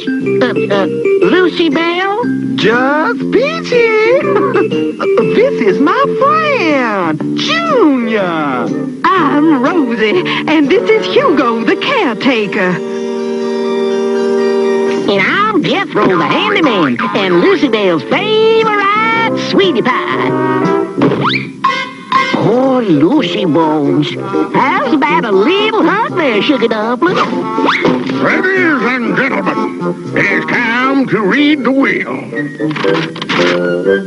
I, Colonel Buford Jefferson, do bequeath my mansion to my loving great-granddaughter, Lucy Bell Jefferson. Baby dog, it's all yours, Lucy Bell. But there is one condition. Your great-grandfather wanted to make sure no imposter inherited his mansion.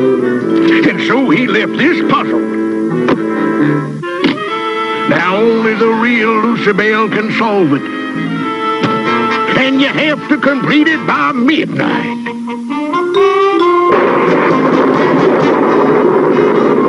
But that's only 2 hours. It works like this, Bones. When you put the right pictures together, it forms a word. See? Sand plus witch. Sand, witch, sandwich. I get it. But only Lucy Bell can solve it. What are we gonna do? Oh, Savior! I've got to follow him and rescue both Lucys.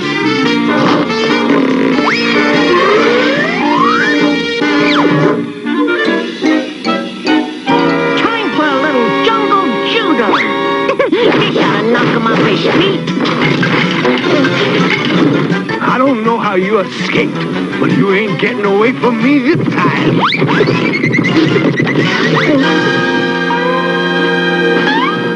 Now I'm gonna get ya. Go get him, Junior!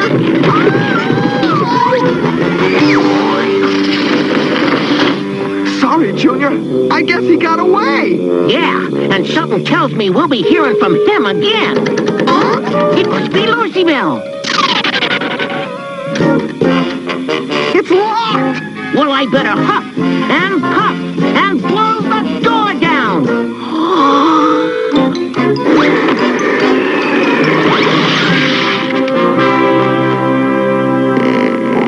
You're free, Lucy Bell. Yes, but I wasn't at the reading of the will. Oh, yes, you were. You mean you inherited the mansion for me, Bones? No, not yet. You have to finish your great-granddaddy's puzzle before midnight. And we don't have much time.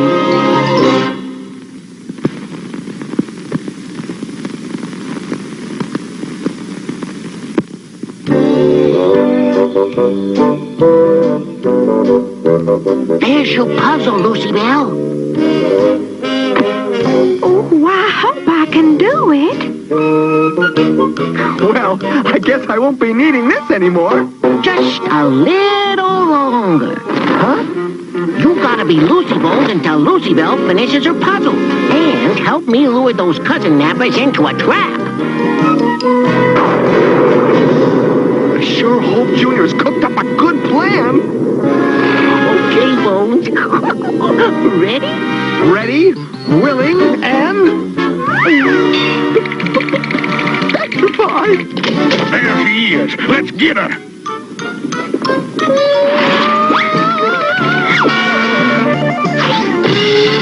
That won't stop us. But this will.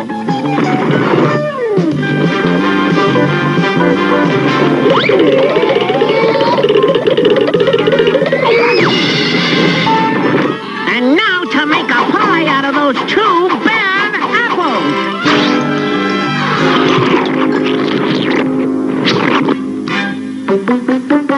Hot diggity dog! You did it, Junior!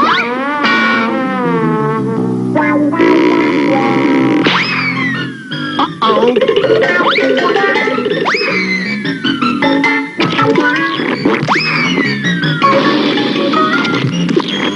Had enough? No, but you have. Well, this ought to take care of that little elf. And now to take care of Lucy Bell for good.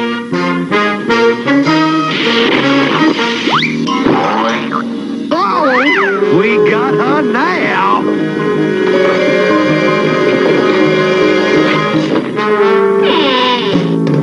Cousin Bones is in trouble.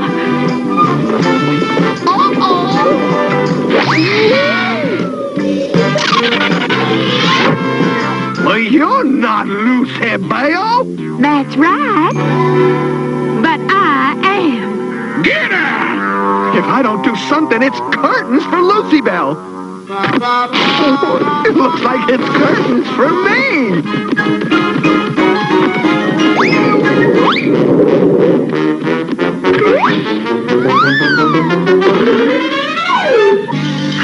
My puzzle. Only 3 more minutes to midnight. You'll never finish it now.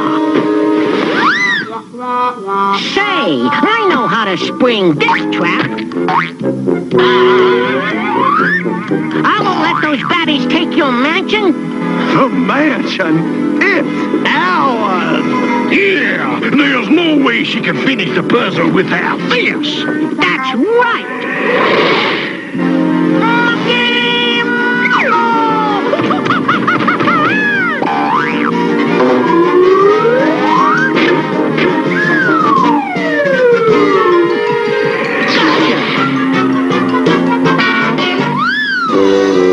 Now let's see who these bad guys really are.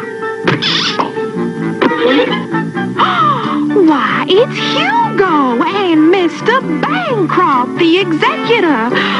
Why them? Simple.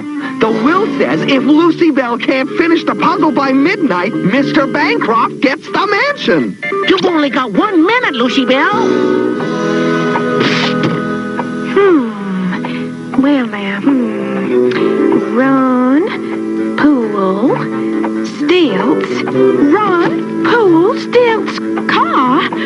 I don't get it. Run, pool, stilts, can. I know! Rumpelstiltskin, my favorite fairy tale. Granddaddy used to read it to me when I was just a little baby.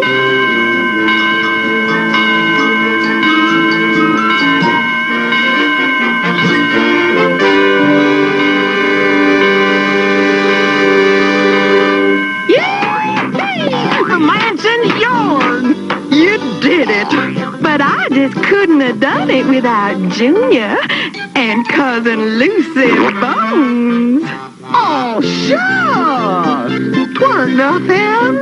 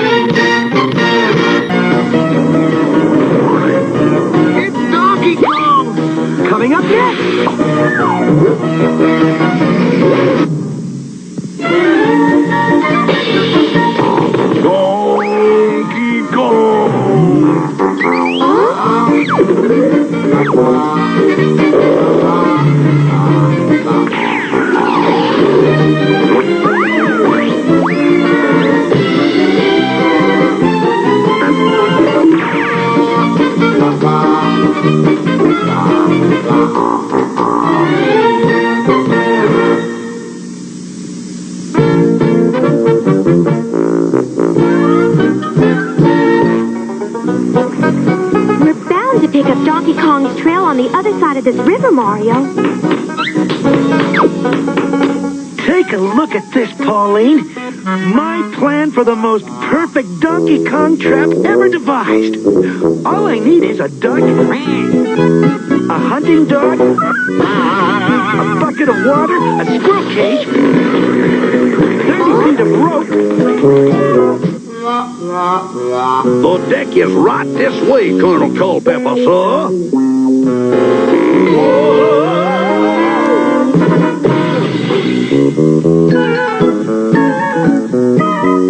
And I'll have that big gorilla right where we want him. All right, you little wise guy. Pardon, I say pardon us, folks. Restrain your southern self there, Billy Bob. We got a bigger fish to fry. Or should I say, bigger emeralds? That's right, Colonel Honey. The Emerald of the East, that is. Now all we need is someone big enough and dumb enough to help us steal it. Well, what do you think? I think that deckhand looks very familiar.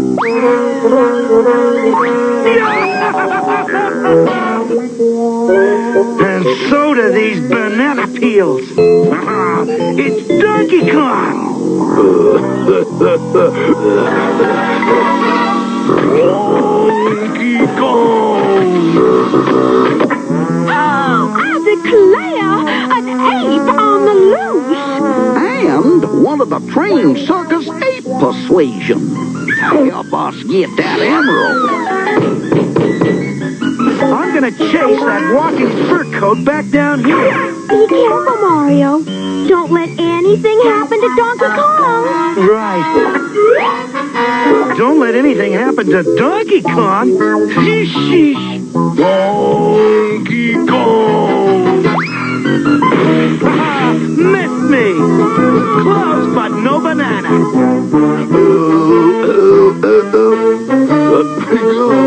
All right, Donkey Kong. Drop those barrels and come out with your head. Paws up. You asked for it. Ready to give up, huh? Donkey Kong.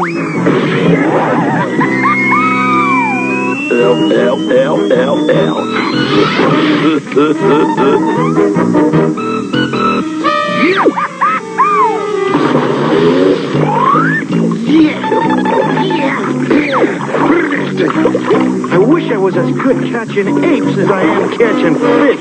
Throw me a line, Pauline? Here you go, Mario.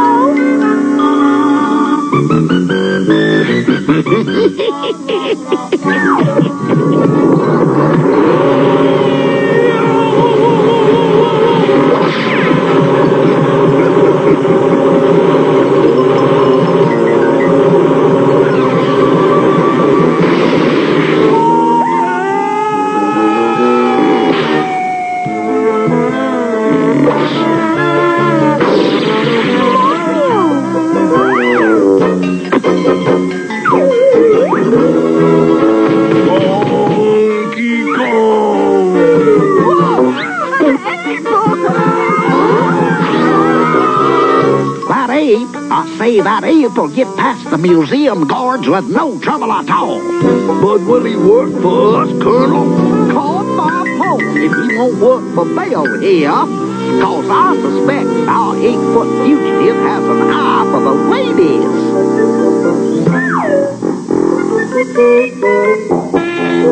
Mario, are you all right? Maybe I ought to take early retirement. Come on, we've got to find Donkey Kong before it's too late. For some of us, I think it's already too late. Oh, yeah. Oh, yeah. I'll smart him again. Oops. Allow me to introduce myself, sir. Colonel Holland T. Culpepper, Southern gentleman. At your service. Out of the way. And my lovely associate. negotiate bail.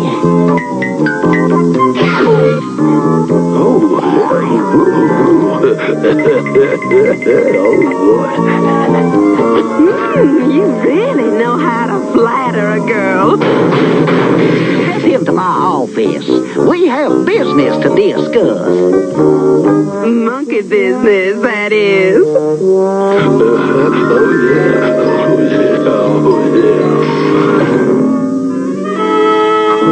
Okay, son. Bring me the Emerald of the East. You will do it for me, won't you, Donkey Pooh? Oh yeah. Donkey Kong.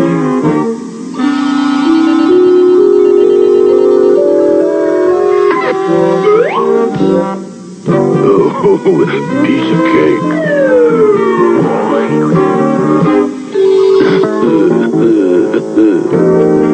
All right, Donkey Kong. We know you're around here somewhere. We've got to find him, Mario. If Donkey Kong falls into the hands of an unscrupulous person, oh, there's no telling what'll happen. Call it a hunch, but I think we better duck in here.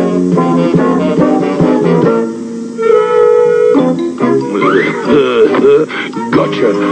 Donkey Kong? Shame on you. Uh-oh. Jig up. You just put that emerald right back where you found it. Okay. It's a giant ape, and he's stealing the emerald. Somebody get that girl out of the way.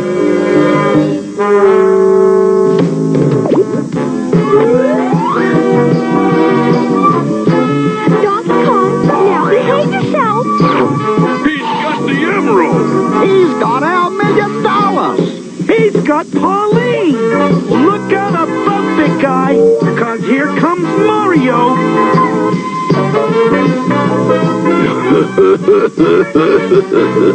Donkey Kong, whatever happened to our trainer-animal relationship?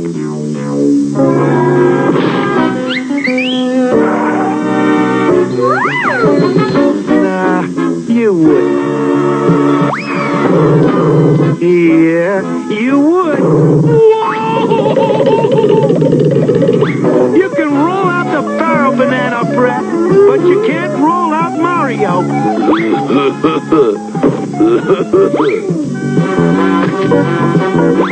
Hang on, Pauline. I'm coming to save you.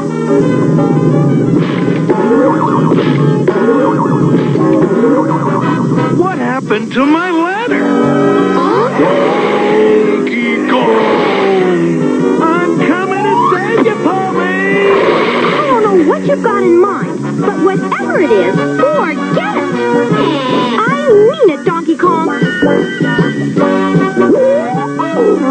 A giant ape! He's robbed the museum! Billy Bob, ready the swamp buggy. We've got some catching up to do. Right, boss.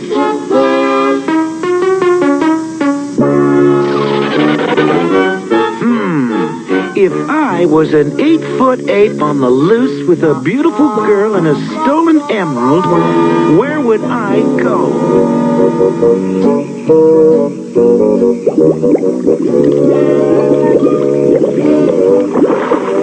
You know you can't hide us in the swamp forever, Donkey Kong. I can't? No, I think we should go somewhere warm and dry. Like maybe back to the circus? We stay? Besides, you know Mario's going to find you. He already has, Pauline. You expect me to take a duck's word for that?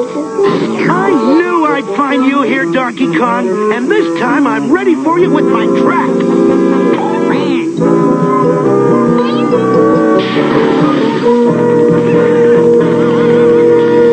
Unhand, I say, unhand that emerald.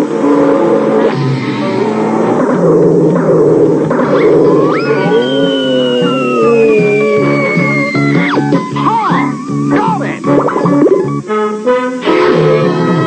Oh, and it looks like those circus folk have got us, Colonel. honey. Looks like you caught yourselves the real Emerald Nappers. Glad to be of help. But we don't want the Emerald Nappers. We want him. Hey, what happened to Donkey Kong? He was here a minute ago.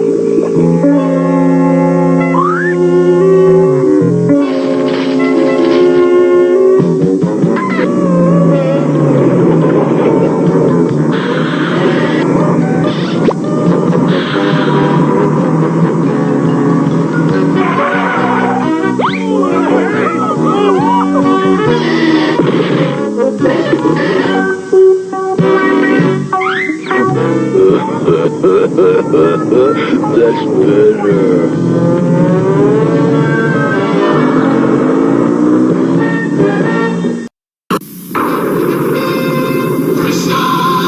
The Saga of Crystar, a fantasy world of crystal warriors, demons, and wizards. Good wizards like Ogiodi, evil wizards like Zardeth, and underworld demons like Moltar. They've captured Ogiodi! Each figure with a crystal prism that makes everything look like this. Goodness and light, evil and might, the winner is up to you. The Saga of Crystar Collection. Each figure sold separately by Remco.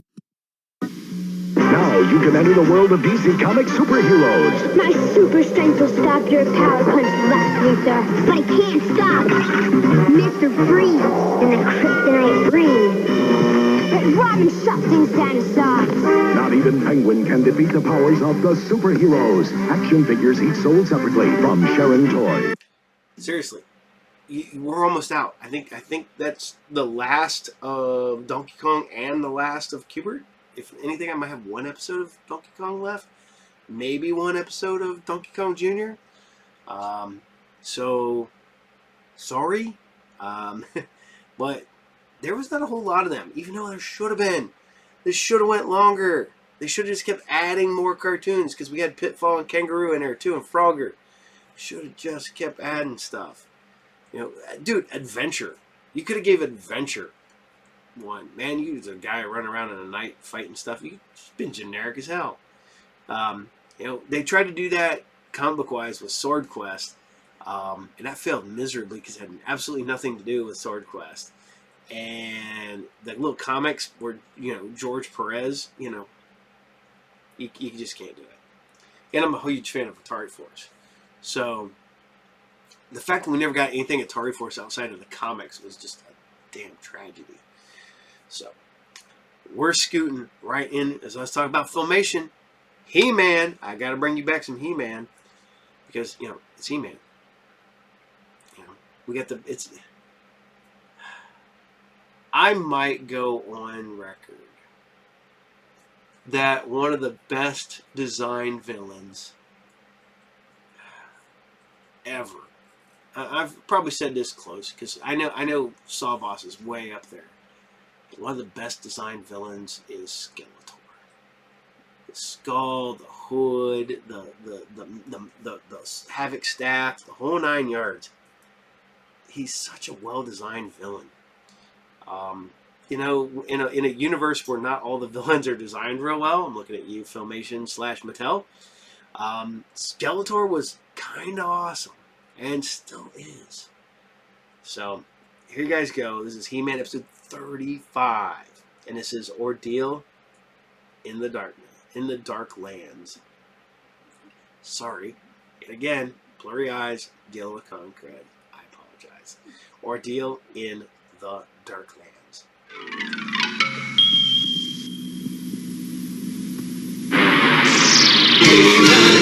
And the masters of the universe.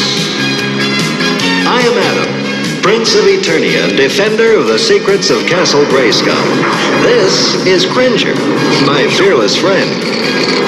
Fabulous secret powers were revealed to me the day I held aloft my magic sword and said, "By the power of Grayskull!"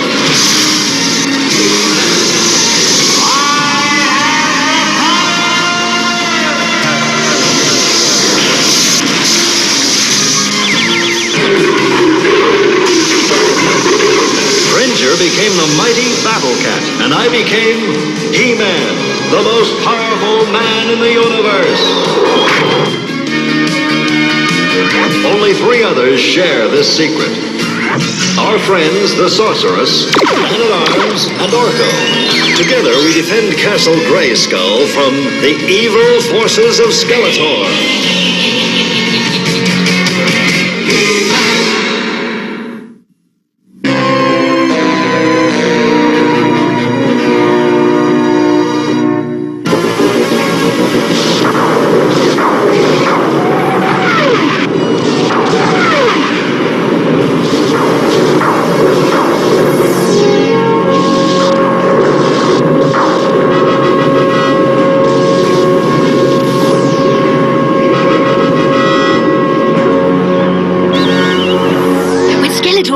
For a few days. Now is my chance to conquer all of Eternia for myself! He-Man will stop you. Oh, you think so?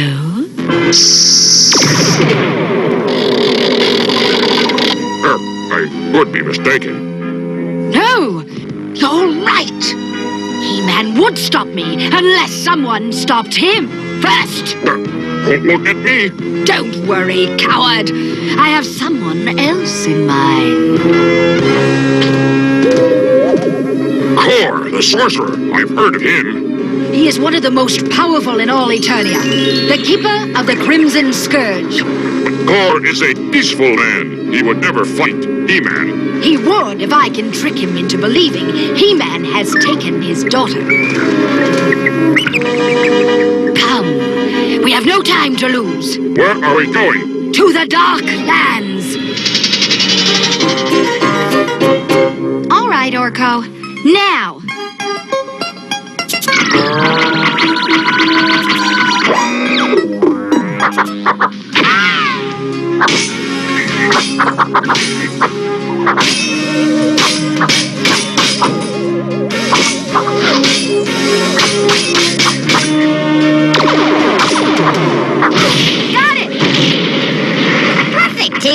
You're really good. I've never seen anyone do better. Thanks, Orko. But I've got to find out if I can count on my skills in the jungle. I'm thinking about going to the Darklands to see how I can get along by myself for a few days. But, Tila, it's not safe. I was only thinking about it. Here, catch! How would you get there? There's an underground river beneath the palace that leads to the Darklands. If I followed it... The Darklands? Father! What's this all about? Tila might go on a survival test.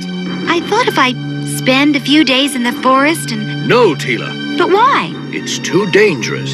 Too dangerous for a captain of the guard? Too dangerous for my daughter. Please, Tila, for my sake, don't go to the Darklands.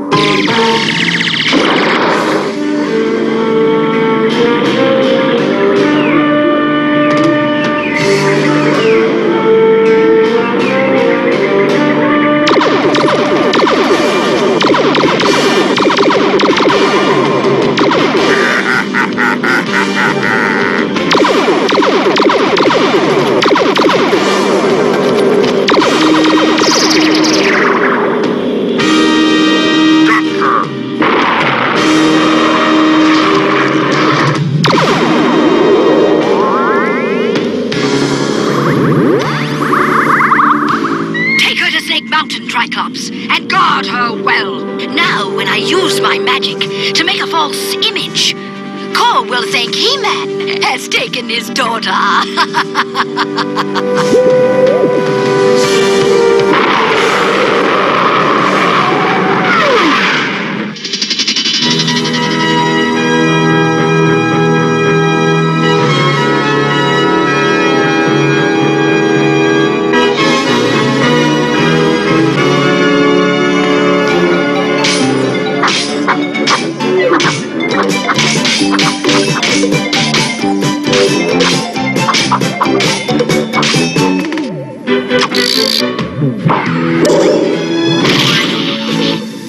I got it!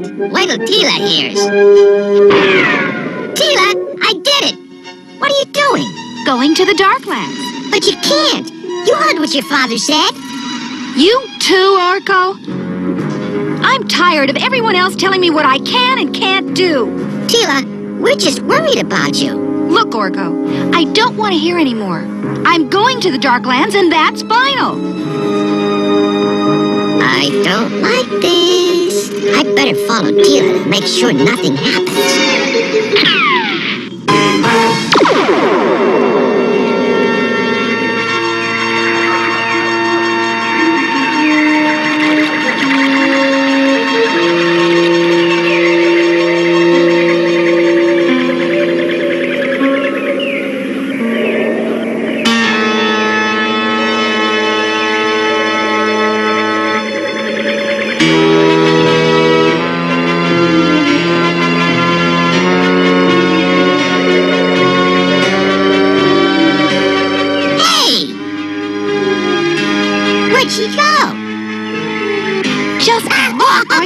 Here, Orko?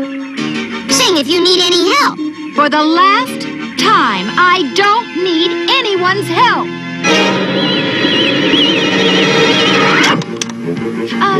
On second thought, maybe I could use a hand. Coming, Tila. I'll stop you, invader.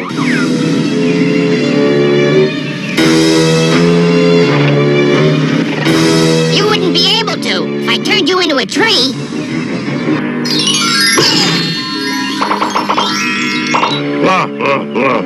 You call that a tree? Just kidding. Oh, don't worry, Tila. I'll get He-Man.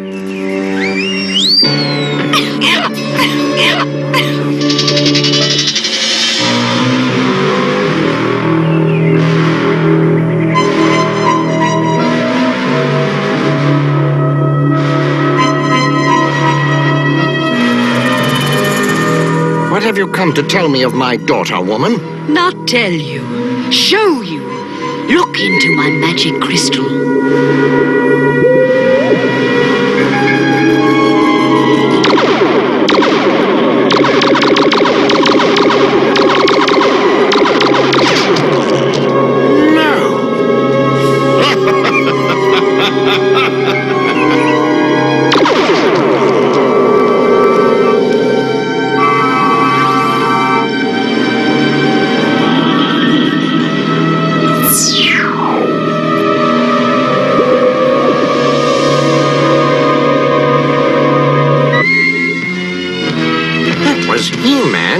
Man-at-Arms, it can't be. It's true. They are your enemies. He-Man isn't evil. Why would he take my daughter? I have no idea. But he has done it. And you must save her. They will pay for this. I'll hunt them down and get my daughter back. Good.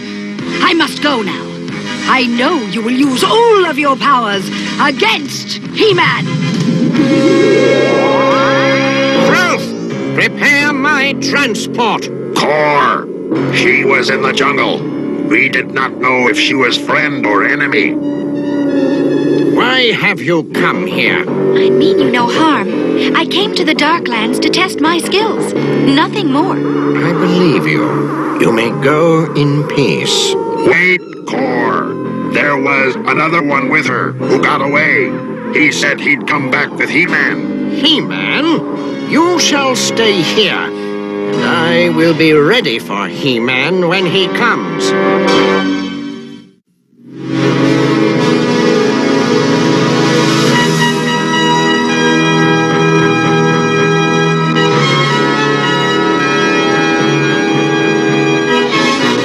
Your move, Adam.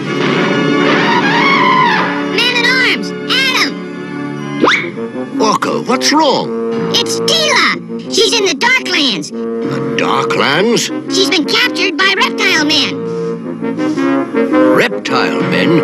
I was afraid something like this would happen. By the power of Grayskull!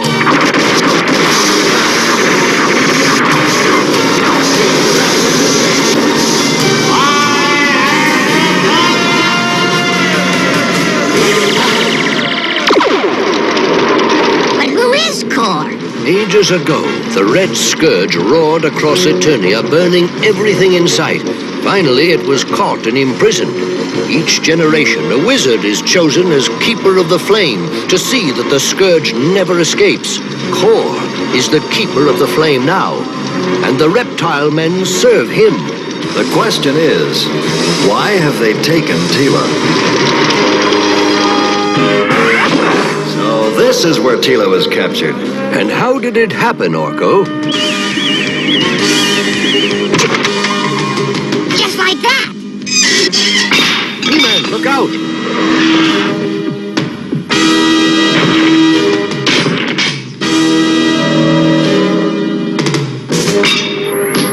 He-Man, do something. We've got to find Tila. We won't have to find her. I think they'll take us right to her.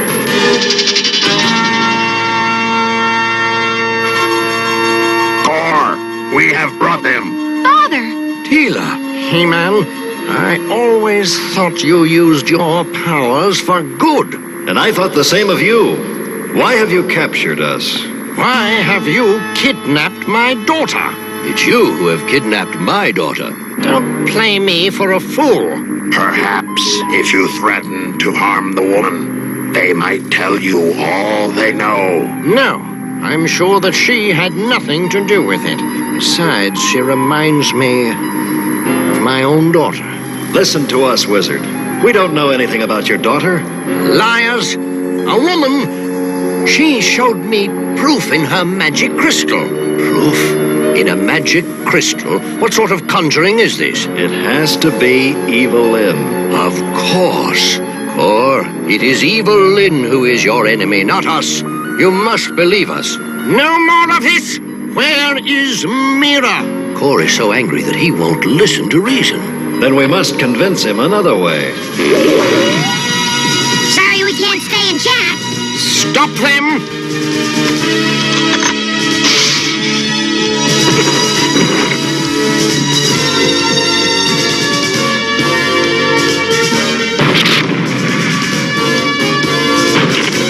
You fight well, He-Man, but how will you fare against your own shadow?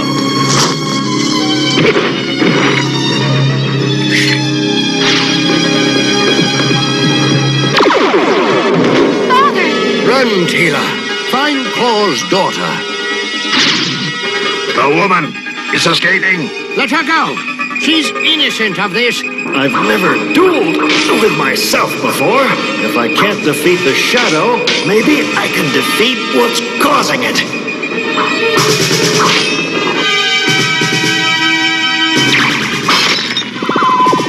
Enough. If I can't make you talk, I know who can.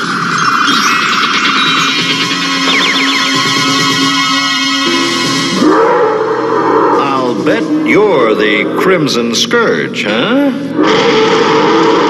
Can't say I'm glad to meet you either.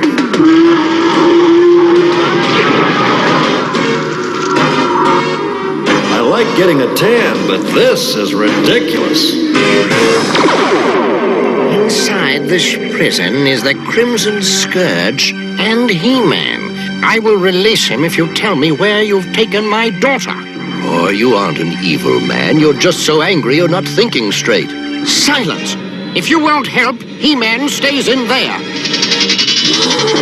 I wonder how thick this wall is.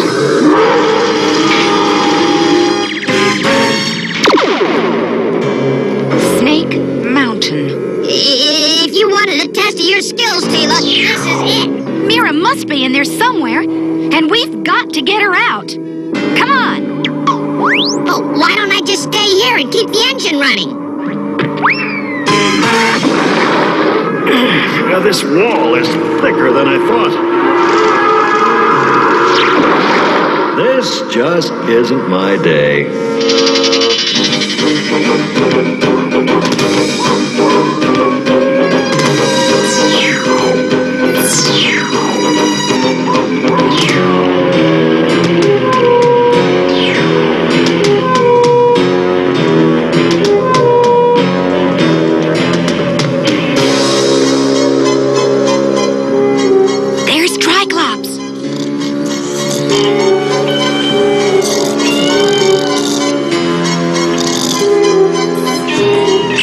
I see you. But not for long.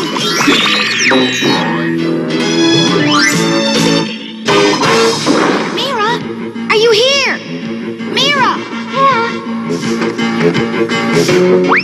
Who are you? Friends! Here to free you! But how do we get in? Stand back! I'll have you out in a flash!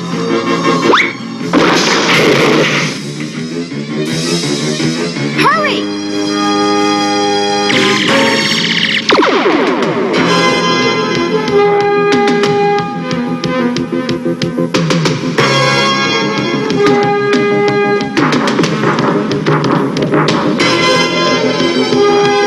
Stop!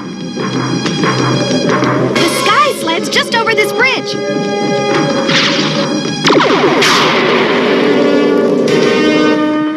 The bridge is giving way!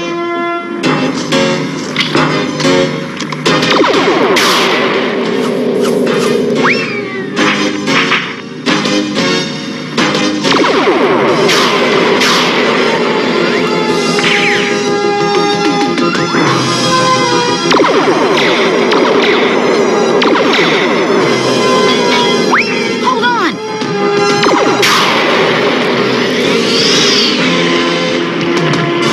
They got away! Uh-oh, am I going to get it when Evelyn finds out?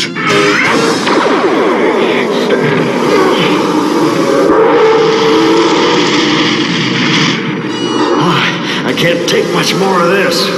So, Man-at-Arms, you won't tell the truth even to save He-Man. Very well. Then prepare to join him.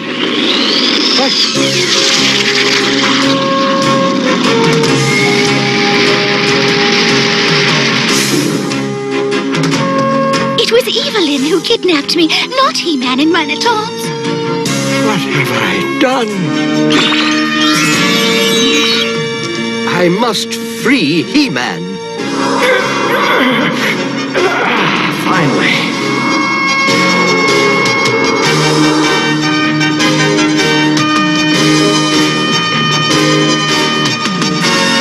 He-Man, quick, before the Scourge escape.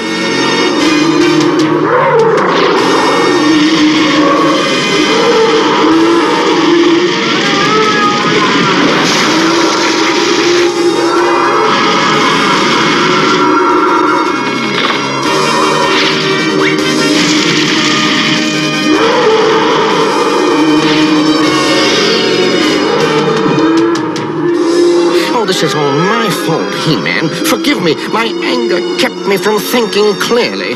We've got to find some water to fight with. Wait a minute. There's water right under our feet. The underground river.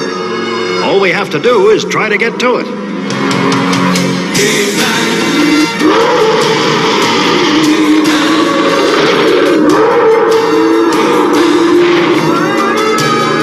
Hurry, He-Man. This one had better do it.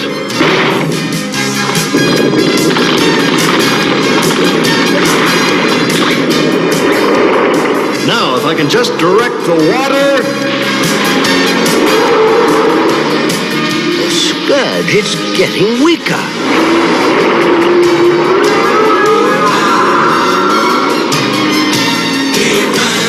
It's gone. The Scourge is gone.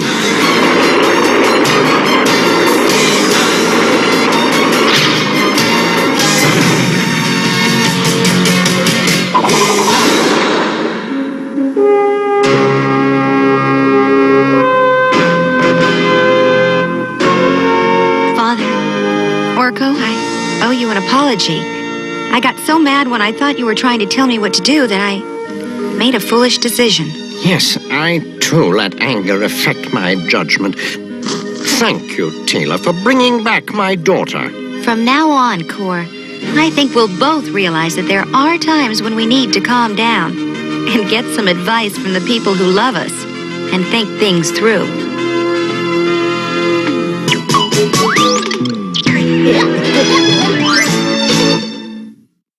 I had a really close call today, and it all started when I was so anxious to do something that I didn't stop to think of the danger and wouldn't listen to anyone who tried to warn me. Well, we parents may not always be right, but we try, because we love our children and we try to do what's best for them. And I'll tell you a secret. We really hate to say no to something they really want. So when we do, we usually have a pretty good reason. Try to remember that next time your mother or father says no to you.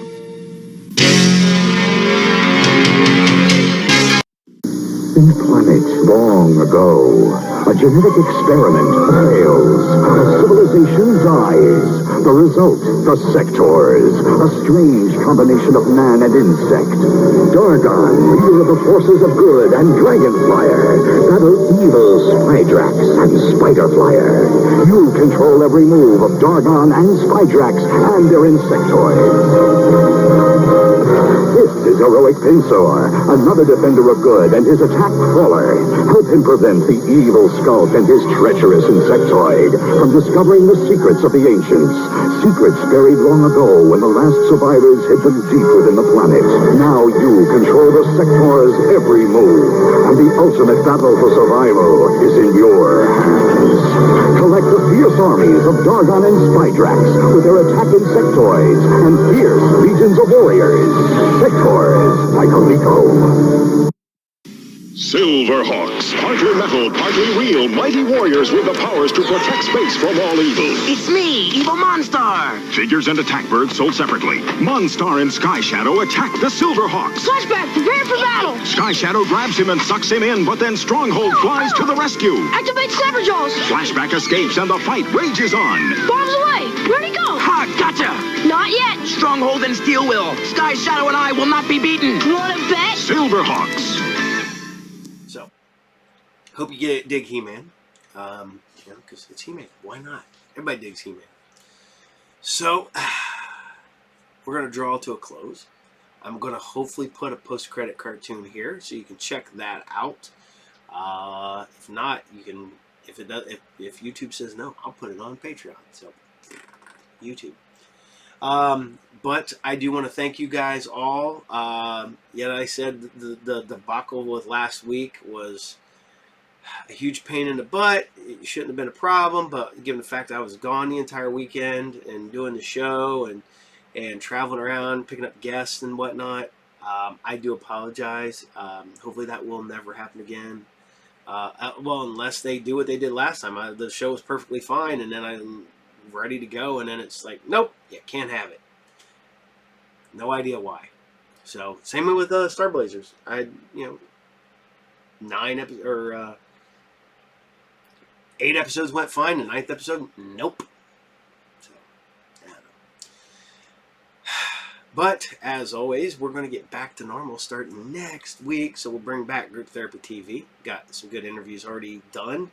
We're going to be back to Talk and Roll on Thursday nights. We're going to be back. We never left. Sci Fridays and Saturday morning serials. I busted my butt to make sure that these stayed there for you guys. So, yeah, I could have took the week off, but I don't want to disappoint. And I still want your letters. Please send me your letters so I can read them on the air. I want to do that. I go back and watch old horror hosts and watch old TV, and I was like, that was so much fun watching that. I like that. I'm putting something together, another giveaway, because remember, we're almost there for the giveaway for the He-Man and Masters of the Universe book. I will be giving something away on Sci Fridays here real soon. I have a signed DVD of Sin City by Paul Taylor. He is in it, and yeah, so we'll have something cool to give away over there. That would just be a cool giveaway. I think I'm going to give that away next week. So be prepared. I'm letting you guys know on Saturday morning serials, so you can get ready on Sci Fridays next week. Little inside information. So, on that note, I want to say I thank you all. You're all awesome. You guys been kicking so much butt in here. You were able to deal with me being all messed up last week. You're probably dealing with me right now, given the fact that I am all kinds of congested right now and can hardly breathe because I have horrible concrete. And tomorrow's my day off. I should be going and doing some stuff, but I will probably run to a couple little things, and then my butt will stay at home all day. I really should be mowing the yard because the yard is horrible. Check local listings for horrible weather near you, because we went right from a drought to constantly raining. So we went from a dead yard to a live and thriving yard, and it's like poof, overnight. So it's always something, isn't it, ladies and gentlemen? So on that note, I want to say goodbye to you all. I want to say goodbye to everybody, because I will see you guys next time. So take care, and I'll see you all there later.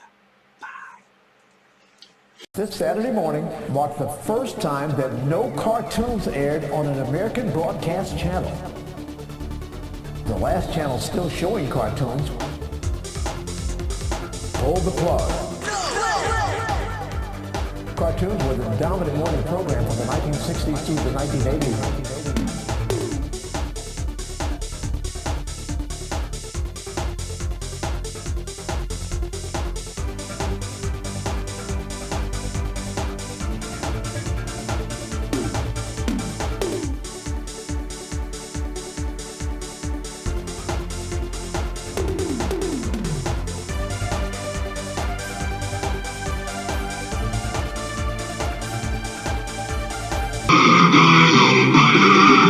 Battle for water. The evil Rulons build a dam to cut off the Dino Riders' water supply. Playing in the mud again, Krulos? Crush them, Cobras. With what, Krulos? The Pachycephalosaurus move the boulders. What's wrong? Got a tummy ache, T-Rex? The Stegosaurus breaks the dam. I'll get you yet, Tar. Stegosaurus and Tyrannosaurus Rex with motorized walking action, and Pachycephalosaurus each with figures and battle gear. Dino Riders.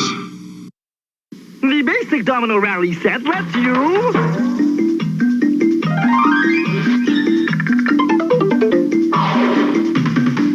And with the deluxe domino rally set, you can actually...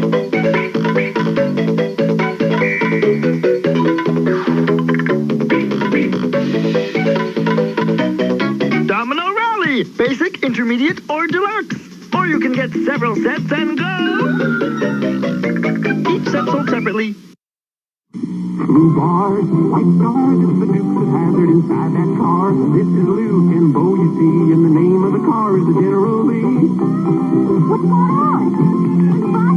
He's in the Boss Hog is up to his evil ways, and it's up to Bo and Luke to save the day. Other Dukes of Hazzard action figures include Jayce, Boss Hog, and Cooter, each sold separately. The Dukes of Hazzard, complete with Bo, Luke, and General Lee cars by Lego.